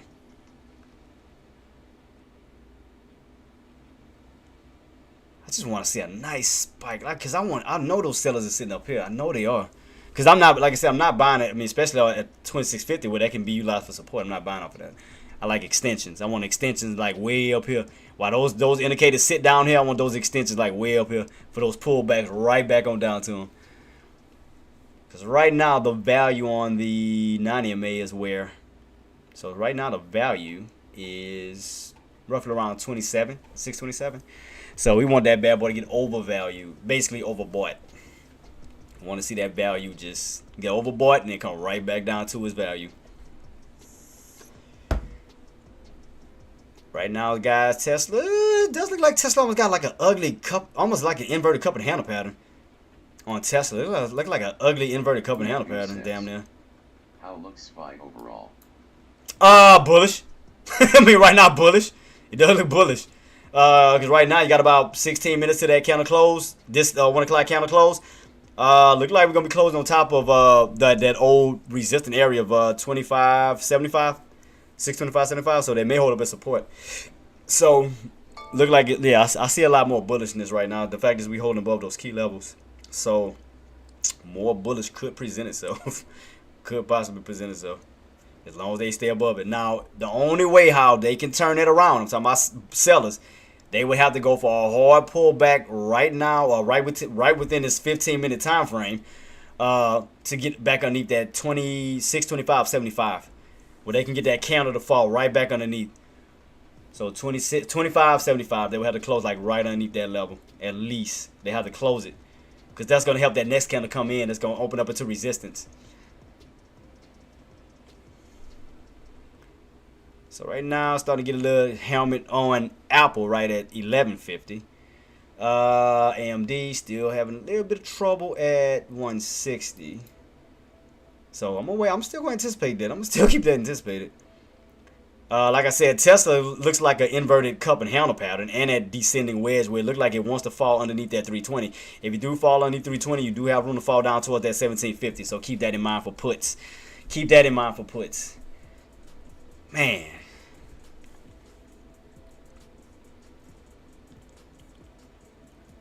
And that was my whole game plan, was to catch those tops right back down to that price point and pull back early. Damn, boy, that's all good. Sometimes you get them, sometimes you don't. But that was my game plan, and it already pulled down to 625, 26.25. I mean, 26.50. I'm sorry, 26.50. So that messed that up. Cause I was gonna go for a scalp in and out. Cause like I said, I wasn't gonna hold this level. Cause like I said, the thing is, you want to take the meat of the move. If you know your intended target, man, take profits on it and wait for the next setup. My goal was to take the tops, resistance, and come back down and take profits right here, which it already just hit. Oh, man. That was messed up. It's all good, man.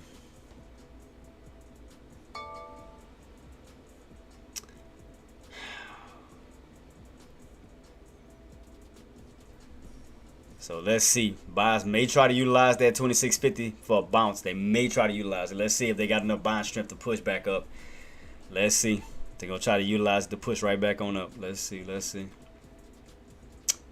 I mean, I could create another uptrend as well. Let me see, because you got these bottoms right here. Uh-oh. AMD?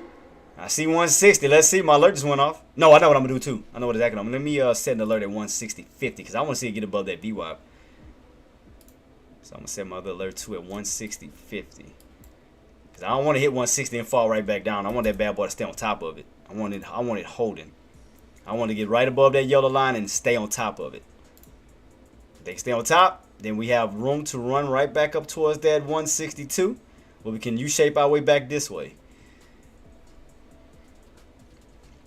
So right now I'm watching it as those buyers and sellers are battling right at 160 on AMD. What is Lucid doing? Lucid, because I don't see my contract moving a lot on this. So I don't think it's doing too much. Lucid, let's see. Because yeah, I'm watching my contracts. It don't look like it's moving a lot. Just kind of sideways. So it must not be doing a lot. Nope, we're not. Sideways.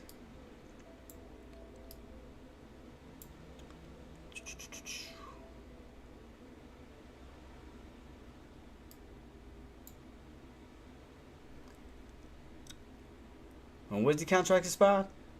Oh, these are daily, huh? Weekly. No, Lucid's a weekly. So I think it should be dated for the 18th for tomorrow. Alright, let me see. Just try to look at the contracts on Lucid, just in case. So I want to see, because I want to keep my eyes peeled on that. Let me see. Alright, Lucid. Alright, 3. Alright. Got some good volume to them bad boys. I ain't gonna lie to you. They got some good volume. Just got to get that, get those buys to step back in, because I see some good opportunities. I see some good opportunities. It's just kind of, the contract's a little, I mean, the volume on them is just a little weak, though. Because I want to go for one I can hold, because I'm trying to go in, like I said, I want to go in with like at least 4 or 5 contracts on one of these plays where I can just hold it. So as far as my contract, the Lucid contract is on like in a downtrend setup.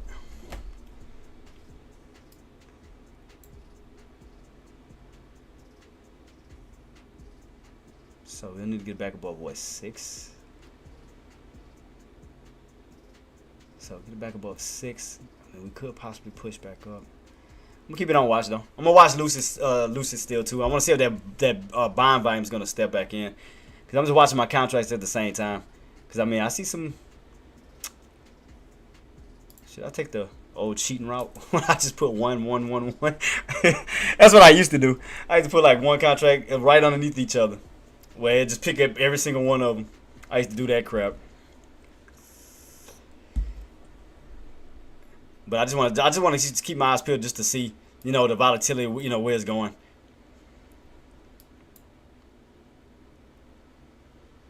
So right now, again, as long as they can hold 130, I mean, they do have room to push up towards that 150. I'm still watching SPY. SPY done bounced off the 2650. Tesla, watch that 320 call. Stay on top. Puts, take it out. AMD, still underneath 160. But SPY's, I'm just gonna be honest. SPY is still in a bullish position right now. I mean, it's still in. I mean, could we get some pullbacks? Yeah, we still get some pullbacks, but that bad boy is still bullish. Are you in anything? No, I mean it's the volatility, man. Like I was going in for a trade on SPY, but we didn't get the push all the way up and wound up dropping right before hand, pulling right back down to my intended target area I was gonna get out at, which was 626.50. That's why I was waiting as we was climbing on up. I had my contract set up like in these levels for the pull back down, but it started to yank immediately. So that messed me up on that trade. I couldn't catch it. So yeah, I was trying, Ingrid. I was trying to go for it. I was waiting on it. I was literally waiting on it. Cause I broke down everything. I said if we was gonna get a move above 626.50, I wanted to see an overextension off of it into those high areas, and then a pull back down to 626.50. See, we wanted to run it up, but then we ran up towards 627.50 and then back down to 626.50. So it didn't run up to my areas where I had my entries waiting at. So it didn't hit it. Started to pull back immediately, man. It's like, damn. Had the bar set a little too high on that one. I did. I ain't gonna lie. I had it set a little too high. But I mean, I had the right mindset. It just didn't hit it.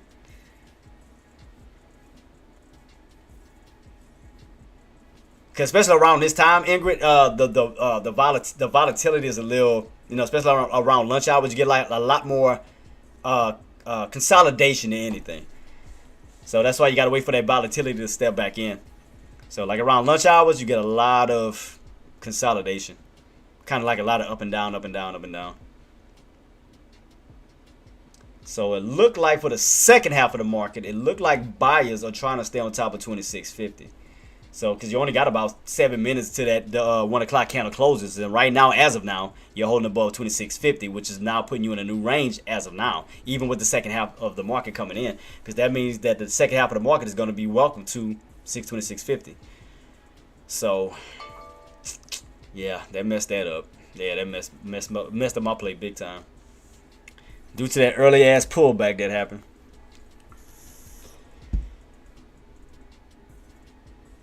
AMD, I was anticipating 160 because we was on a nice bullish run on AMD from yesterday at 154 to 160.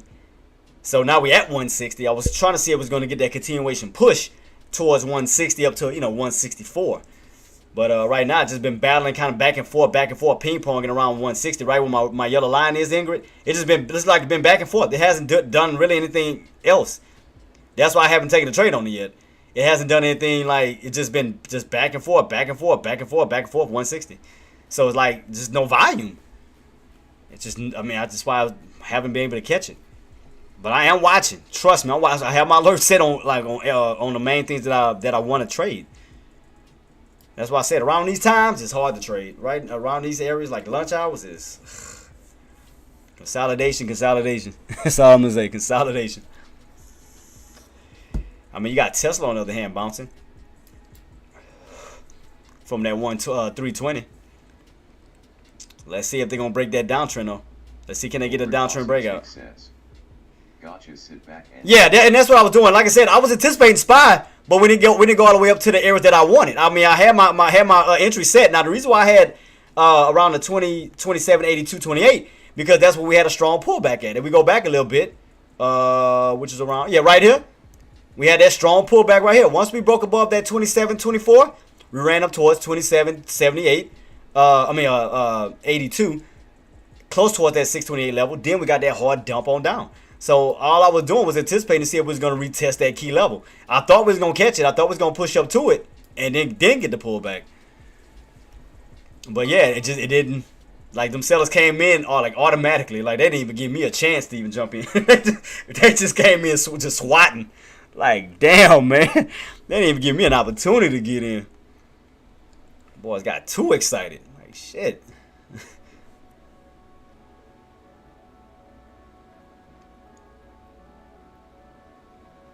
Because, boy, I was getting ready to pile in on it.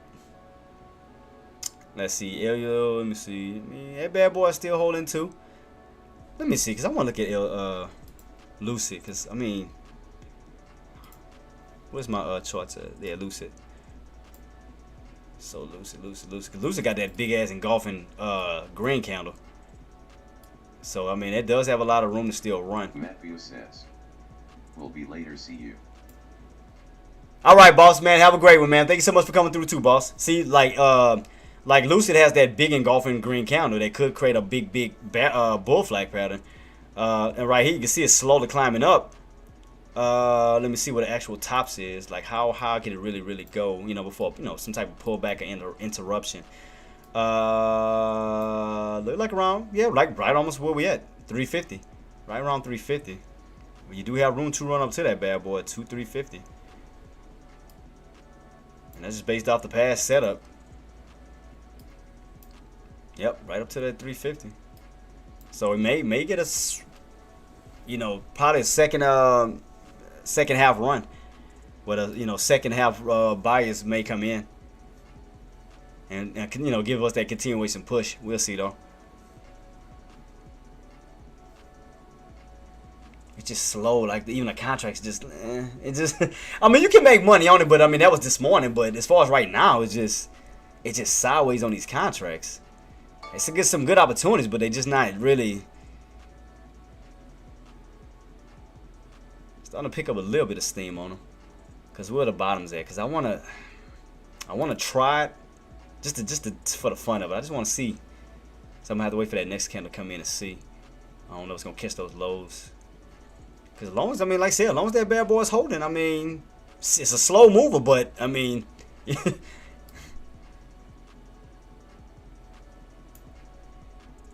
So 350, because that's what, about 20 cents away from that 330 mark to 350. I mean, it's 20 cents.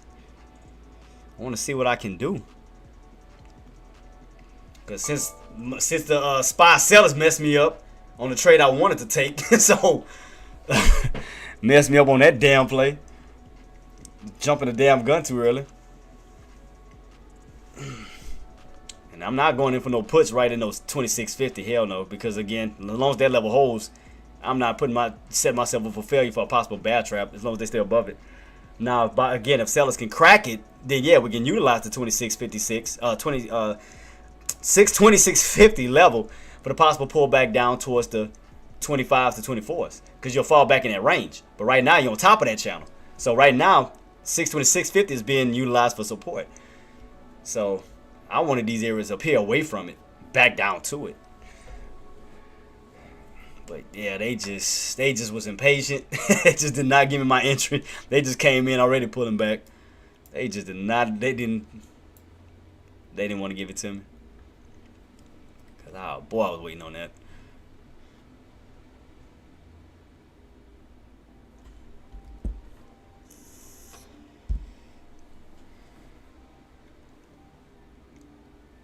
So right now I'm trying to look at Lucid. I'm trying to figure out which Lucid contract I want to go with.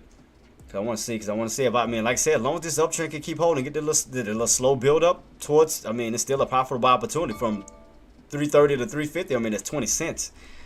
I mean, still, depending on how many contracts you have, whatever, they can still run their way up towards these tops. It's just slow. It's just slow right now. Very slow. So that's why I have to possibly use bigger contracts where I can get in and get out, you know, just off of these little small movers. So that's what I'm trying to figure out. If I do 5, I gotta see what these lows is at. Cause I know it's gonna be a little tricky.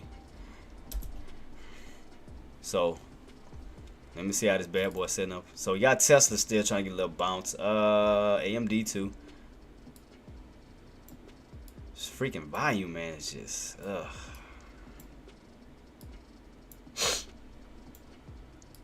So we got to get that break, that 330 break. If we get above 330, we can utilize 330 to get that push back up towards 350. See, right now you're underneath it, but we just need to get that breakout, turn that bad boy into support, and get that move back up towards the upside.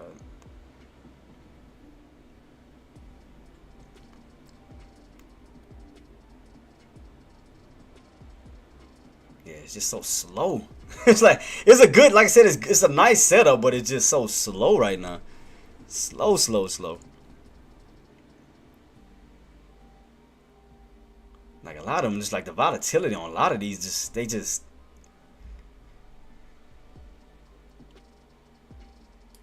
NSR says, Traedz daily, 2 rate cuts this year, reasonable outlook. Yeah, I think the next FOMC meeting is when is the next one? Next one should be FOMC, Feds should be when is the next one? 13 days. 13 days is the next FOMC meeting, guys. That's gonna be the next one. Dated for the end of the month. NSR says, End of the month. end of this month. Yeah, the 30th is right here, boss. Yeah, right here. 30. Yeah, I see it. I see it. So mark that on y'all calendars, guys. So that's gonna be in what? In 2 weeks? Yep, in about 2 weeks. So mark that down. Keep that. Remind yourself. Well, I'm gonna remind you guys anyway. I got y'all on that. I'll remind y'all. It's like come on, volatility, come on. Shoot. Man, I'm looking at everything. I'm still watching AMD because I still think AMD still has a lot of potential. I mean, and like I said, Lucid, if we can get back above that 330, get back above that range, I mean, we can start to push our way slowly back up towards that 350 because that's it's a 30-cent profit. I'm sorry, 20 cent. It's like the volume just like all over the place, just like they just slow. The volume is just ridiculous. I'll keep my eyes peeled on AMD because, like I said, AMD still has a lot of potential. AMD still has a lot of potential. It just keep battling back and forth around that damn 160. That's all it's been doing. It's like you crack below it, then you got back above it, then it's like it just always keeps finding its way around 160. 160 like just over and over and over 160. Let's see. Let's see what Lucid doing. Let's see. Trying to see, can we get that 330 push, get above that and hold it. Hold 330 and then try to go for that push up to 350.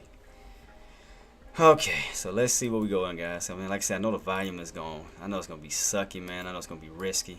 I mean, it's a lot of things I'm looking at. I know. I mean, spy sellers really messed me up. Like I said, because I could have been just done with this trade. I could have been done with this crap. Just want to see, can we push back up toward these resistant levels again? If they go for it. So I'm still watching Lucid. I want to see them bad boys get right on top of 330 and hold it. I want to see some pullback failures. I want to see lower shadows, and then they go for that push up to 335, to 40, to 45, to 50. Let me see how the overall setup is looking, though. Let me see. Larry Owens says, X. What's up, boss? Yeah, well, you're talking about Twitter. But right now, let me see. See what these bad boys doing. I'm still got my eyes peeled on AMD though. Still got my eyes peeled on AMD because I just want to see that 160 because I know the opportunities. Oh, let me see. Because I know the opportunities that bad boy have to push. Oh shoot, did I spell that wrong? I did. Let me see. Is it still underneath it? Oh, it's different. I ain't see 20 so damn long.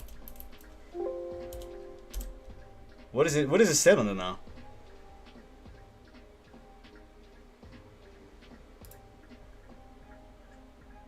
Why I don't see nothing loading on this damn thing?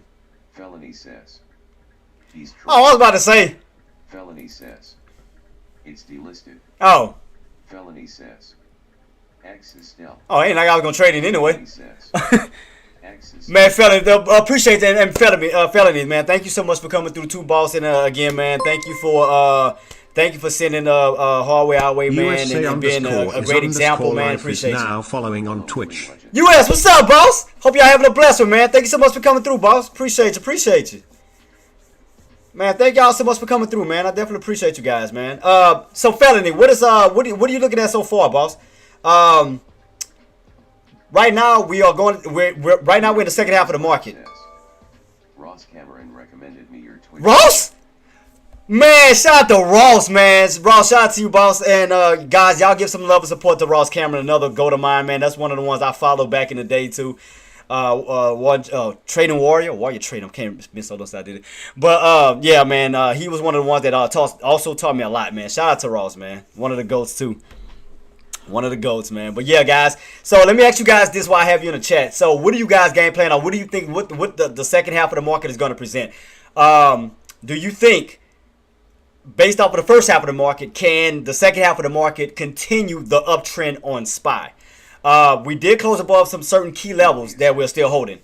$CRCL I am looking. So right now, I mean, we are holding on an uptrend still. Now we've gotten above one of the major crucial levels, which was 2650. We are above that 62650 level, now putting us in a new range. So right now, it does look like it's holding at this moment that we could possibly see some more upside where buyers could step back in and possibly go for a push back up. Towards we may see that 28 to 30 level as long as they hold this uptrend. I mean, I do see more possible upside coming. I do see that. Tesla, I know we held 320. We are in the bottom range on Tesla. I did, for those who did come in, guys, I did set up a little range in between the levels of 320, 325 because normally Tesla likes to move by $5 increments. So you do have a bottom of 320, you do have a top of 325 with a mid area of 322.50. So right now we're in the lower area of the tops of 322.50 and 320 bottoms.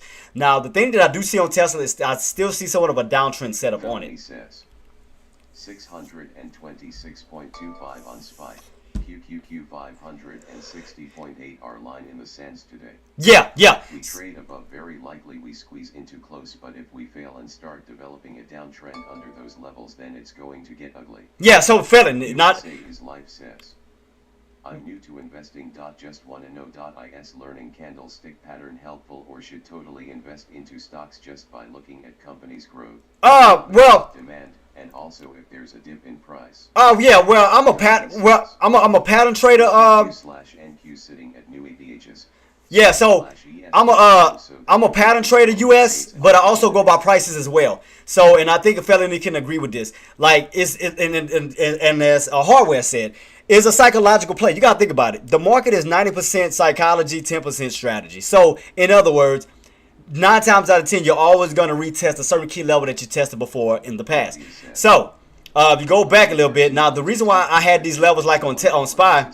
Like the reason why I had these levels on SPY around 27.24 and around 27.82, if we go back to Tuesday's play, that's where you had the strongest resistance at. So if you come right here, we ran up to these key levels. You had 27.82 around that 26.28 level. We got that nice little pullback underneath that 26.50 level. That's why I had those marks there. So it's pretty much a psychological thing. So I always keep my prices because the past matters. You can see right here, we ran up towards that 27.24, then we got that yank right back on down. So if you notice, that's why I have those two specific price points. I have 27.24 and I have that 27.82. And that's based off of the past on a psychological basis where sellers came in at and we got pulled back down. Now, the 26.50 level, 26.50 and 24.50 level, that was a range that we were once in. If I go back a little bit, you can see the range. Let me go back. What was that at? Let me see. We had that nice pullback underneath that 26.50 level. That was, let me go back. What was those key levels at? So right here was 24.50, but I had one at 26.50. That was like the old range that we're in on the downside when we was betting on the market to fall. What was it at? Come on. Did I pass it up again? Because I know it was in after hours when we got that pullback underneath 26.50. I know it was after hours when we did. Let me minimize it a little bit. I can find it. Oh, right here. So yeah, that was after hours. So we got that pullback underneath 26.50. Then we got that nice pullback. Then we got that bounce back on up. Then your sellers went from 26.50, moved their way down to 24.50. So you notice it was like almost every $2 increments. So then from that price point you fell. So it does kind of keeping you like it was almost like it's somewhat of a range. It's like you leave from this range, you go back in that range. You leave from this range, you go back in this range. You break out of the range, back, but you notice the rotation. So that's why I had those two particular price points. So that's why as far as today, I told everybody to be on lookout for 26.50. Because if you think about it, that's the range, that's the channel that we went in.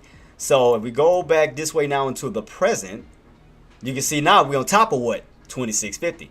So if sellers can come in aggressive and yank underneath 26.50, yes, we can see a fall back down towards the 25 to 24 because you'll be falling right back in that range. So right now it's kind of considered this almost like a channel breakout because you're above the channel. Now utilizing the top as support. Now putting you in a new range between 26.50 to now 28.50. So now you have to utilize this level until we crack back underneath. Once we crack back underneath that 26.50, yes, that'll turn back into resistance with room to fall right back down towards that 25.50. From that level, you'll fall back down to these bottoms around 24.50. So you notice that. So that's why I was keeping it on watch. But yeah, I was earlier today. I was aiming for that 27.82. I was gonna try to go for a short back down to 26.50, but we wound up getting an early pullback right around 27 down to this 26. So it didn't get my order. So I had my order set up here, but we didn't get the pullback. But my mindset was to go for the overextension for the pull right back down to that 26.50. I was trying to go for it, man. I was aiming for it. Man, I missed it.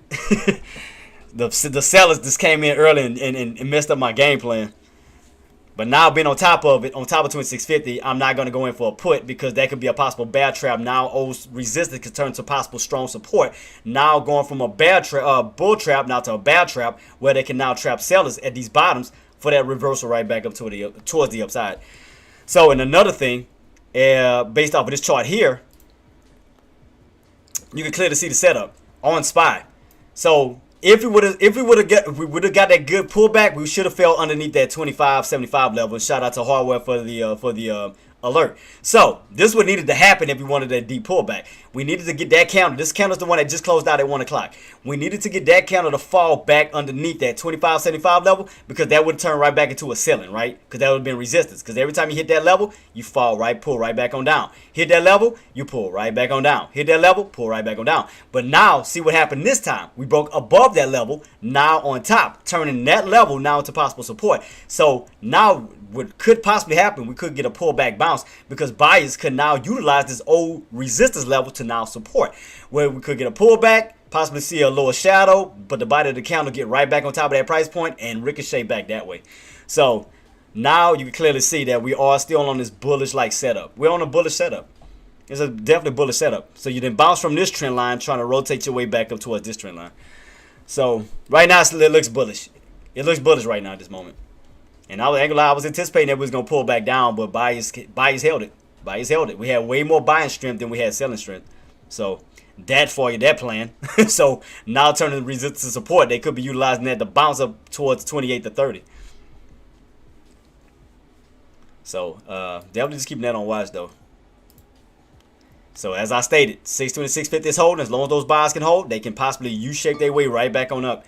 So just keep it on watch. Keep it on watch because you're above the VWAP still, indicator still. Trying to get back above the 20 EMA, 9 EMA for support for a possible move back up. So then both broke out of the downtrend setup. So we'll definitely keep it on watch to see where we go for the second half of the market. I ain't gonna lie, I was anticipating a pullback, but it was just too many buyers versus sellers. So yeah, definitely bullish today. So don't go against the grain. Do not go against the grain. If the market is telling you where it's going, go with the momentum. If it's telling you it's on an uptrend, go with the momentum. So right now, from pre-market bottoms into intraday so far, uptrend. You can see this. Pullback bounce. Pullback bounce. Pullback bounce. Pullback bounce is on a current uptrend. So don't go against the grain right now. Don't go against it. Let the buyers play it out, especially for my shorts.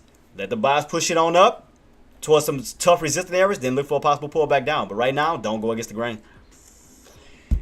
Don't set yourself up for failure right now. Don't do that.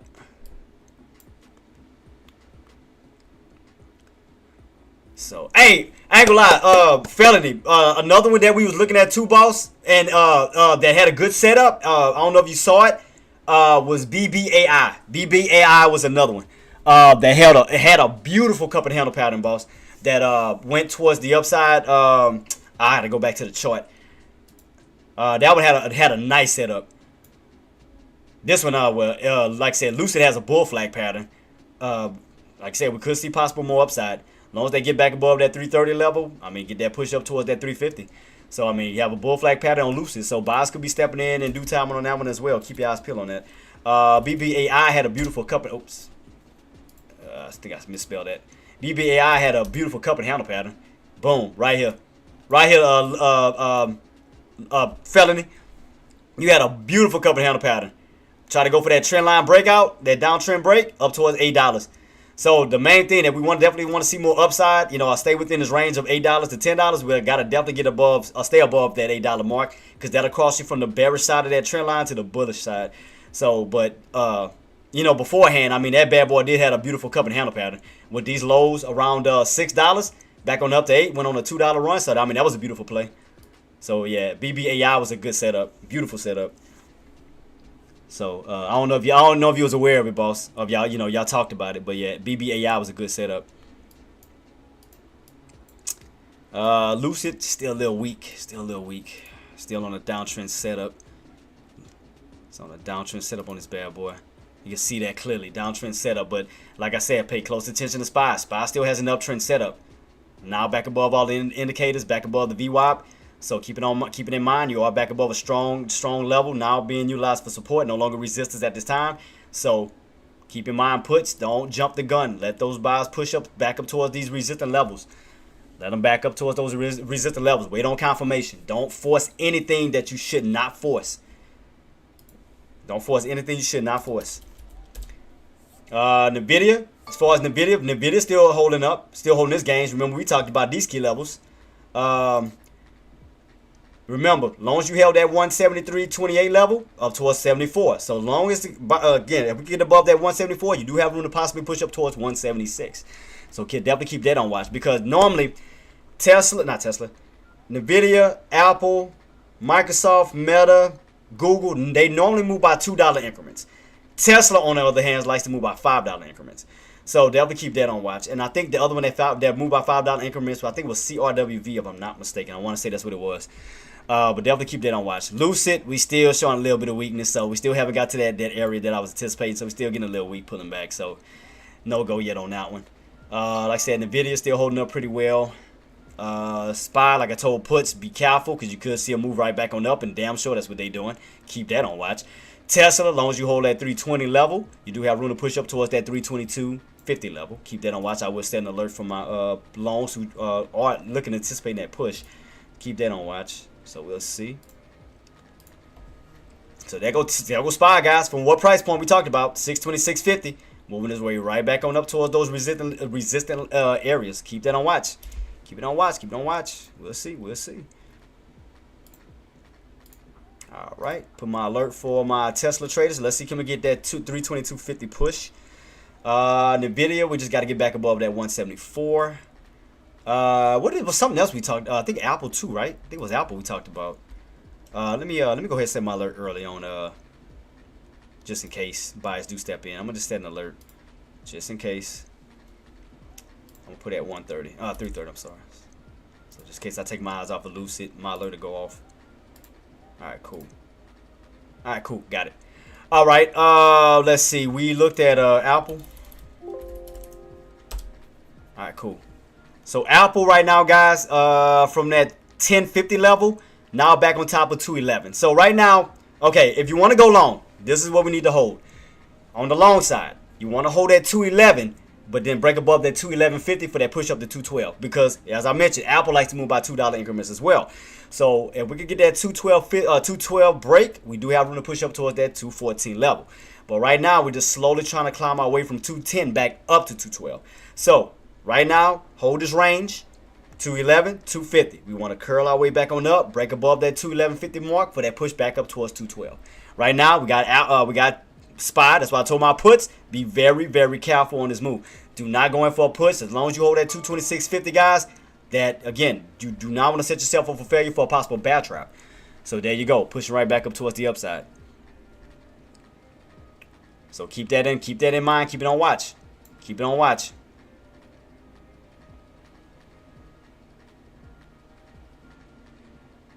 So let me get this line out the way. We don't need that. We don't need that. Music Manx says, AI rig stocks nowadays. Yeah, let me see. So you trade? Yeah, you ain't lying though. I mean, yeah, they do. AI. Nah, I agree with you on that one.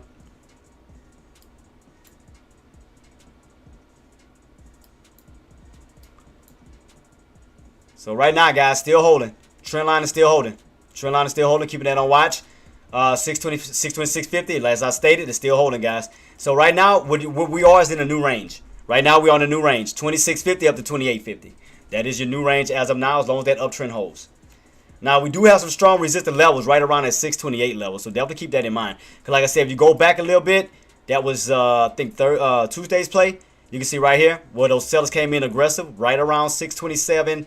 82 up to 628, where we got that nice sell-off right back underneath what price point, 626.50.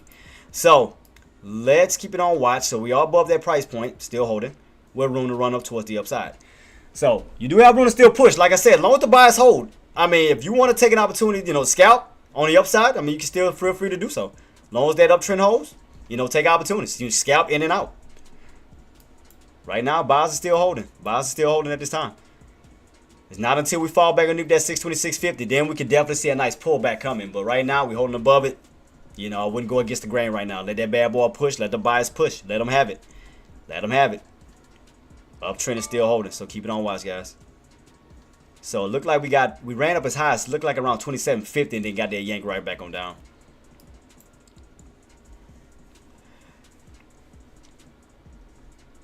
Let me double check. Apple still looking a little weak, still not doing too much. It's like the volume today is just, it's like after this morning, the volume just died. It's like we don't have a lot of volume today.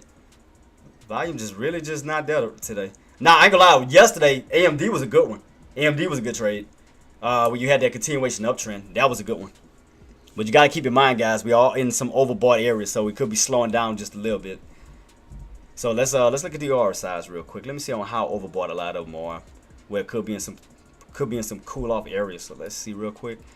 Let me go to SPY. Go with a SPY chart and let's see these RSIs real quick. So let's go with Nvidia first. What's the RSI on that bad boy? Come on. Alright, SPY right now. RSI is sitting at around 68. Yep, so we are in some overbought territories. Nvidia, RSI. Oh, hell yeah, in the 80s. That bad boy. That shit remind me of when Nvidia and SMCI went on that move. Remember when they went on that bullish run and they held like in the overbought position for like what, 2 months, 2 to 3 months. Then it finally fell back on down. Went on a bullish run for like 2 to 3 months. So that's overbought. What about Google? Google? Not really. We're in with Nvidia. What was the other? Apple. Apple. Where we at right now? Apple not overbought. Meta. Oops. Meta. No, Meta's way. Meta is more in the oversold spot. Oh, am I looking at that right? Oh, Met. Still oversold. What else we got? We went over Tesla already, right? Did we go over Tesla already? Boy, I cannot type today. I swear I can't.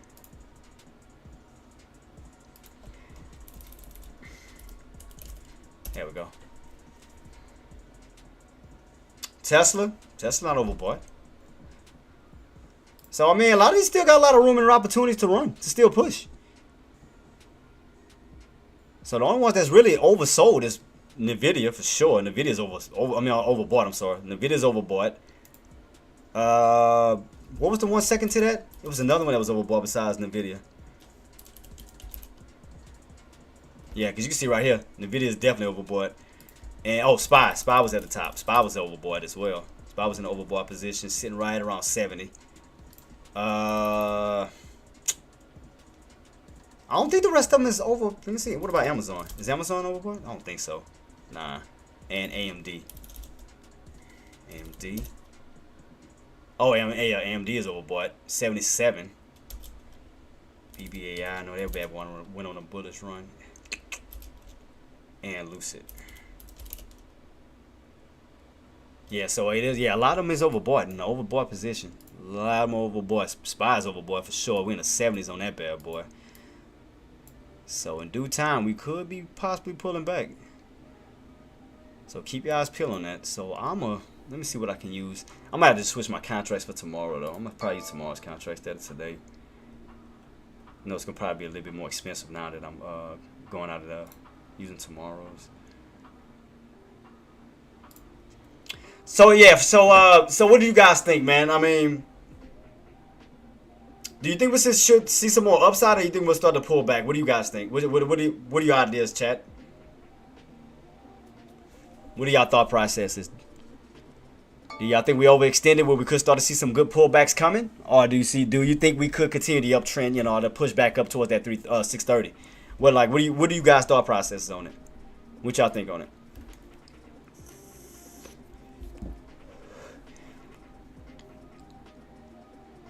What we got left on the clock? Oh, 30 minutes. I got 30 minutes with you guys. 30 minutes. I didn't realize the time was pushing. So I mean, like I said, right now, SPY's trying to push up, but we are overextended. Overbought for sure. Nvidia's overbought. Now the thing I like about Tesla, like I said, I like Tesla's setup. Like on the chart pattern, I like the setup that you are in a bullish-like pattern on this bad boy. See this? Like I like the setup on it, where you are still in this uptrend. I mean, you done broke out of the downtrend section. The main thing that basically got the party started was 310. So 310 got the party started, but you still got this bullish setup on Tesla. Well, all we got to do is get that break above that 325 level for that push up to 330. So, I mean, to me, Tesla still has this bullish-like setup. Once we break above that 325, that's the only thing that's in the way that's going to hold up a strong resistance. But once we break above it, you do have room to push. And that's based off of the past right here, where we bounced off that 310 level and pushed our way up towards 334 and then came back down. We stayed in this little range until we got the breakout above 334 up to the 350s. So yeah, that 325. We definitely want to get that 325 break.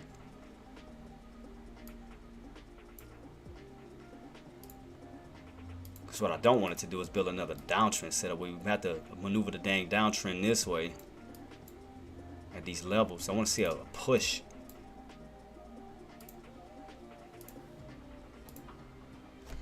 Take that one off. Let me try to almost like in these levels. So it's almost like testing these tops again.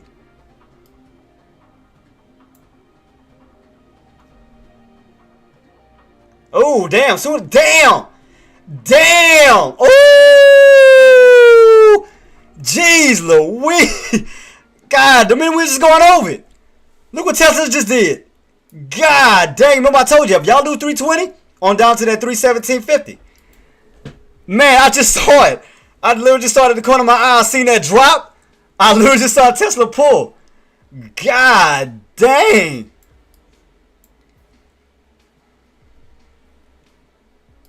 What a that was a random act. I mean, I just seen that in the corner of my eyes as I was talking about it. All I see was a big red candle flash, and I'm like, what the hell? So yeah, they definitely, them sellers came in, yanked them right underneath that 320, down to that 317.50. God dang, that was quick. that was quick. Man, we just talked about that price point. We said, because remember I called out a possible inverted cup and handle pattern. I said we had a possible inverted cup and handle pattern, and I said if you lose 320, you have room to fall back down to that 317.50. Damn, that just happened like that in an instant. That was just quick. I didn't see that coming. Ingrid Aussie Chicks. Ingrid, you saw that? Just like SPY yesterday. That was quick, man. I didn't even see that coming. I mean, now you're underneath the puts. You didn't crack that 320. Chubalicious says. Damn. Trend line so helpful. Yeah, and boss, it's so easy to read it. Once you start to set the trend lines, like what I did for Tesla. All I did was set a trend line, but I also see an inverted cup and handle pattern right here. And I told puts, I said, if you crack 320, you have room to fall back down to 317.50. And sure enough, look where we at. Look where the bottom of the shadow is, 317.50. Now, if the continuation sell-off continues, and we crack that 317.50, you have room to fall back down to 315. That'll put you back down to that lower channel. So watch that 320. So puts, what you want to do from this price point, keep those buys underneath 320. From 320, fall right back down to that 317, down to that 315. Because you got to remember, Tesla likes to move by $5 increments. So from 320, you have room to fall back down to 315. Man, that was quick. Man, I didn't know where the hell that one came from. All I saw was a drop in the corner of my eyes as I was talking about the chart. I just seen a pullback. I was like, what the hell? It's like, whoa. SPY still trying to hold up. SPY still trying to go for that retest, possible retest of that 2750. If they get that break above 2750, you do have room to go up towards that other price point that we talked about, which is around that we might as well round that. We'll just say 628. We'll say 628. We'll round it off close to that price point.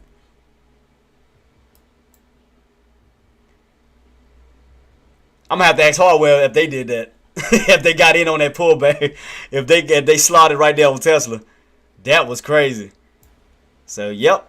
Downtrend still continues on Tesla. Still got that weakness setting up. Let me adjust this real quick. So downtrend is still continuing on that bad boy. Got that downtrend set up. Inverted cup and handle pattern. I did tell y'all guys this about that. I said, look, we may have that possible setup. Inverted cup and handle. And there you go. Crack right underneath that 320. There it is on that one. SPY, I mean, I don't see no bearish setup just yet. I mean, right now, all you're doing at this moment is getting a U-shape pattern right back up towards these highs, towards that 2750. So I just see a U-shape. So it looked like it's still trying to set itself up to push even higher. So keep your eyes peeled on that one. Anything else? NVIDIA is still between 174 and that 173 level right here that's holding. If you do lose that, I mean, you do have room to pull right back down towards 172. Keep that on watch. SPY just still hasn't given up. I mean, that bad boy is just still trucking. I mean, SPY is just still trucking. Like, it just has yet to give up. There go Apple, guys. Apple waking up. Apple now. Apple starting to wake up, getting that little bounce. Apple's waking itself back up. Man, they just start one dropping, one popping. Like, what is going on? These boy, they're like all over the place. Tesla so caught that downtrend drop and that inverted cup and handle. Caught that one. Apple, think about it with Apple still holding its trend line. So Apple's still holding its trend line. So damn, there go that 117. Got 317.50 guys on Tesla. Crack that key level. Next level is 315. Shout out to my puts. I told them. It was just quick. Like, jeez, that was quick. Holy crap, that was quick. Alright, let me set my alert for 315. See how we're going to get that pullback down. If we crack 317.50 on down to 315, that'll go your $5 drop. So there you go from there. So keep that on watch because that'll be your next key level. Once you crack that pivot point, 317.50, you got room to fall right down towards that 315. From 320 to 315, $5. There you go. Let's see. Chubb, anything else? What you looking at, boss? What stock you looking at in particular? What you looking at in particular? Damn, that was a quick drop. Good Lord. Damn, I'm still tripping on that drop. I mean, that's crazy on how I was talking about Tesla. And next thing you know, I see a big red candle on the corner of my eye. I'm like, what the hell just happened? Thing just yanked. Like, God. That was insane. That was crazy.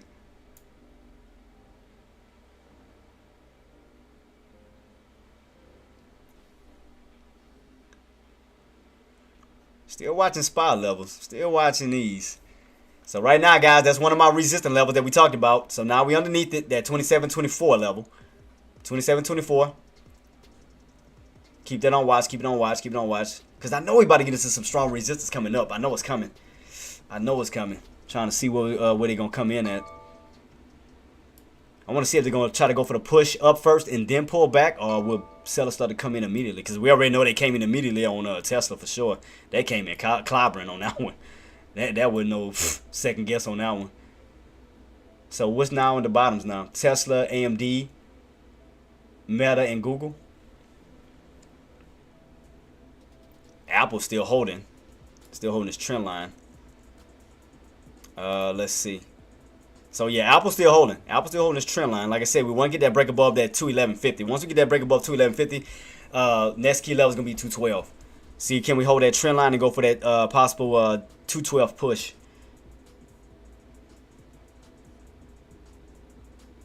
Damn. So how the rest? Let me see, because the ones in the red was what, Meta and AMD in them. What Meta did Meta pull back? Meta slowly slumping over. Slowly slumping over. It's kind of creating like a little cup right here too as well. See a little downtrend setup. Look like we're starting to lose a little bit of steam on Meta, where it could be pulling back down, creating like a dome-like pattern. TSLA. That was you. Look, come on, came back. I just said it. I said that was him. I said that was Hardware. Say Hardware did that. I knew it. I knew it. I knew it. As soon as I see Tesla drop, I said Hardware did it. I knew it. I knew that was you. And didn't tell us nothing. There he go again. Or did you put it in Discord? Because I'm not on Discord. I can't. I'm trying to watch everything. I do apologize. Did you put it in Discord?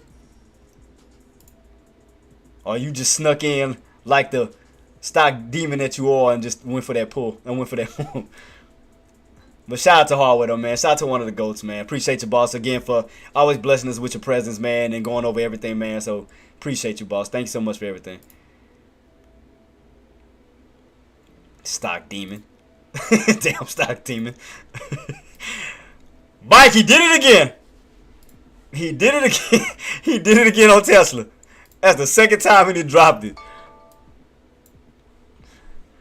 God damn stock demon. Boy. Told you a stock whisperer. Aware says, U.S. set to impose 93.5% Traedathon battery material from China. Oh, so they just released that not too long ago? I didn't keep up to date on the news just now. Okay, so Hallway, well I got you, boss, and Felony just came through. Shout out to Felony. So, boss, while we have you on the floor, boss, what is your thought process on SPY? Can we get? Do you think we're going to get that continuation push towards that 2850, or you think we're going to start to get that pullback? So, what I did do though, I went to stockcharts.com to go over the RSI. SPY's overbought, is in the 68 level. Nvidia's in a damn, like, Nvidia's in like an 80 level on the RSI. Tesla not too bad as far as RSI, but the ones that's in overbought is SPY and Nvidia for sure. Both of those bad boys are definitely overbought. The way Nvidia is setting up, it reminds me of when it was running head to head with SMCI when they stayed in that overbought position for like 3 months, like in the 80s, and then dropped after March. That's what they remind me of again. It's like deja vu, huh? This news just came out, so public should be reacting to it shortly. Oh, okay. Appreciate you. Thanks so much, Go. Seemed like the main one they reacted to was Tesla. Tesla caught that drop like right underneath the VWAP and that trend line and just dumped. And as I told you guys, you get that crack of 317.50, next key level is gonna be 315. That'll be $5 down. That'll be your $5 profit on that one. Boy, Hardware, I know he caught it. Oh, no, he caught it. I know he caught it.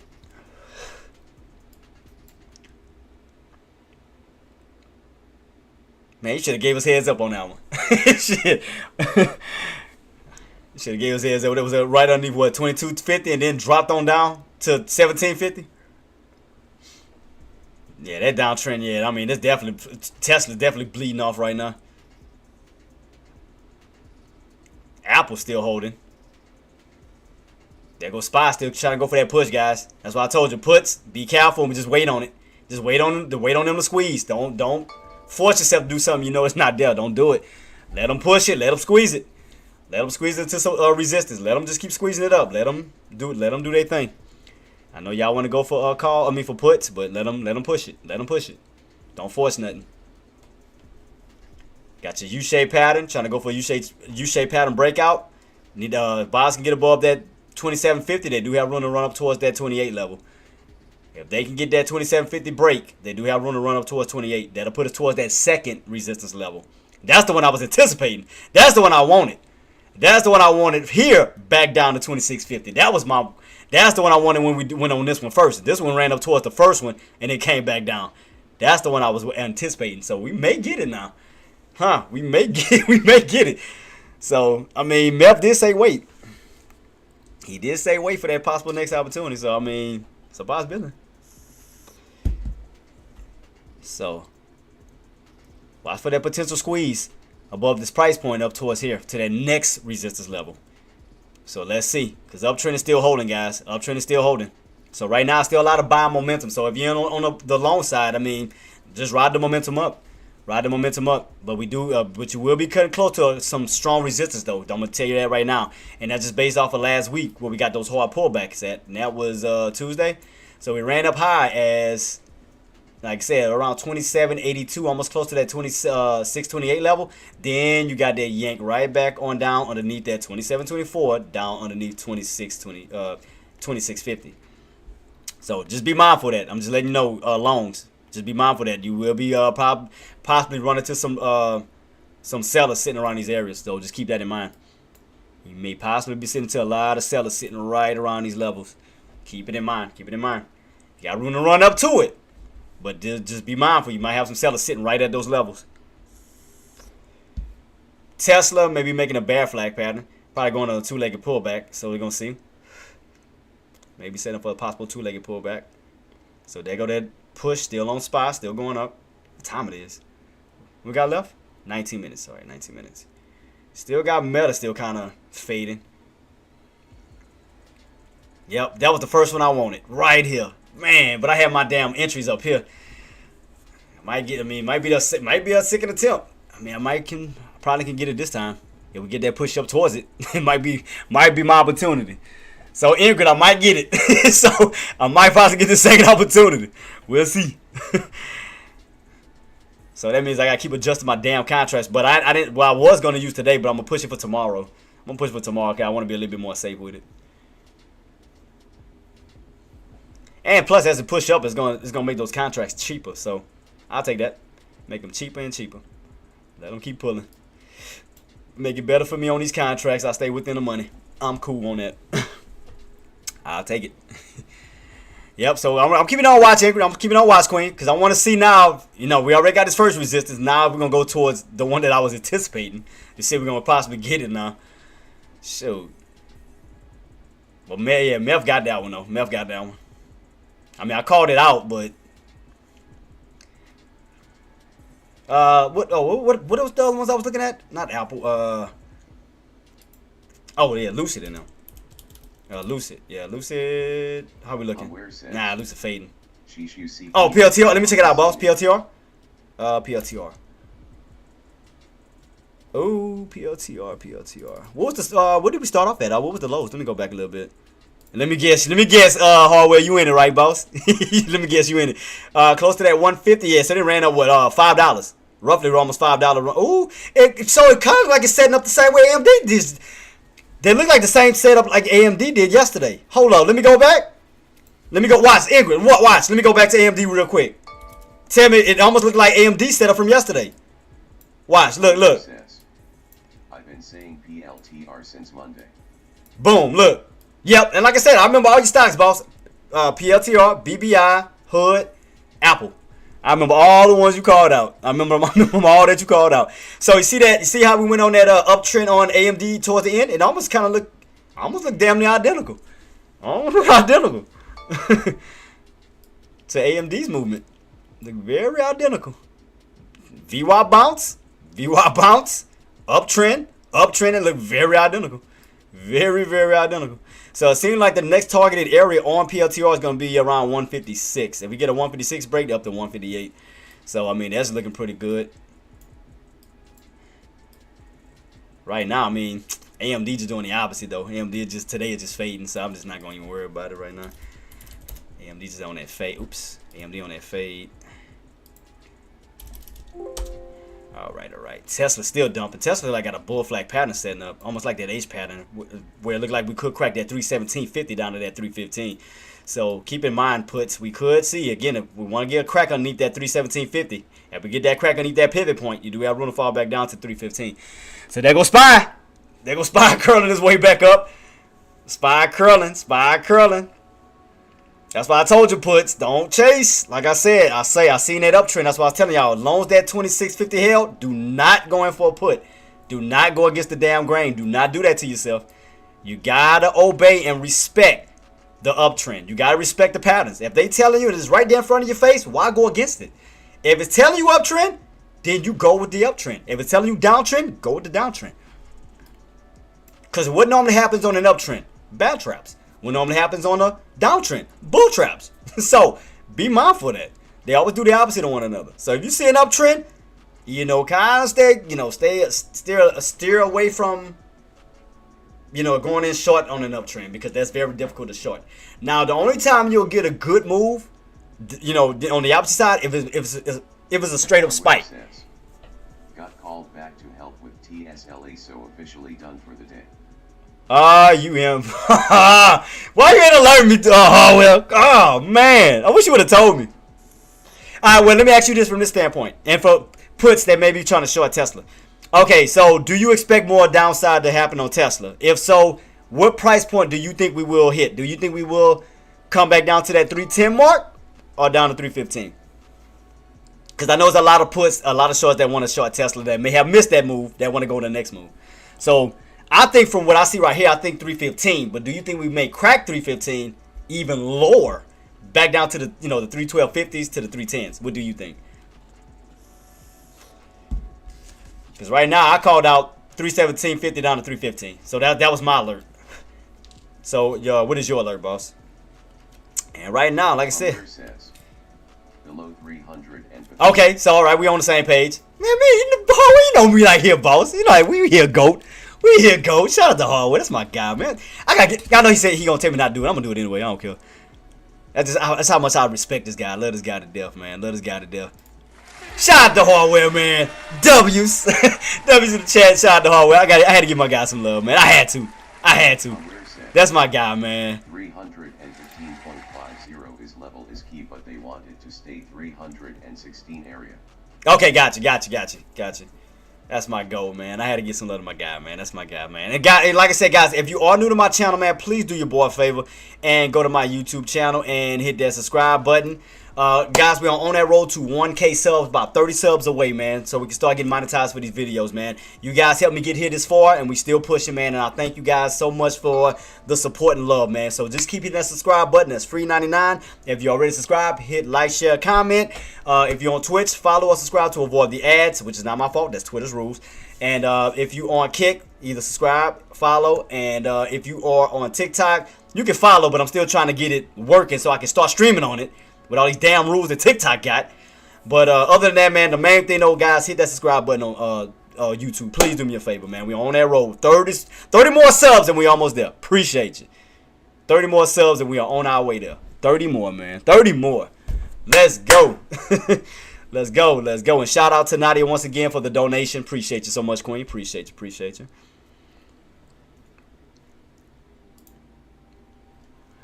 So, yeah, thank you guys, man. Appreciate y'all for the love and support, man.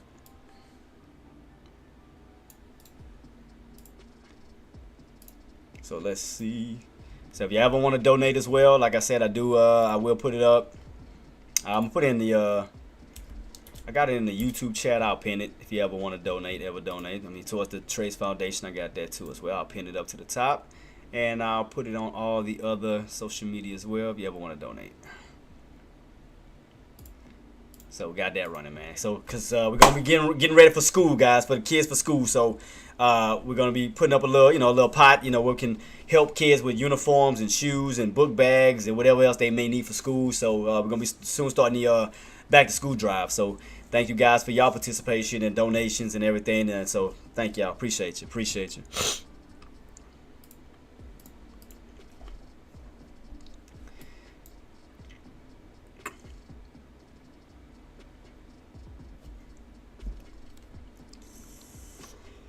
All right, guys, still keeping on watch. SPY still trying to. Now we back on. Now you gotta keep in mind. Now we on top of that 627.70 24. Remember that was that first resistance. Remember that's where we fell underneath. Now we on top of it.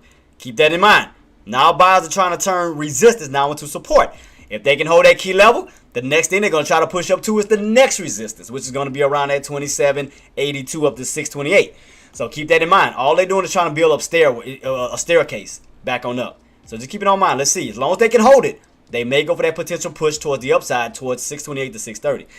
However, if they fall back underneath, if sellers do come in aggressive, we could pull our way back underneath that 626.50. But right now, as of now, buyers are taking that trend line, checking that resistance, now turning that bad boy into support, where we could see a possible continuation push. So sellers, shorts, be careful. Be careful, because we could push up a little bit higher. Just be careful. Be mindful of that. We could push up a little higher. Because you got to keep in mind, you're above the VWAP, you're above all your indicators, which represents what? Bullishness. Now, if we were to have a good sell-off, that 9MA should be coming back down. It should be crossing below the orange line, where it's starting to decrease in value. Because as long as the blue indicator holds up, that shows the most value. So as long as that holds up, as being a leader, the market is going to follow it. Now, however, I'll show you, for example, when it becomes less valuable. I'll show you when we had a good drop off at a good opportunity. Well, I should have did Tesla. Tesla was a good one. Let's see. We had a nice sell off when it reversed. Yeah, right here. So see that blue indicator lost value, came underneath all the indicators, and you see what happened with the market? The market followed it. See that? It wasn't until the 9MA reclaimed and got back on top of all the other indicators, showing that it was the most value, the market followed. See that? See, that's all it does. So right now, as of now, what we're doing is showing value still. So it's still bullish. So don't force nothing. Don't force anything. So as long as that indicator holds up, the market is gonna go up. It's gonna just trend its way up. It's just like a floor. It's just floating with it. It's just floating with it. That's all it's doing.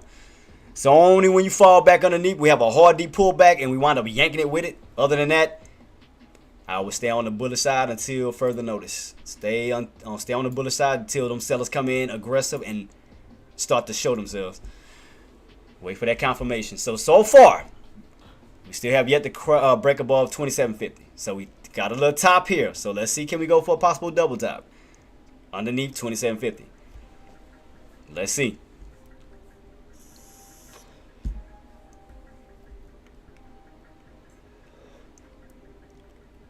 Keep in mind, you're in a very crucial level right here, guys. Because right, like I said, buyers are trying to stay on top of that old resistance, trying to utilize that for support. So just be mindful, puts. Be mindful of that level. Because you got a little bit of upper shadow. Lower shadow. You see a little bit of buying pressure right at that price point. So you see that? But it still look like they can still push. Just be careful. I just don't want y'all to, just put yourself in a position y'all know y'all shouldn't. If anything, wait on confirmation. Wait on confirmation. We want to see those upper shadows. We want to see those sellers come in, just like we did here. Upper shadow, went from green to red, got that yanking right back on down. So the seller started to show where they were stuffing those buyers at, pulled them. And then from that candle, second candle on down, we fell underneath that main area that we talked about, 627.24. Then we came back down to 626.50.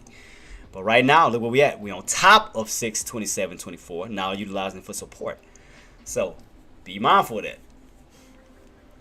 So don't jump the gun. Let them push. If the buyers still have it, let them push. Let them push. PLTR out there, like I said, I think PLTR has room to run up towards that 156. Tesla, just want to see if we're gonna get a crack underneath that 317.50, back down to 315. Excuse me, 315.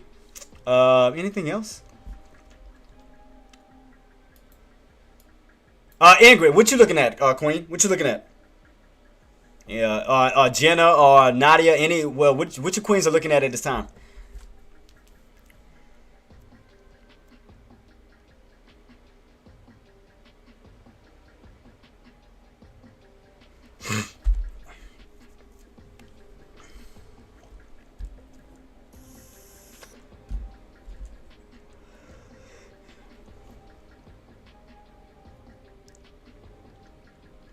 So right now, bad boys are still holding, guys. Bad boys are still holding. Buyers are trying to hold that level. If they hold that level, possible push up towards that next one. Uptrend still holding. Keep it on watch. Keep it on watch. Just be careful. Be careful. Understand these price points, guys.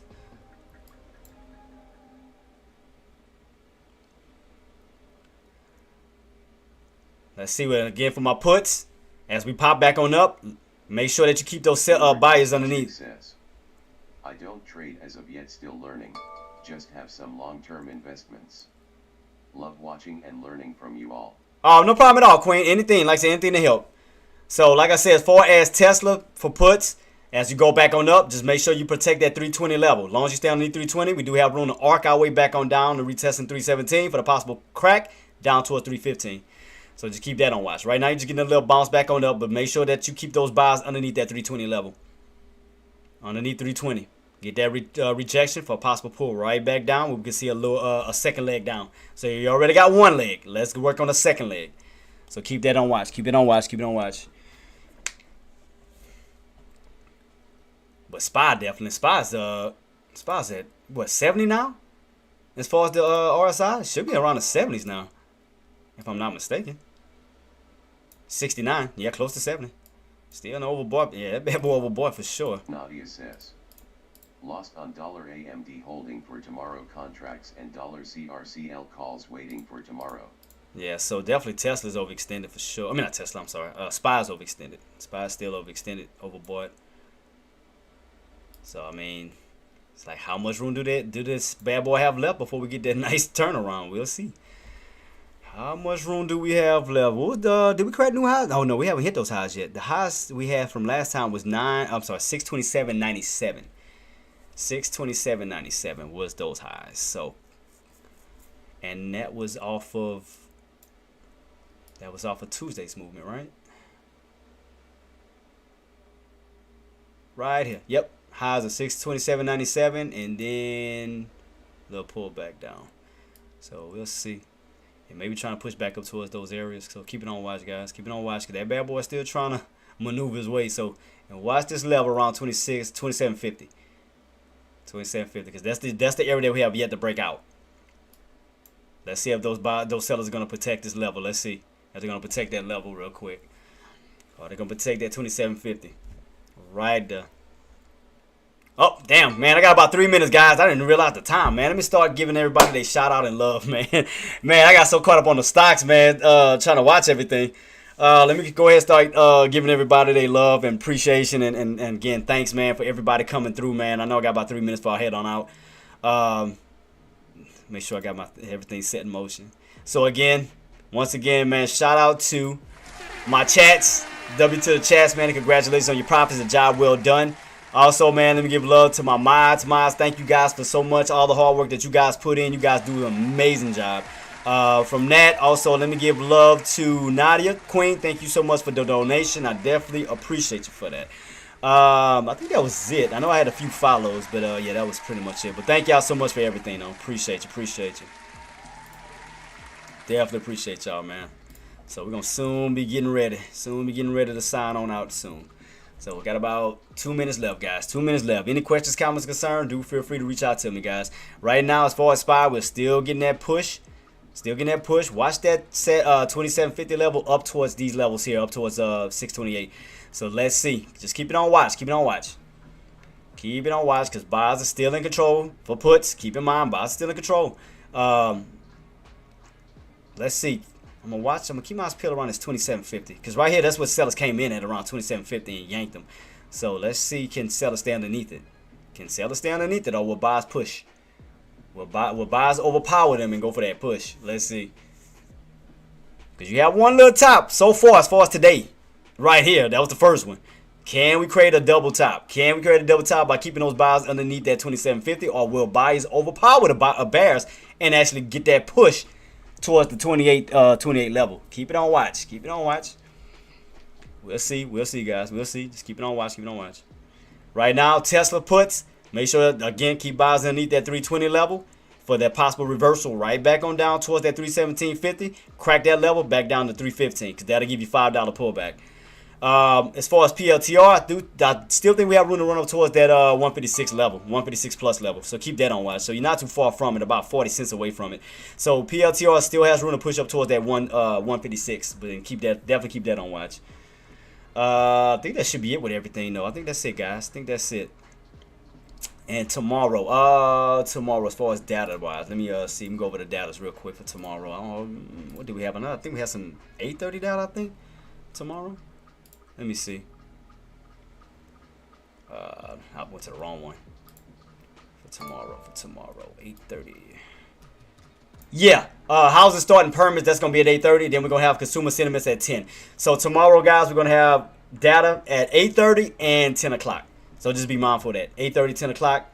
Housing starting permits and then consumer sentiments. So just keep that in mind. And I'll update you guys. I'll keep y'all updated on that. So right now, guys, Tesla SPY still pushing. Watch that 2750. Let's see if they're going to go for that push up towards 28. Keep it on watch. Keep it on watch. All right, guys, about to shut it down. Got about 10 seconds, and I'm going to be go ahead and calling that bad boy a wrap. Y'all already know what time it is, man. So y'all already know. Y'all already know. Y'all know what time it is. So 3, 2, 1. Wrapping it on up, man. Wrapping it on up, guys, man. Appreciate it, man. Thank you guys so much for joining me, man. And we're going to be rocking and rolling for tomorrow. Definitely keep your eyes peeled. SPY, watch that 2750 level. Like I said, Tesla put, stay underneath 320 for that possible pullback down towards 317.50, down to 315. PLTR, we do have possible room to see can we get that push towards that 156. Other than that, that should be it, man. But great job, guys. And like I said, man, keep up the great work. Just make sure you have a trade plan. First and foremost, make sure you have faith. Man, no problem at all, Ingrid. Thanks, J-Boss. Had a blast. Man. Man, no problem at all, Quinn. Thank you so much. And like I said, the first and foremost thing, guys, make sure you have faith in yourself. Make sure you have confidence in yourself. Because you're not going to have a successful trade if you don't have confidence in yourself. Putting yourself in a position of procrastinating, not pressing the button when you need to, or catching FOMO and chasing behind the play. Have confidence in yourself. Have confidence in your game plans. And, again, study your charts. Especially, like I said, stick to at least 2 to 3 stocks. Understand the personalities on how they move. And you're good to go. That's how me, Hardware, Money Mike, that's how we're able to call these plays. Because we study these charts. We understand the personalities of them and execute on these plays. But other than that, guys, you guys have the capability to beat to those levels. And I know y'all will get there. So shout out to the team, man. Love y'all. Y'all know what I'm about to say before I head on out. Maximize your reward. Minimize your risk. Always put grateful for greed and you will succeed every single time. Till then, guys, y'all have a blessed night. And I will see you guys for Fast Cash Friday. Love y'all. Peace!